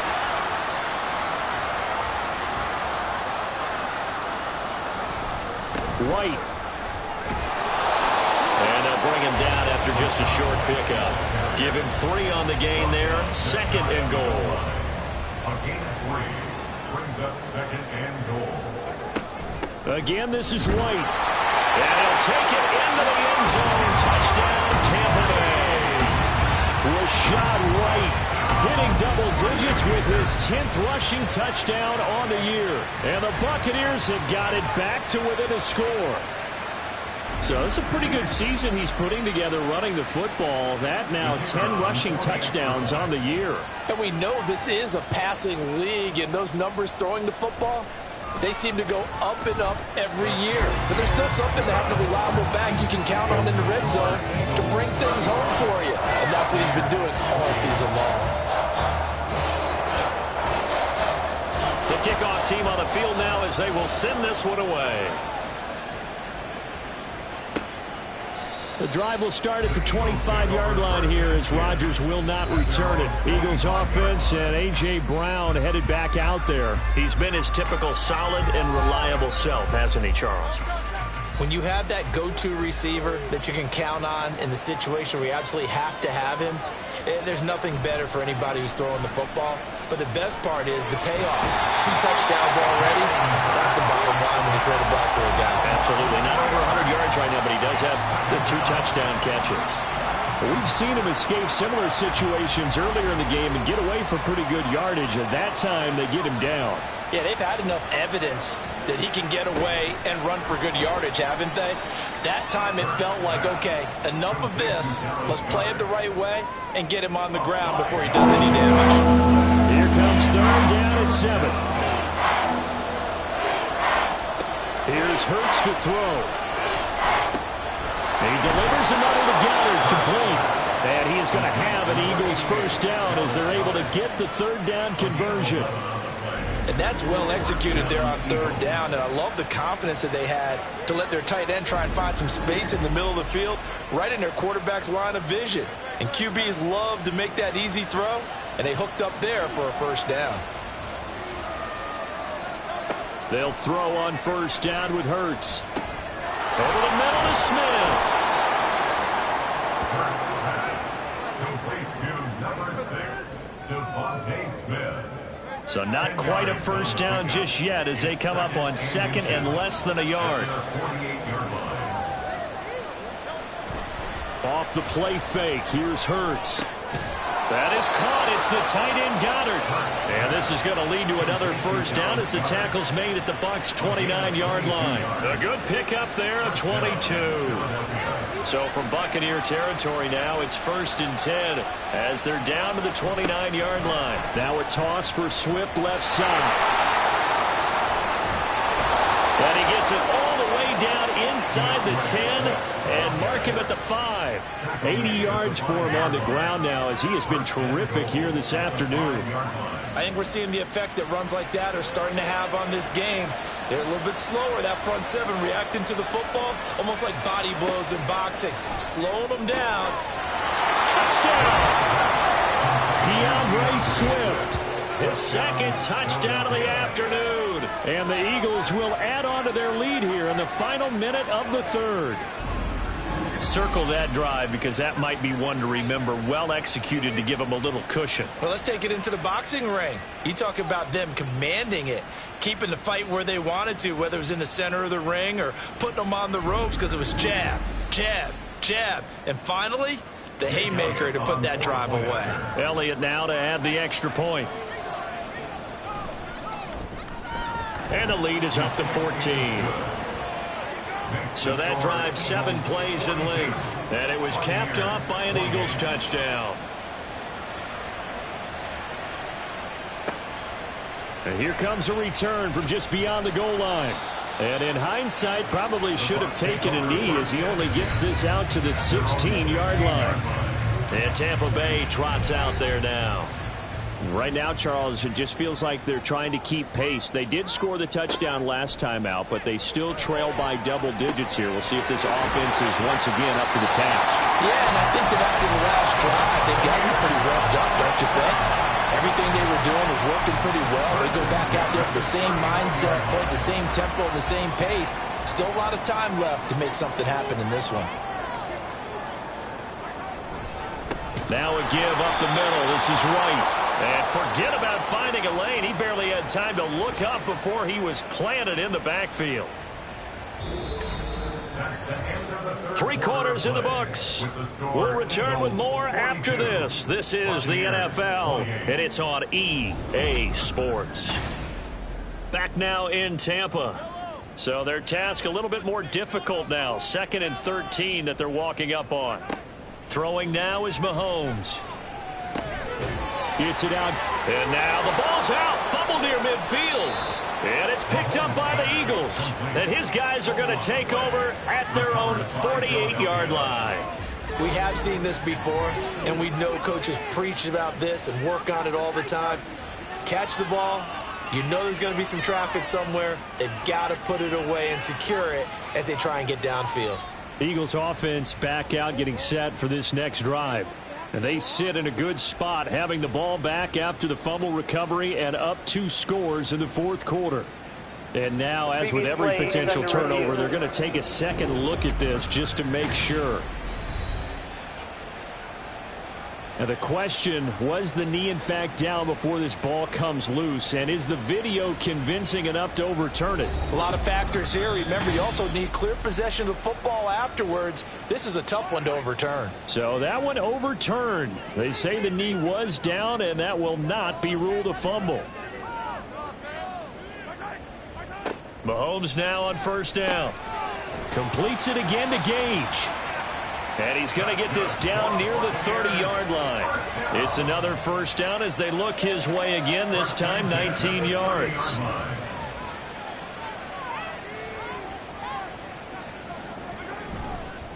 They'll go up the middle with White. A short gain here, maybe a yard to the 29. He's tackled at the 29-yard line. 1 yard. Here's a 2nd and 9 now from the 29. Mahomes now to throw. He's going to have the hook up to Gage.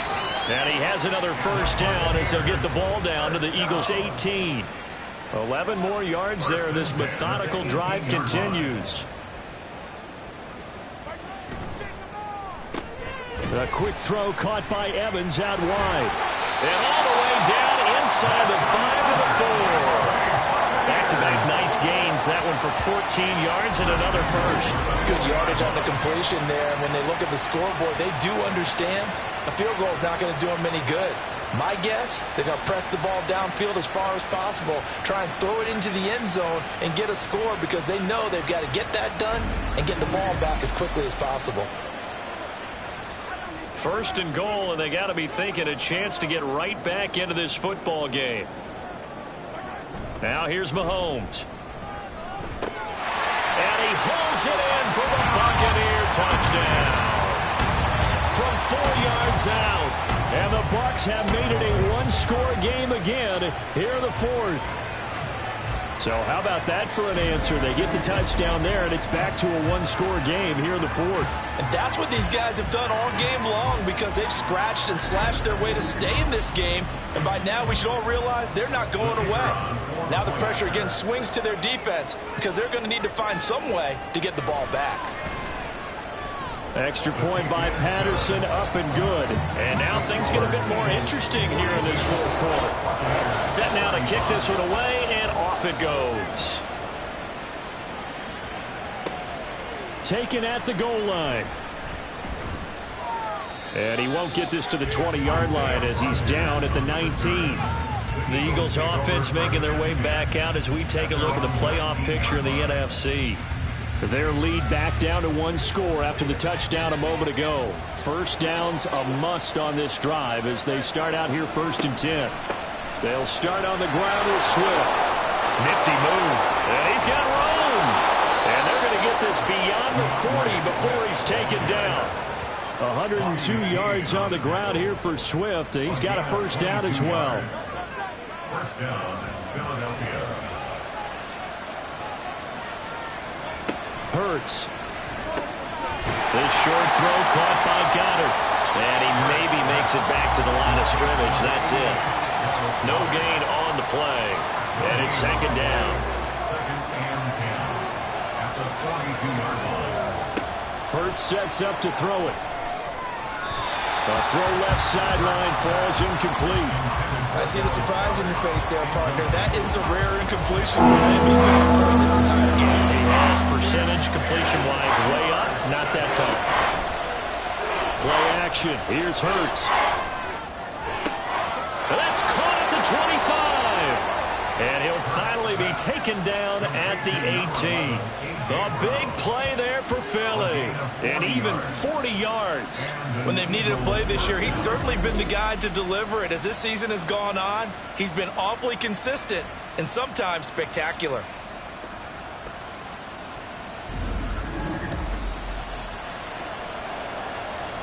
So the big play means just like that, they'll operate from the red zone now on first down. They go play action with Hurts. They'll roll him out right. And he's brought down. I guess no need to force it when you can do that instead. First down, 18-yard gain. Well, there you go. Save your best scramble of the day for a big-time situation in the fourth quarter, picking up the first. You don't want to use it up early, right? You want to make sure you save it for that exact moment, that key time. And that's what he did, although you and I both know it wasn't planned that way. But what a nice job using his eyes, scanning the field, and realizing when it was time to exit the pocket and go. And that's going to be caught for an Eagles touchdown. DJ Chark there to make the grab. And the Eagles are looking to make it 2 straight as they add on to this fourth quarter lead. But that's certainly an important touchdown there and makes this a 2-score game. But as we've seen, no lead is safe in this one with the way these two offenses have lit up the scoreboard. I would imagine that on their sidelines, they're both yelling at their defenses, hey, you want to get involved here? One big play from you, that could win the game for us. Elliott good with a PAT, and the lead now up to 14. Now after the touchdown, here's Elliott on to kick it away.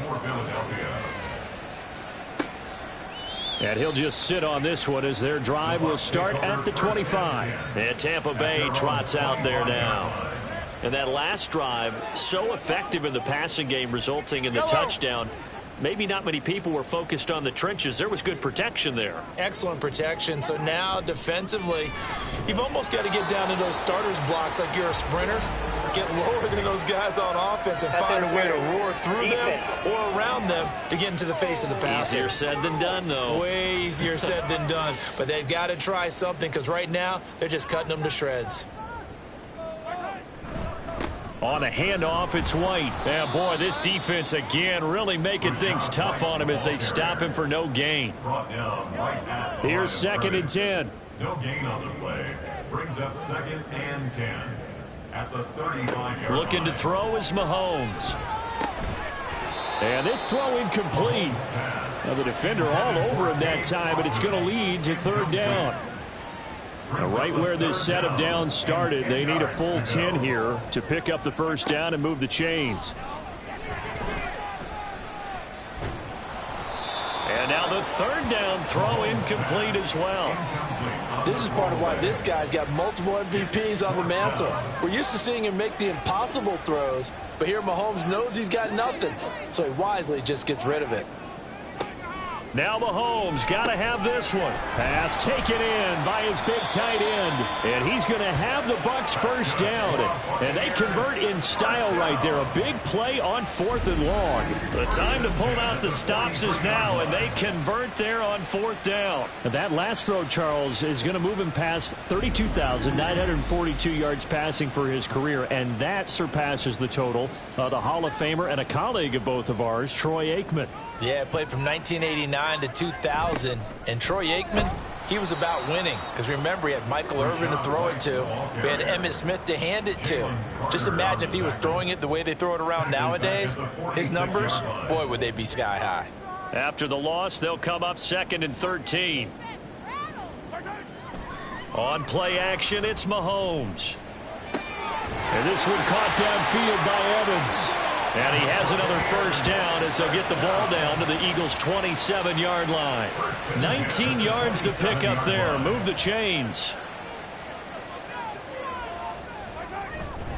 On the give, it's White. He'll work his way up the middle for a gain of about 4. 2nd down. And that was a quality play to start a new set of downs. That was simply an offensive line winning the battle up front and winning in a big way and giving their guy in the backfield a nice lane to hit. And he is met in his tracks behind the line of scrimmage. It'll go down as a 2-yard loss, and it brings up a 3rd down. I think it's pretty evident. We can say what a difference a week makes. Last week, he ran pretty much wild, didn't he? Did pretty much what he wanted to do. But this one, they've stopped him cold. That, to me, that's good scouting and even better execution. Yeah, and they stopped him behind the line right there. They obviously watched the tape a few times and made some adjustments. They'll go for it. It's Mahomes.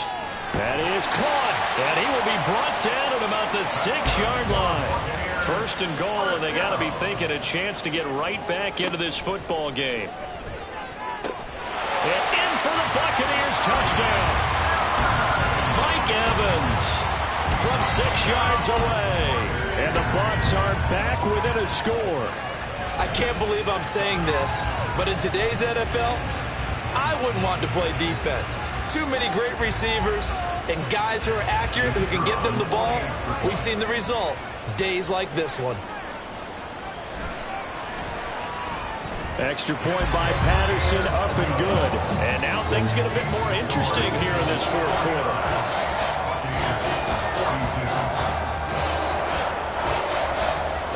Out is the kickoff unit as they run up and send this one away.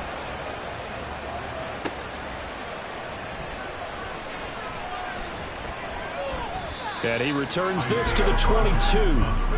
Philadelphia getting set to take the field. And with that last touchdown, I mean, we're set up for a good finish here. Some things to consider, Charles. Obviously, it's a very close game. You're in the 4th quarter. Defensively, they've got all 3 timeouts in their back pocket. So the chess match really ramps up, doesn't it? Because in these situations, what do? Do you run the ball and kill the clock here? Or do you try and bury them with another score? And how about defensively? Do you use your timeouts at earliest opportunity? Or wait till you hit the 2-minute warning? So there's a lot going into this one. Let's see how each side goes about their strategy.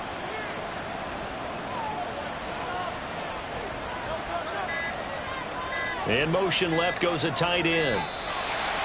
Oh, and they sent the man in motion too late. This is going to be a delay. That's not good enough, man. So they'll go ahead and accept the penalty. Still second down.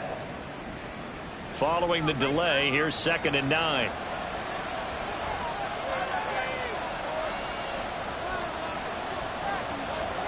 Throwing is Hurts. And that falls to the ground, incomplete. A nice job of bodying him up defensively, and now it brings up 3rd down. They'll drop the throw. Work in the middle of the field, and he's got a man complete. On the move past the 40. Still on his feet. Touchdown, Philadelphia. A.J. Brown, 77 yards. And the Eagles extend this 4th quarter lead, and they are getting closer and closer to win number 11. That's a pretty quick response to that last touchdown drive, and it seemed like they had maybe given up momentum. Not so fast. No, not at all, because they ended up pushing the lead up once again, and you're exactly right. Thought momentum might have been shifting. Instead, they grabbed old Mo, didn't let him get to the opposite sideline. Elliott good on the extra point, and the lead now up to 14. So they only needed 3 plays on that drive. And it's capped off by an A.J. Brown touchdown. From a yard or 2 deep, here comes a return. And that decision to bring it out ends up not being a good one. Costs him about 5 yards as he's tackled at the 20. Patrick Mahomes in the offense. Down by 2 touchdowns. 2:13 remaining. A 4th straight defeat looming on the horizon, barring a comeback here as they've got it with a 1st down.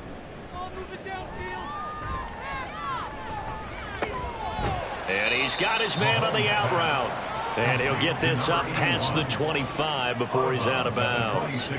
Now 2nd and 4. Brings up 2nd and 4. Mahomes going to throw. And there's a short one taken in by Otten. 2 minutes left to play in this football game here on EA Sports. So it's Buccaneer football as we welcome you back. All 3 timeouts remain, but they've got to score quick. It's 1st and 10. Mahomes firing complete, and he goes out right around the 39. They like going to him in the slot. He catches another one. I think this comes under the heading of, until they stop him, why not go back to him? He has something going really well. Great working relationship with the guy throwing the ball, and they keep making the connection. Here's 1st down. Mahomes. And a catch right side by Evans. Here comes 2nd down at 5. It's a gain of 5. Mahomes to throw it. Got a man downfield. It's Otten. And he has another 1st down as they'll get the ball down to the Eagles' 22-yard line. Mahomes. He's got White here.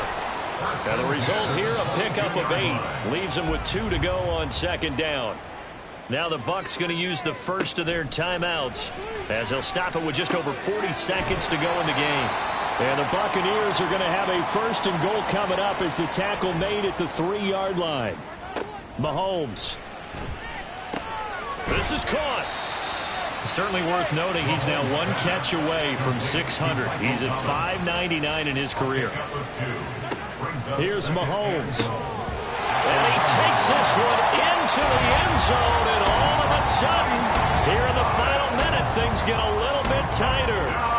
I'm not sure win-win is the proper term here, but it certainly felt like it. They got the touchdown they needed, but if I'm on the defensive side of the ball, okay, you got the touchdown, but it sure took you a long time. Yeah, because offensively, though, you're probably hoping for a 1 to 5 play drive. That one ate up a little more time than they were hoping. You're exactly right, and if you have that 1 to 5 play drive, you actually build up momentum and even more hope. When they had to slog their way downfield, they got the touchdown, but it's almost like, yeah, you know, doesn't feel right. Exactly. And the Eagles are going to recover. And that might be enough to put a bow on this one. And that's why you have your hands team out there on the field. Those are the best guys ready to make that play. And let's face it, It was executed well. It wasn't a bad kick. It wasn't anything like that. Just that the normal outcome actually came to play. Analytics will tell you it's a very low possibility of getting the ball for the team kicking it in an onside kick situation. You're all about the numbers, aren't you? All about the numbers, baby. It's a new game now. They don't lie.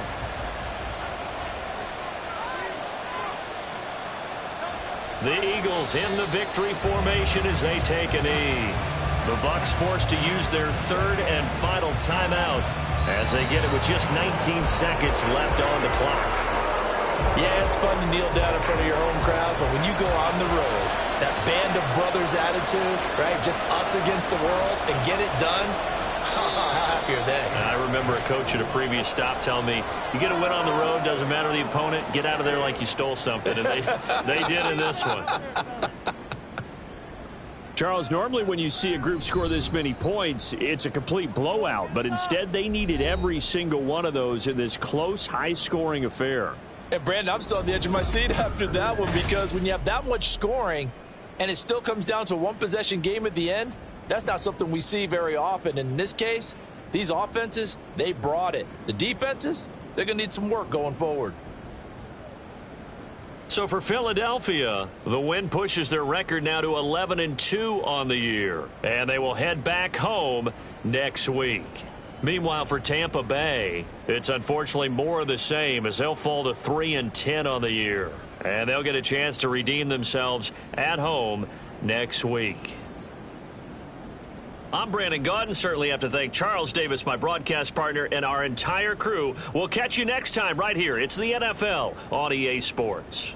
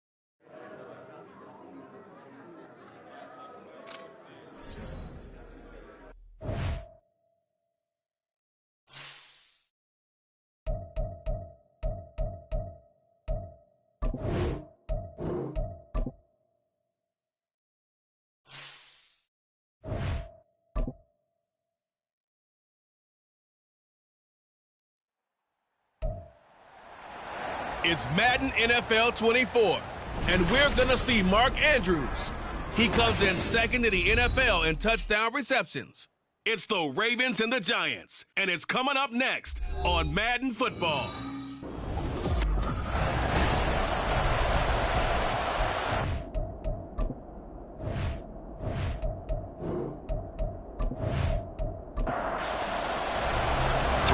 Of the NFL season are complete. What lurks in our final month? We're underway in Week 14. On the return, Devin Duvernay. Past the 20 to the 22-yard line. The Ravens offense going to work, and as usual, it's Lamar Jackson, the former MVP of the league, at the helm. And he is, without any question at all, the focal point of this offense. Had an unbelievable game running the football last time out. We're not just talking about little scampers here and there for 5 or 10 yards. We're talking about big, long, explosive, field-flipping runs. And that's something this defense is well aware of. They'll start by running the option to the right. And holding it may be the wrong decision as he stopped in the backfield. It'll go as a loss of 3 right away, and it's second down.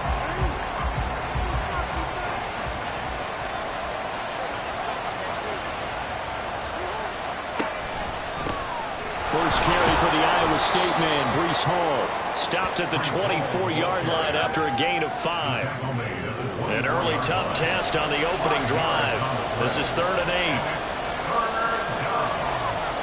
Now Jackson. Going long here for Wallace. That's caught inside the 20. And in for the Ravens touchdown. Tylan Wallace with touchdown number 12 on the year. And the Ravens march right down the field in 3 plays to claim the early advantage.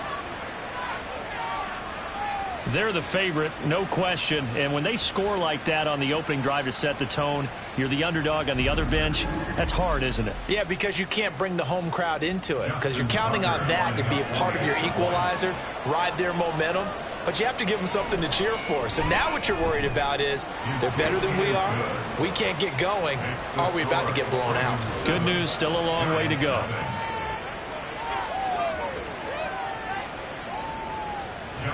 Tucker now to kick it away following the touchdown. From a couple yards deep, he'll bring it out of the end zone. And tackled at the 21-yard line, so a net negative there of 4 yards. So here are the Giants ready to start their initial drive of the game. And they will be led out by their 6'4" quarterback. And the numbers were not pretty. I mean, they don't look right. When you throw 2 interceptions, no touchdown passes, there's no way to really make that work. But I thought there were a lot of positives in watching his game tape. I think he's close to putting on a good performance. Let's see if he can flip those numbers around in this game. And, of course, rally his team to a win. The numbers for Mixon last week, 15 carries, 64 yards. Not a horrendous week last week running the ball, but definitely room for improvement for their numbers. No doubt they made some slight adjustments to how they're going to call plays this week in hopes they can kick those numbers up a notch. A second down pass play there, but it's incomplete. You look at this Baltimore defense. This crew against the pass, issues at times, ranked number 24, Charles, in the NFL. And even though that's not the greatest ranking in the world, one thing you can say, they get after the quarterback. They're in the top 10 in the league. And now off to the races, down the right side. It's a big play for the Giants on 3rd down. 52 yards. And normally when you think about huge field-flipping plays like this, it's that shifty slot receiver, that burner on the outside. Not here. That's a tight end doing work down the field. Where's the oxygen mask? He's going to need it after that one. A big, big play. So barely time to catch our breath. Here's 1st and 10 just outside the red zone. Back to throw. And he slides and covers up at the end as he's going to be able to pick up decent yardage. The improv on the scramble there gets him 6, and it'll be 2nd down. He'll drop to throw. And that is incomplete. A lot of force bearing down on him there. He could not hang on. It's 3rd down. Incomplete. Brings up 3rd down and 4. They'll look to throw. He's going to get that to his right Giants are going to have first and goal as they try to finish off this drive with 6 points. So they gave up the early touchdown. This has been a pretty good response. Nice drive, taking it down first and goal. And I know all the cliches jump in, right? Don't get away from your game plan too early. Make sure you're settled down. Don't panic. But it's all true, isn't it? Because otherwise, you get out of what you plan to do during the game, and it's still early. Don't get crazy because you gave one up. Just respond as you just noted. Another try for Mixon. And he's going to get him about 3 yards closer. He's down to about the 2. 2 straight shots on the ground. Now on third, do you go to the air? I think the possibility exists, and if you're doing it, you're probably going play action since you ran it twice. But I often think that second down is a time you go. And he will take it on in for a Giant touchdown. Giovanni Ricci, his first touchdown on the year. And the Giants respond to that opening drive touchdown with one of their own. And when the smaller guy can't power it across the goal line, Charles, sometimes you need to go with a fullback. They did. It worked. What's that thing about force and mass? How's that? Oh, yeah. Force equals mass times acceleration. Oh, that's big-time stuff. That's from the same guy the apple dropped on his head, right? Gano the extra point, and we are tied at 7. Each team's had it. Each team has scored. 7-7 here as the kick's away. This fielded right at the goal line. And only able to get this to the 19, so probably should have opted for the touchback. Baltimore set to take over here for their second possession of the game. A lot of time for this unit to game plan on the sideline after that drive that they watched the other side just score. But remember, last time they were out, they scored as well. We'll see if they can seize that momentum right back. And they have had a lot of time to cool off from reaching the end zone the last time. So have they been able to keep themselves mentally sharp and into this game, even though they haven't been on the field? And you and I both know, one big play, though, gets them right back up to that level. And he's going to get this one across the 30-yard line. A big one there for the Ravens. It goes for 18. I really enjoy watching Lamar Jackson run those RPOs, Charles. But I'll tell you what, it's tough calling play-by-play because you don't know whether he handed it off or kept it. Makes you focus, doesn't he? You've got to try and stay with it. And even when we do, we often can get it wrong because our eyes naturally go to him because he creates big plays. But if you're a runner and you're playing with Lamar Jackson, aren't you happy? He creates so much concentration on him, it should open up things for you. And he slips up past the 45 before being tackled. Another strong gain on the last 2 plays. They've moved it a combined 33 yards. Consecutive plays now where that offensive line has really created a lot of space. And we've seen the confidence rise, haven't we? It borders on arrogance now, and that's that good arrogance, believing you can run the football whenever you get good and ready. He's going to get this past the 50 and into Giant territory. But taking a look at Hall's numbers from a week ago, 17 carries, 97 yards. They put a lot of effort into game playing and establishing this ground game last week, and reward was a nice day rushing the ball. Helped them put a balanced offense out on the field. And that carry is an indicator that this ground game wants to be established again this week. Oh, this one may need to go back to the drawing board. He's going to be swallowed up right away. This is 3rd and 1. Very likely 4-down territory, even if they don't get it, though. They'll run with Hall. And that one going nowhere from the start as he's met in the backfield and goes backwards. A loss of a yard, and it brings up 4. Just a simple run play there on 3rd and 1, but this D was up to the challenge and stopped them, bringing up 4th down. Facing 4th down, Baltimore will punt. Jordan Stout out there. And back deep for the Giants is Dory Jackson. He was only asked to punt once in the victory last week as he sends this one away. The Giants offense at the line, ready to begin their next drive. This drive here beginning probably with a pair of motivated groups. Remember, the offense scored a touchdown. And their last time out, looking to repeat that in Charles' defense. They were very frustrated after giving up 6 the last time on the field. And frankly, it's just a battle of wills in a lot of ways because you know they're both motivated. They both game plan for this drive, and they both have specific outcomes in mind. To me, it just comes down to who can execute better and which side can step up and assert its will over the other. That one a first down pickup of 8.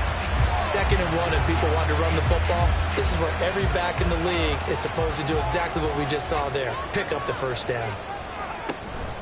Mixon with a first down carry. And he is going to be stopped cold behind the line of scrimmage. The loss of a full 3 yards, and now it's 2nd down. Part of their struggles last week was getting these negative plays on 1st and 2nd down. That's something they have to be wary of as this game continues.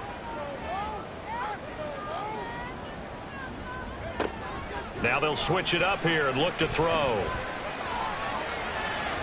Looking left sideline, but it's incomplete. Absolutely nowhere to go with the football, and he's just going to put this one in the Hudson River.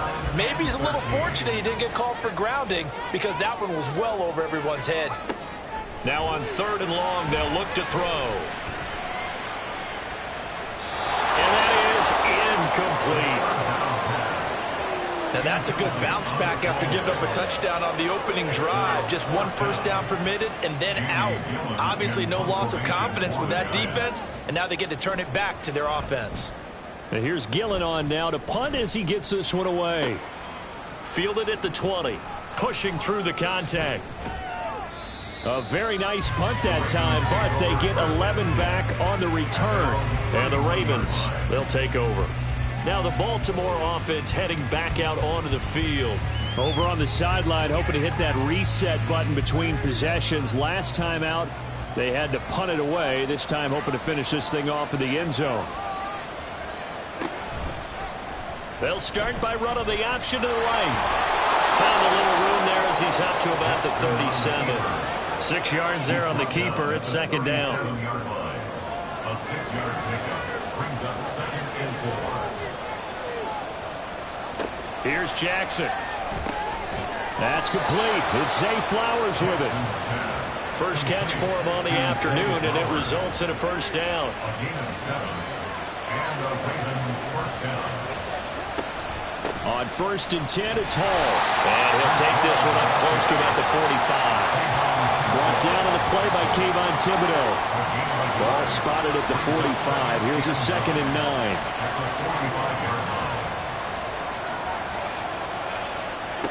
From the gun, it's Jackson. That ball caught. It's Mark Andrews, the tight end. And they'll get to him after a gain of 7 to the 47.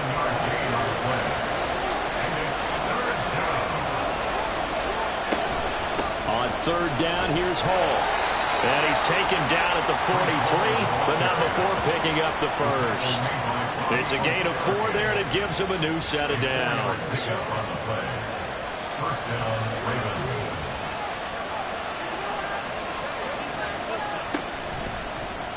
They run the option here on 1st and 10. And he will be out of bounds here on what will turn out to be the final play of this first quarter. These two teams all tied after 1. Raven football here as we begin quarter number 2. As they've got it with a 1st and 10.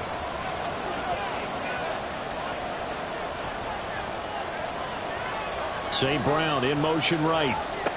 Now Jackson taps this forward, jet sweep. Oh, this one may need to go back to the drawing board. He's going to be swallowed up right away. 2nd and 10. Gain on the play. 2nd and 10 at the 31-yard line. On 2nd down, a run to Hall. Give him 4 on the ground there. They're now left with 3rd and 6. Can we just take that run and turn it into a kind of a clip and save? Because that tells you everything you need to know about this drive. They've been moving the ball awfully well. On 3rd down, Jackson. Pass taken in by his big tight end. And they will eventually get him down, but he's inside the 5 all the way to the 3. They're able to convert on 3rd down, and that sets up a 1st and goal. And that could be one of those turning point plays in a ball game. A field goal gets you the lead here, but they want to make a statement and get 6 points. And they're certainly going to get that opportunity as they get the conversion and set up 1st and goal. Here's Jackson to throw. And that'll be taken in by Andrews for a Ravens touchdown. Touchdown, Baltimore. A 3-yard touchdown pass. And the Ravens have taken the lead. You got to figure down by the goal line. This is where a tight end earns his money, in the high traffic area. And he's able to work free in the middle of the end zone and grabs that one for a touchdown.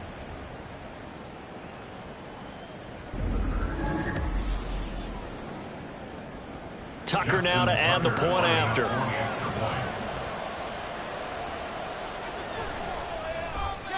And he's got it. It's now a 14-7 ball game. So that one a pretty time-consuming 10-play drive. And it's Mark Andrews who finishes things off with a touchdown reception. And not much happening on the return as he'll get this to about the 23. New York's offense back out there and set to go. After that last score we just saw, now 14-7. So a chance to march down the field here, try to tie this football game.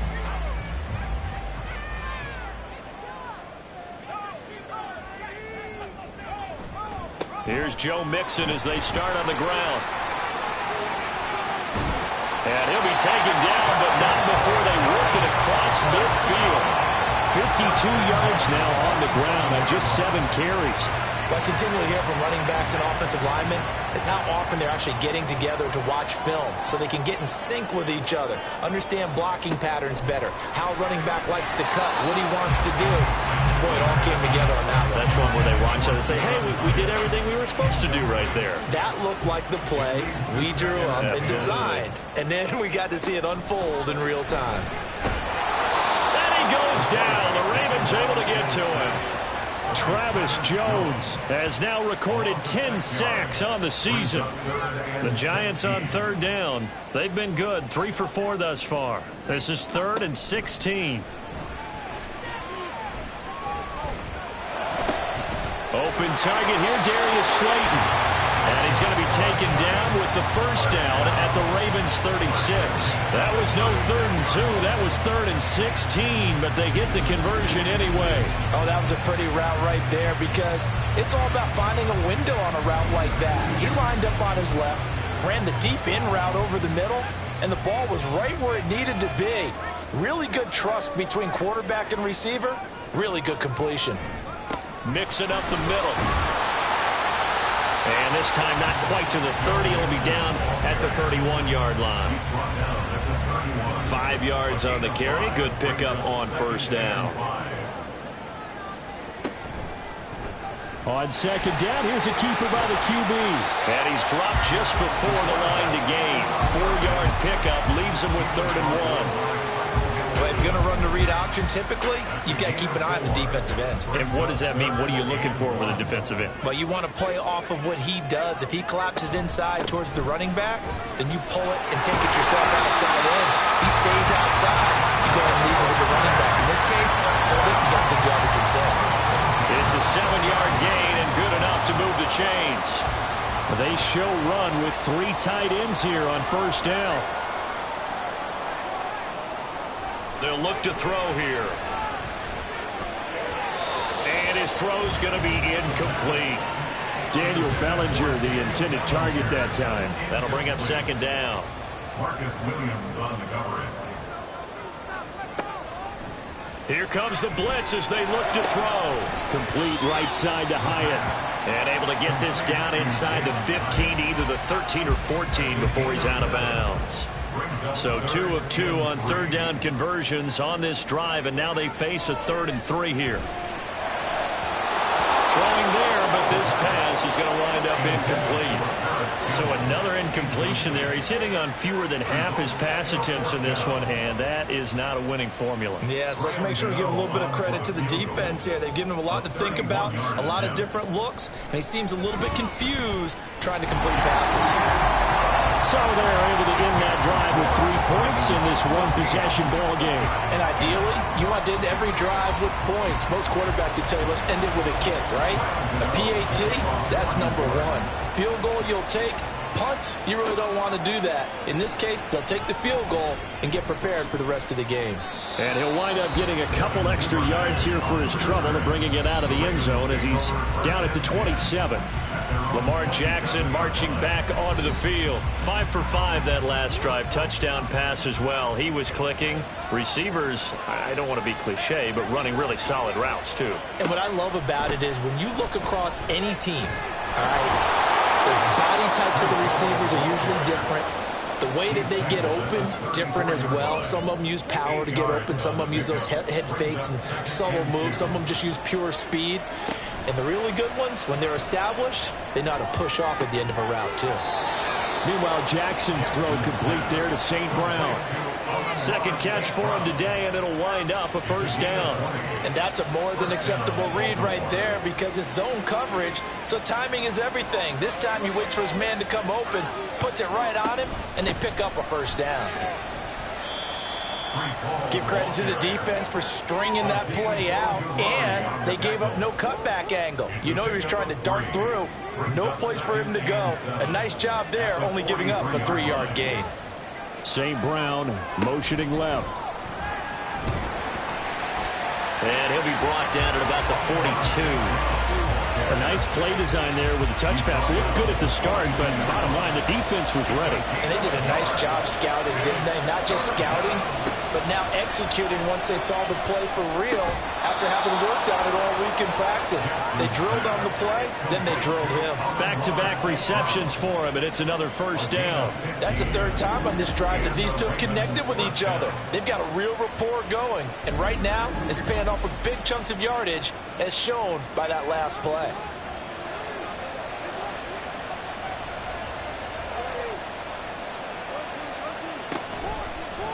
And they'll let the quarterback keep it here on 1st and 10.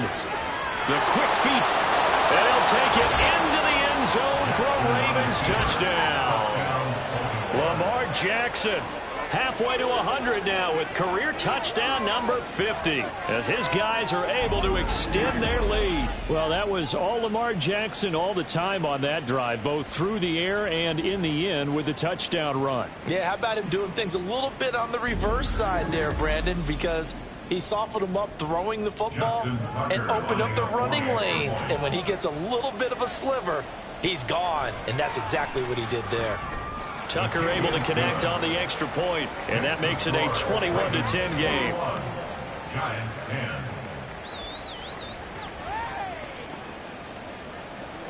10. Tucker now to kick it away following the touchdown.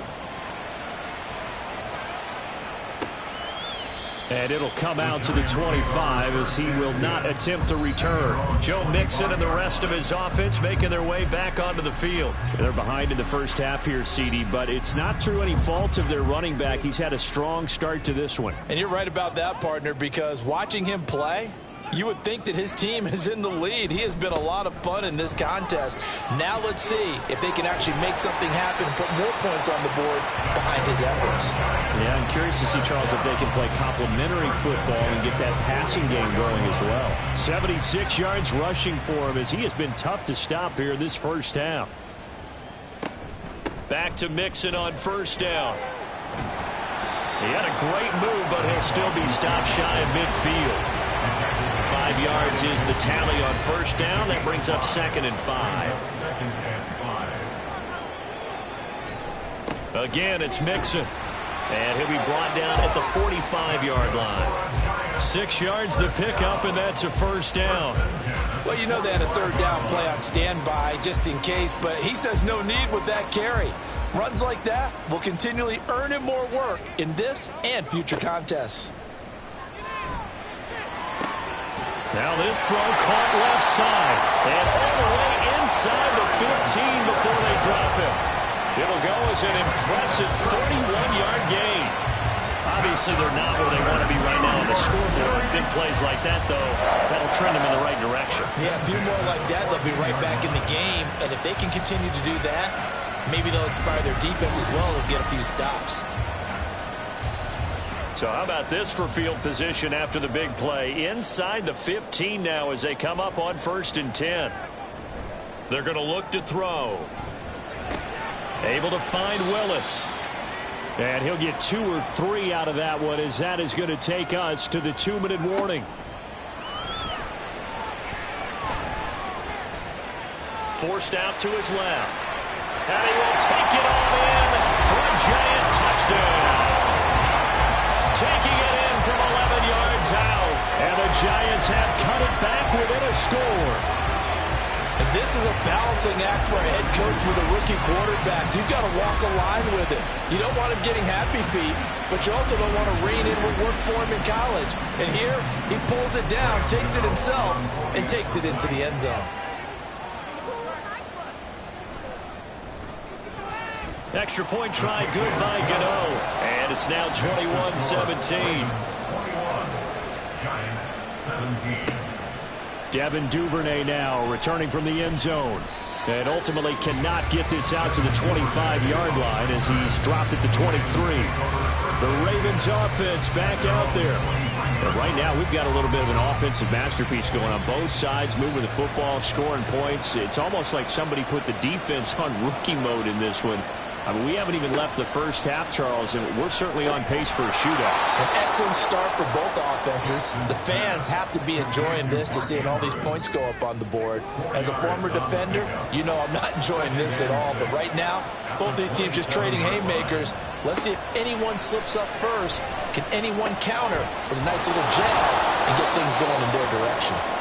Yeah, that's good for a gain of 6. And they'll be faced with a 3rd and inches. Creeping up on a minute to play in this first half.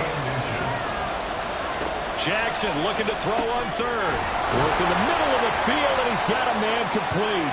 Now the Ravens going to use one of their timeouts, as the stoppage will come with a little under a minute to go in this first half. To throw again is Jackson. Over the middle, complete. That's Hall. And he'll be taken down, but not before he gets into enemy territory.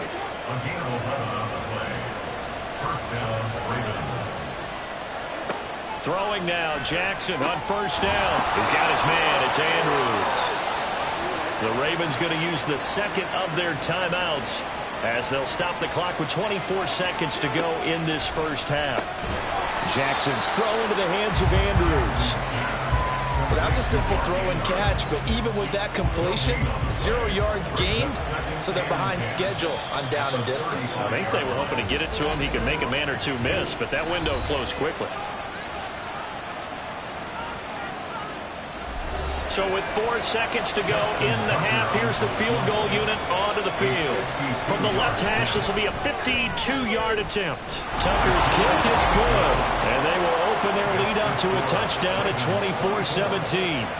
So a big play before the end of the half to get them into this spot, and they cash in with 3. How about the 1-2 to the solar plexus on that one? The big play, the field goal, not much time left on the clock.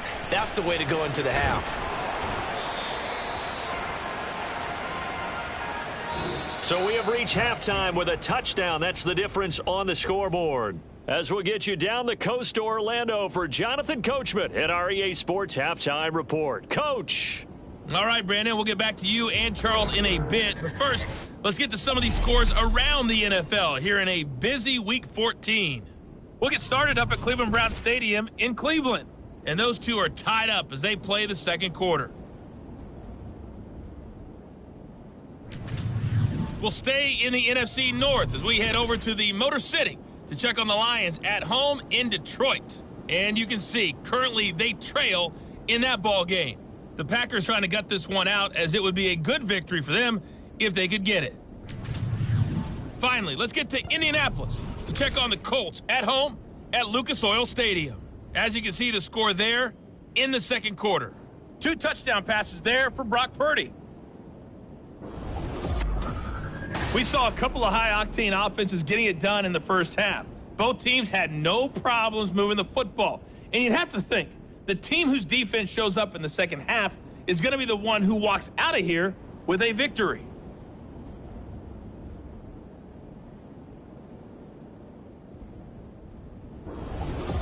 Okay, Coach, yeah, adjustments likely going to play a big role in this third quarter in what's been a tight contest so far.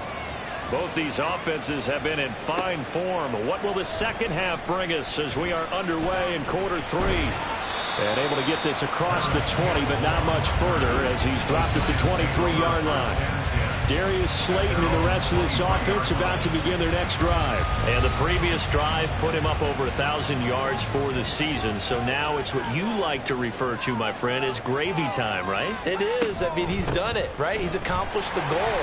So the good... There he goes, right side. And they get him down, but not before he takes it across the 40-yard line. 106 yards rushing here for Mixon. He's got a first down.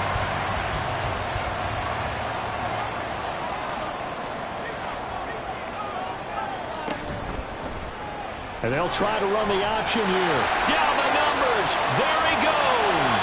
And he'll go down, but not before getting this inside the 30. Boy, 30 more yards and another first down. Well, with them trailing here in the second half, maybe his legs can try to give this offense a spark. And that's the benefit of having a young quarterback, right? Having a rookie, a guy who will say, hold on a second, I have a little bit of fearlessness to my game. It isn't working as well the other way. Let's see what I can do to help my team this way. And boy, he did it there. And that is incomplete. He couldn't hold on through the contact. Brings up second down. Incomplete. Marlon Humphrey on the coverage. They'll set up to throw. And he's going to be taken down. Back around the 35-yard line. Travis Jones picks up his second sack of the afternoon. How to approach this. Third down and 16 yards to go. On the delay, it's Mixon.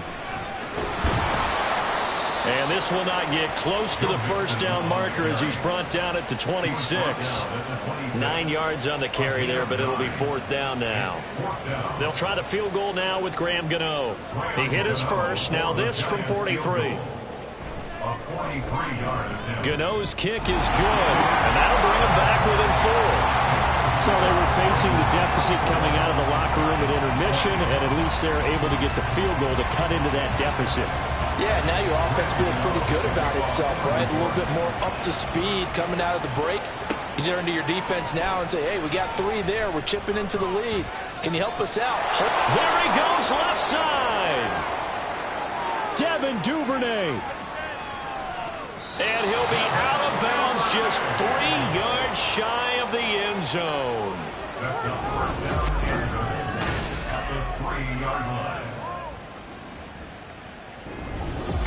The Ravens offense getting ready now for their first possession of the second half. The big kick return nearly resulted in 6. Now they'll try to finish the job here. First and goal. They're quite a turn of events. This is first and goal from the 3.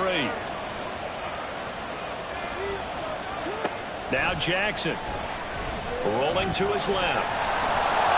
And he is into the end zone for a Baltimore touchdown. Lamar Jackson. A 3-yard touchdown run. And the Ravens are able to strike quickly to add on to their lead. Well, this defense, so many things to worry about in the red zone area, but you'd have to almost think that Lamar Jackson running the football, that might be number 1. It should be number 1. And in this portion of the field where things shrink a little bit because the receivers can't run past anyone because they'll run out of real estate, you should have all eyes on Lamar Jackson when the ball is snapped and try and keep him back in the pocket. Yeah, I don't think that they were surprised he was running it there. They just couldn't stop him, and he ends up in the end zone. Tucker now to kick it away following the touchdown. And here comes a return from just beyond the goal line. And he'll be stopped right around where he would have been had he gone down to a knee, maybe a yard shy of there at the 24. And now out come the Giants. And tough to win games if you're going field goal, field goal, field goal here. They got field goal last time. Now they'll be looking for a touchdown. They're looking for the big chunk now because, as you noted, the field goal way of doing it makes it that much harder and puts more pressure on every possession for you now. Go ahead and get 6 and feel a lot more comfortable about the position they're in. Bigger chunks. We'll see if they can get the score. Brings up 2nd and 9. Here's a play fake as they set up to throw. Blitz coming, and down he goes. Travis Jones getting him once again his 3rd sack of the afternoon. This offense in desperate need of a conversion as they come up on 3rd down. Now back to throw. They'll set up the screen here to Mixon. And he gets this up just shy of the 30 to the 29 before he's out of bounds. They pick up 10, but it'll still lead to a 4th down. Here's Jamie Gillen now as he'll kick it away for the 2nd time. 46 on his first kick. This one in that neighborhood as well. Wiggles free. A 39-yard punt, a return of 5, and that will come the offense as they take over. Baltimore about ready to go on offense. And they'll just simply be looking to build off the confidence of the last time out where they scored a touchdown. And confidence is powerful, isn't it? When you've scored once, you feel like you can go back out there and get it done again. Doesn't matter what the defense throws at them.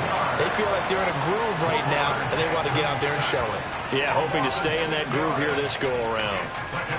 Work to be done here on 2nd and 16 after the sack. Jackson. And this is going to be incomplete. And this drive is almost over before it began thanks to a great defensive effort. Sack on 1st down, followed by an incompletion. One more good rep, and they get off the field. Here's Jackson on 3rd and long. He's going to float this one deep right side. And he knocks the ball away, and it falls incomplete. I like the fact that he took the shot deep downfield. Even if you don't get the catch, maybe you get a defensive penalty and pick up the yardage that way. The Ravens send their punter out now as he'll punt it away for the 2nd time. But he'll get this away into the icy winter air. So a change of possession here on the punt. And it'll be Giant football 1st and 10. New York ready to go again offensively. And Charles, a very uninspired effort the last time we saw them out there was a quick 3 and out, then they punted the football. Yeah, and you never want to get stopped so soundly during a series, but what would be even worse now is letting it happen again right here. They've got to get going. And not much there. Maybe a yard up to the 24. From the 24 now, here's a 2nd down and 9. Looking to throw. And his throw's going to be incomplete. With a rookie quarterback out there, you're definitely going to find out how he handles adversity because this one so far hasn't gone according to plan. He's got to fight through it and show him what he's made of. On 3rd down, he'll drop to throw. He's got his target. That's complete. And he'll be taken down, but not before they work it across midfield. A really good pickup of 28 yards. Well, sometimes our pregame meetings do pay off, don't they? What do the guys in the locker room call him? Well, they said it with a chuckle. They called him Old Reliable. Yeah, that means he doesn't move quite as fast as he used to, but he still knows all the tricks, doesn't he? Even that little gentle push-off in order to get open, he finds a way to pick up a 1st down. Inside handoff to Mixon. And he can only manage to get a couple. 2nd and 8 coming up. Defensively, we always know that he is tough in run support, and I think the way that he gets there is he understands what an offense is going to do before the ball's even snapped. A great job of scouting prior to the game, then reading, reacting, and taking the right path to the ball carrier. It'll be a gain of 5, but still about 3 yards shy of the 1st down marker, and now it's 3rd down. They give to Mixon to try to pick it up. And they went the wrong way there. Losing yardage back at the 43-yard line. That'll back them up 2 yards and also bring up 4th. That was well played there defensively. 2 tight ends in the formation, which essentially gave them 7 blockers up front. Hard to imagine with all that size and beef that they could let a tackler through. But that's exactly what happened. A loss resulted. On 4th down, the punt team is on as this is sent away. The Ravens offense now, they get ready to head back on the field. This crew had to punt last time they had the ball, but when you've got a lead like this, you content to play the field position game? You are to an extent, especially if you like your defense, because you have the lead, you've been controlling the game. But why put them in a tougher spot? You want to get out there and get something done on offense and maybe take command of this game yourself. Complete to Zay Flowers. 2nd down and 4. Pick up the 6. Brings up 2nd and 4 at the 29-yard line. Jackson. That's into the hands of Flowers over the middle. And that'll get them the 1st down as they get 9 yards out of that quick slant. 1st down, Baltimore. option play. Here's Hall. And he takes this up right near the 45-yard line. 72 yards rushing for him now to this point. 2nd down and 3.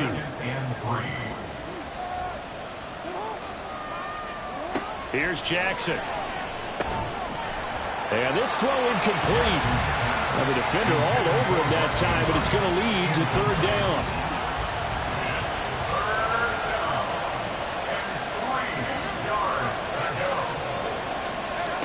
Jackson now. That is caught. And they're going to have another 1st down as the tackle's made at the Giants' 44-yard line.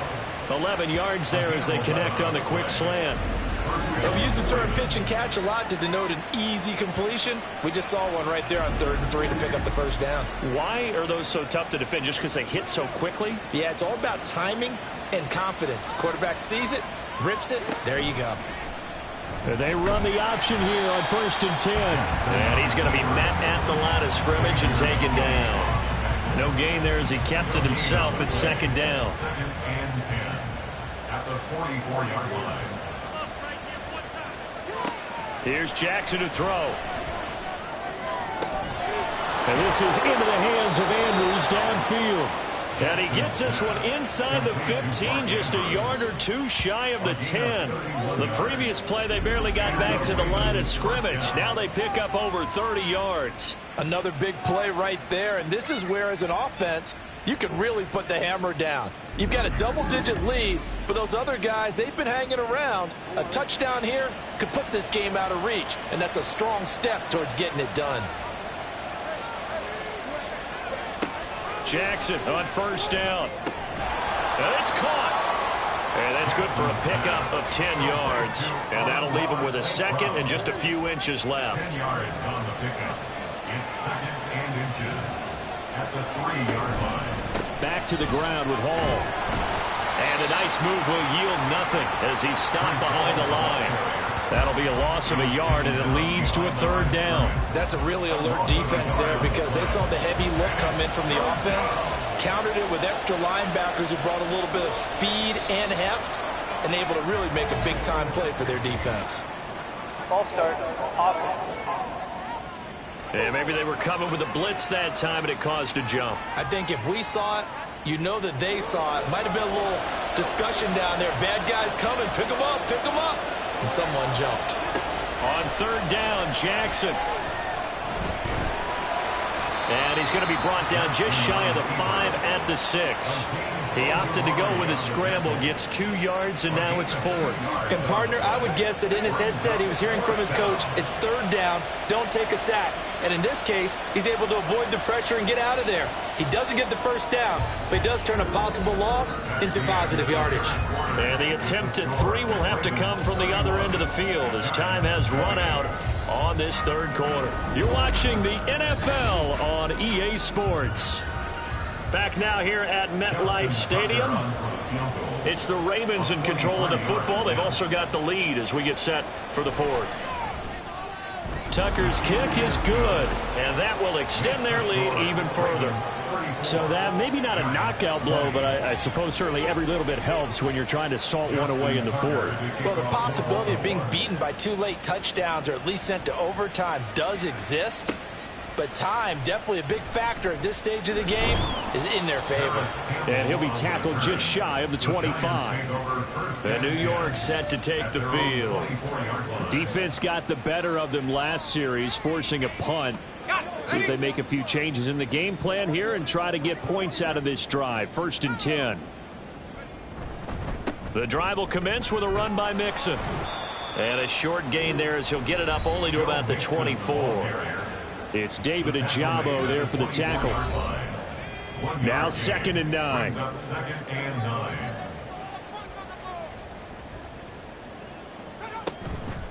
On play action, they'll throw.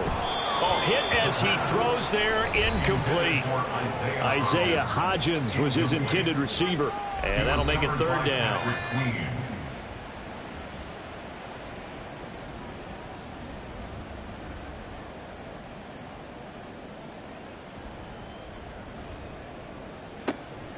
They'll look to throw. And the Raven pressure too much. Down he goes. Travis Jones. Who else? He's in there for his 4th sack of the afternoon. Well, this has to count as a great team effort today, but this man, he's been at the center of all of it. Really special day for any defense to have this many sacks in a game, even more so for this player. One of the best individual efforts of the season.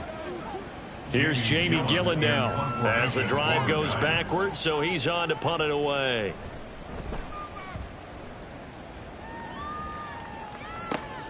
Taking a couple yards shy of midfield. So possession goes over here on the punt. And the Ravens set up well to begin their drive as it'll begin in enemy territory already.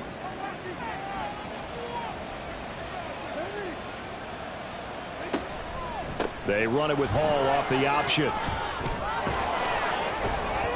Well, they nearly sprung him that time as he takes this all the way down to the 37. It's a pickup of 11 and a Baltimore first down. First down, Baltimore. Throwing is Jackson. A short throw caught by Andrews. A good gain of 9 before he's brought down at the 28. Nice rhythm throw there on first down. He located his tight end, made it a nice easy pitch and catch. Hoping he can break a tackle or two. Wasn't able to do that there, but still good yardage. Option play. Here's Hall. And he is met at the line of scrimmage, and he goes down right there. Not enough there for a first. No gain, as a matter of fact. And it leaves them at 3rd and 1. On 3rd and 1, Jackson able to find the open man. That's complete. And he will have a Ravens first down as they're able to get the 3rd down conversion. Well, normally you might say start running the football. You've got the lead here in the 4th quarter, but the way that they've passed it with such success, I don't know, maybe keep throwing it. Yeah, I think you brought up something that goes against conventional wisdom, right? In this stage of the game, you would think you would switch to a running attack, but you're exactly right. They've thrown it so well throughout the game. And trusting this quarterback, I think he continued to do so. Now a throw to the end zone on first down, but it winds up incomplete. Something we haven't really seen much of from him, an incomplete pass. Yeah, last week he finished at 70%. This week he's up over 80%. I don't know how you slow him down. Pass rush is usually the best way because a quarterback on his back usually can't complete a pass. Holding offense.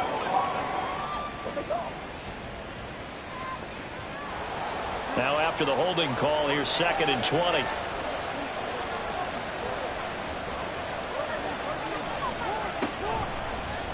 Jackson options out left. And they do get him down, but not before he's able to slip it inside the 5-yard line. The keeper there turning into a big play of 23 yards, and it moves the sticks. A good chance now to put this game on ice. This is 1st and goal. Now it's Jackson. He's got it. Touchdown. Breece Hall from 4 yards out. And the Ravens are looking to make it 2 straight as they add on to this 4th quarter lead. Getting your back involved, what's the importance there in the passing game? Well, oftentimes you can create mismatches because who's going to cover him? And you get him into space, which is where he likes to operate with the ball in his hands. Oftentimes makes people miss, gets that run after the catch, and off he goes. And into the end zone. Tucker with the extra point, and the lead now to 3 touchdowns at 21. 41, Giants 20. This taken in at the goal line. And he'll be brought down right on the chalk of the 20. As the Giants head back out there, let's take a look at the playoff picture in the NFC. And I tell you, 4 weeks still to go, and everything is wide open, and it's fun. And I know we always talk about, well, if the playoffs were to begin today, and then we kind of go, okay, but they're not. Let's see how it plays out. Wouldn't it be fun to play with this playoff lineup right now? Because to me, just about anyone can win this whole thing out of this grouping we currently have. And by the time we get there, it may look entirely different. And he's going to be out up around the 45-yard line.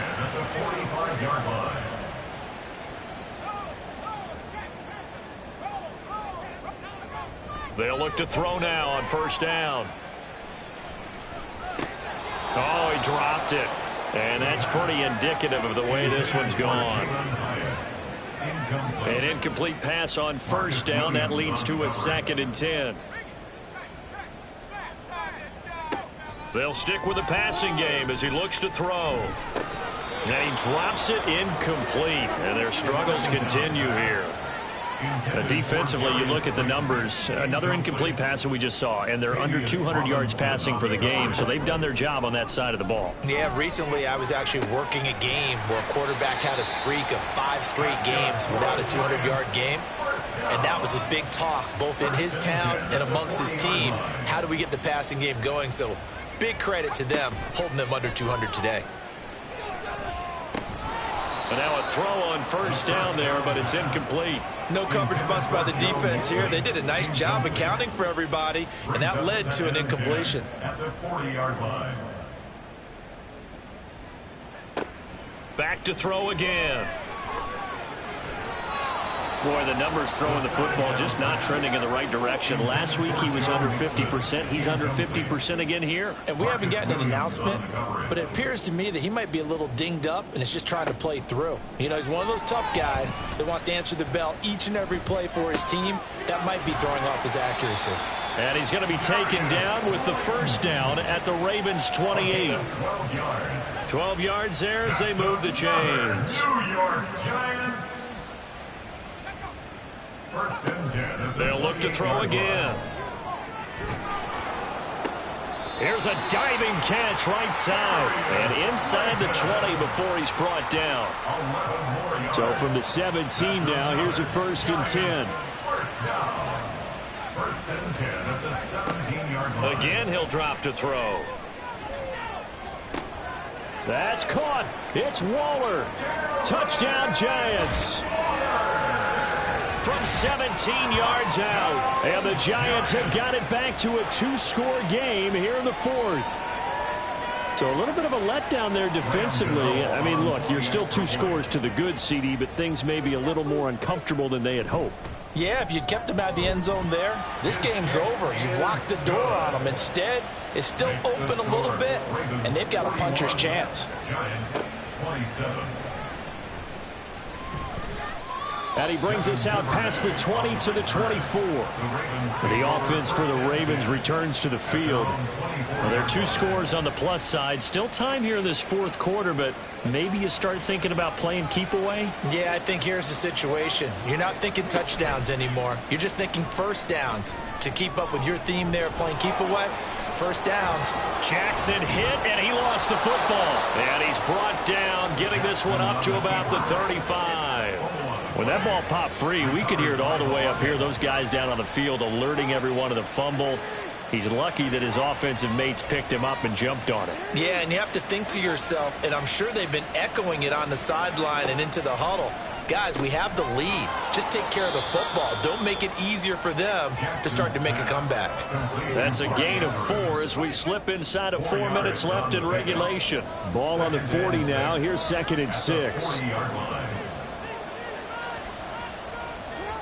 Now it's Jackson. And intercepted. Maybe the turning point they need.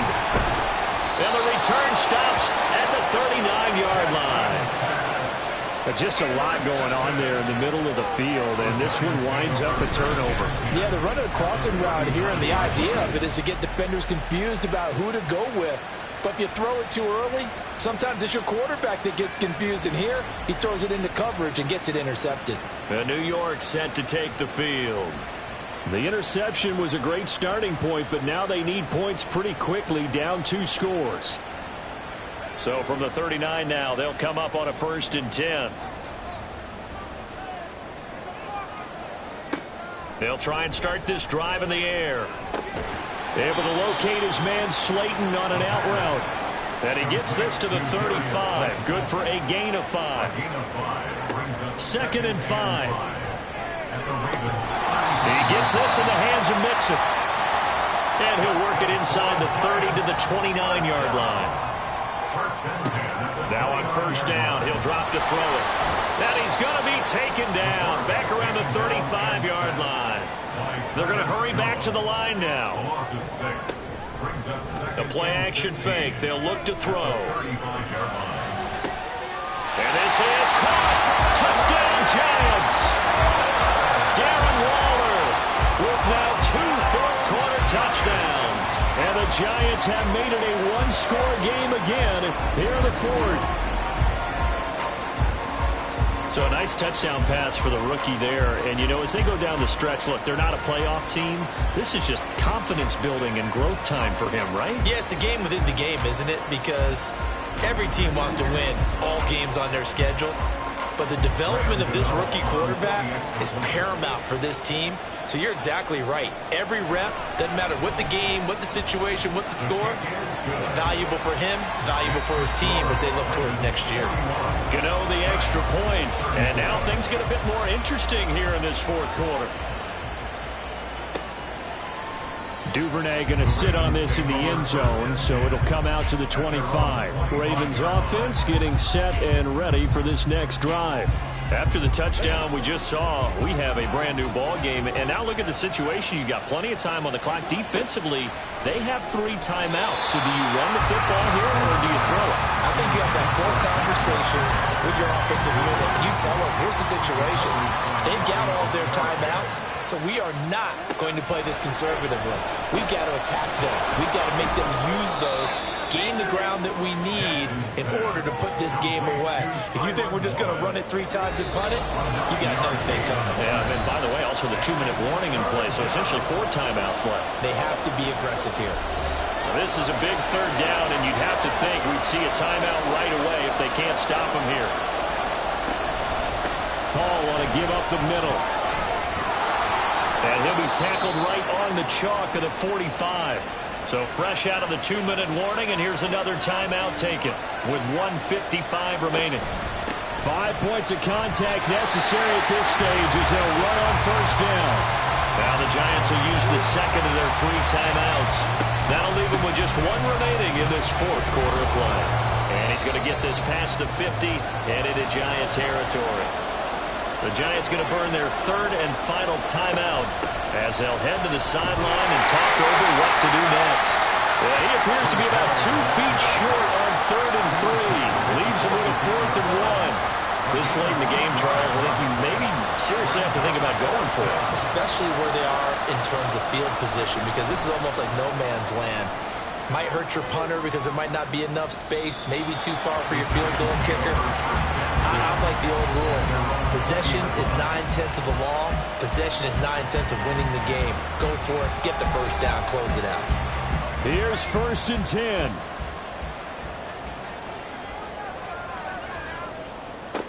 Back to throw. And this will be incomplete. Physical play on the football there, and it's 2nd down.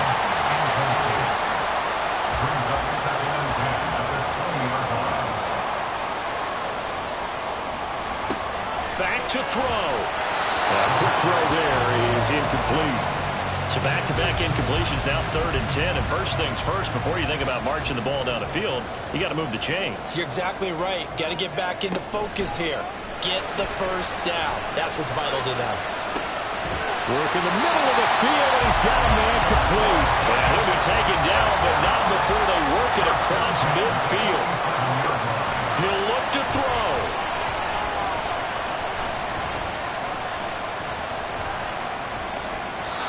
Couple extra defensive backs out there in the dime, and because of that, really not many places to throw the football, if any. And typically, what would you want to do against that dime? Run the football. You want to run the ball, but you can't do it in this situation. Not nearly enough time on the clock. You having to really navigate against a tough defense presented against you. Another throw on 2nd down, and this one incomplete as well. And now a tough spot here. This is 3rd and 10. He's back to throw. Throwing left sideline there, but it's incomplete.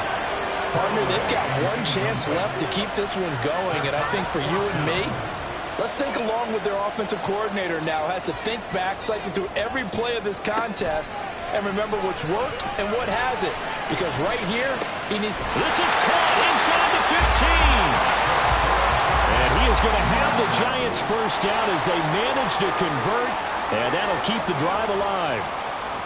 What a game we were treated to in this one. And on that final play, they had a chance. They had the ball just beyond midfield for one final shot, but couldn't get it done, and they suffered the loss. Yeah, and you mentioned how they had a chance on that final play, and getting it to midfield gave them that opportunity, hoping they could find their way to the end zone and make that miracle happen. A really good ending to an entertaining contest, though. So for the Ravens, it's a 10th win on the year as they move to 10-3, and they will head back home next week. Meanwhile, for the Jets, it's unfortunately more of the same as they'll fall to 3-10 on the year. And they'll try to turn things around next week as they have a matchup in New Orleans against the Saints. And for Charles Davis and our entire crew, I'm Brandon Gaudin. You've been watching the NFL on EA Sports.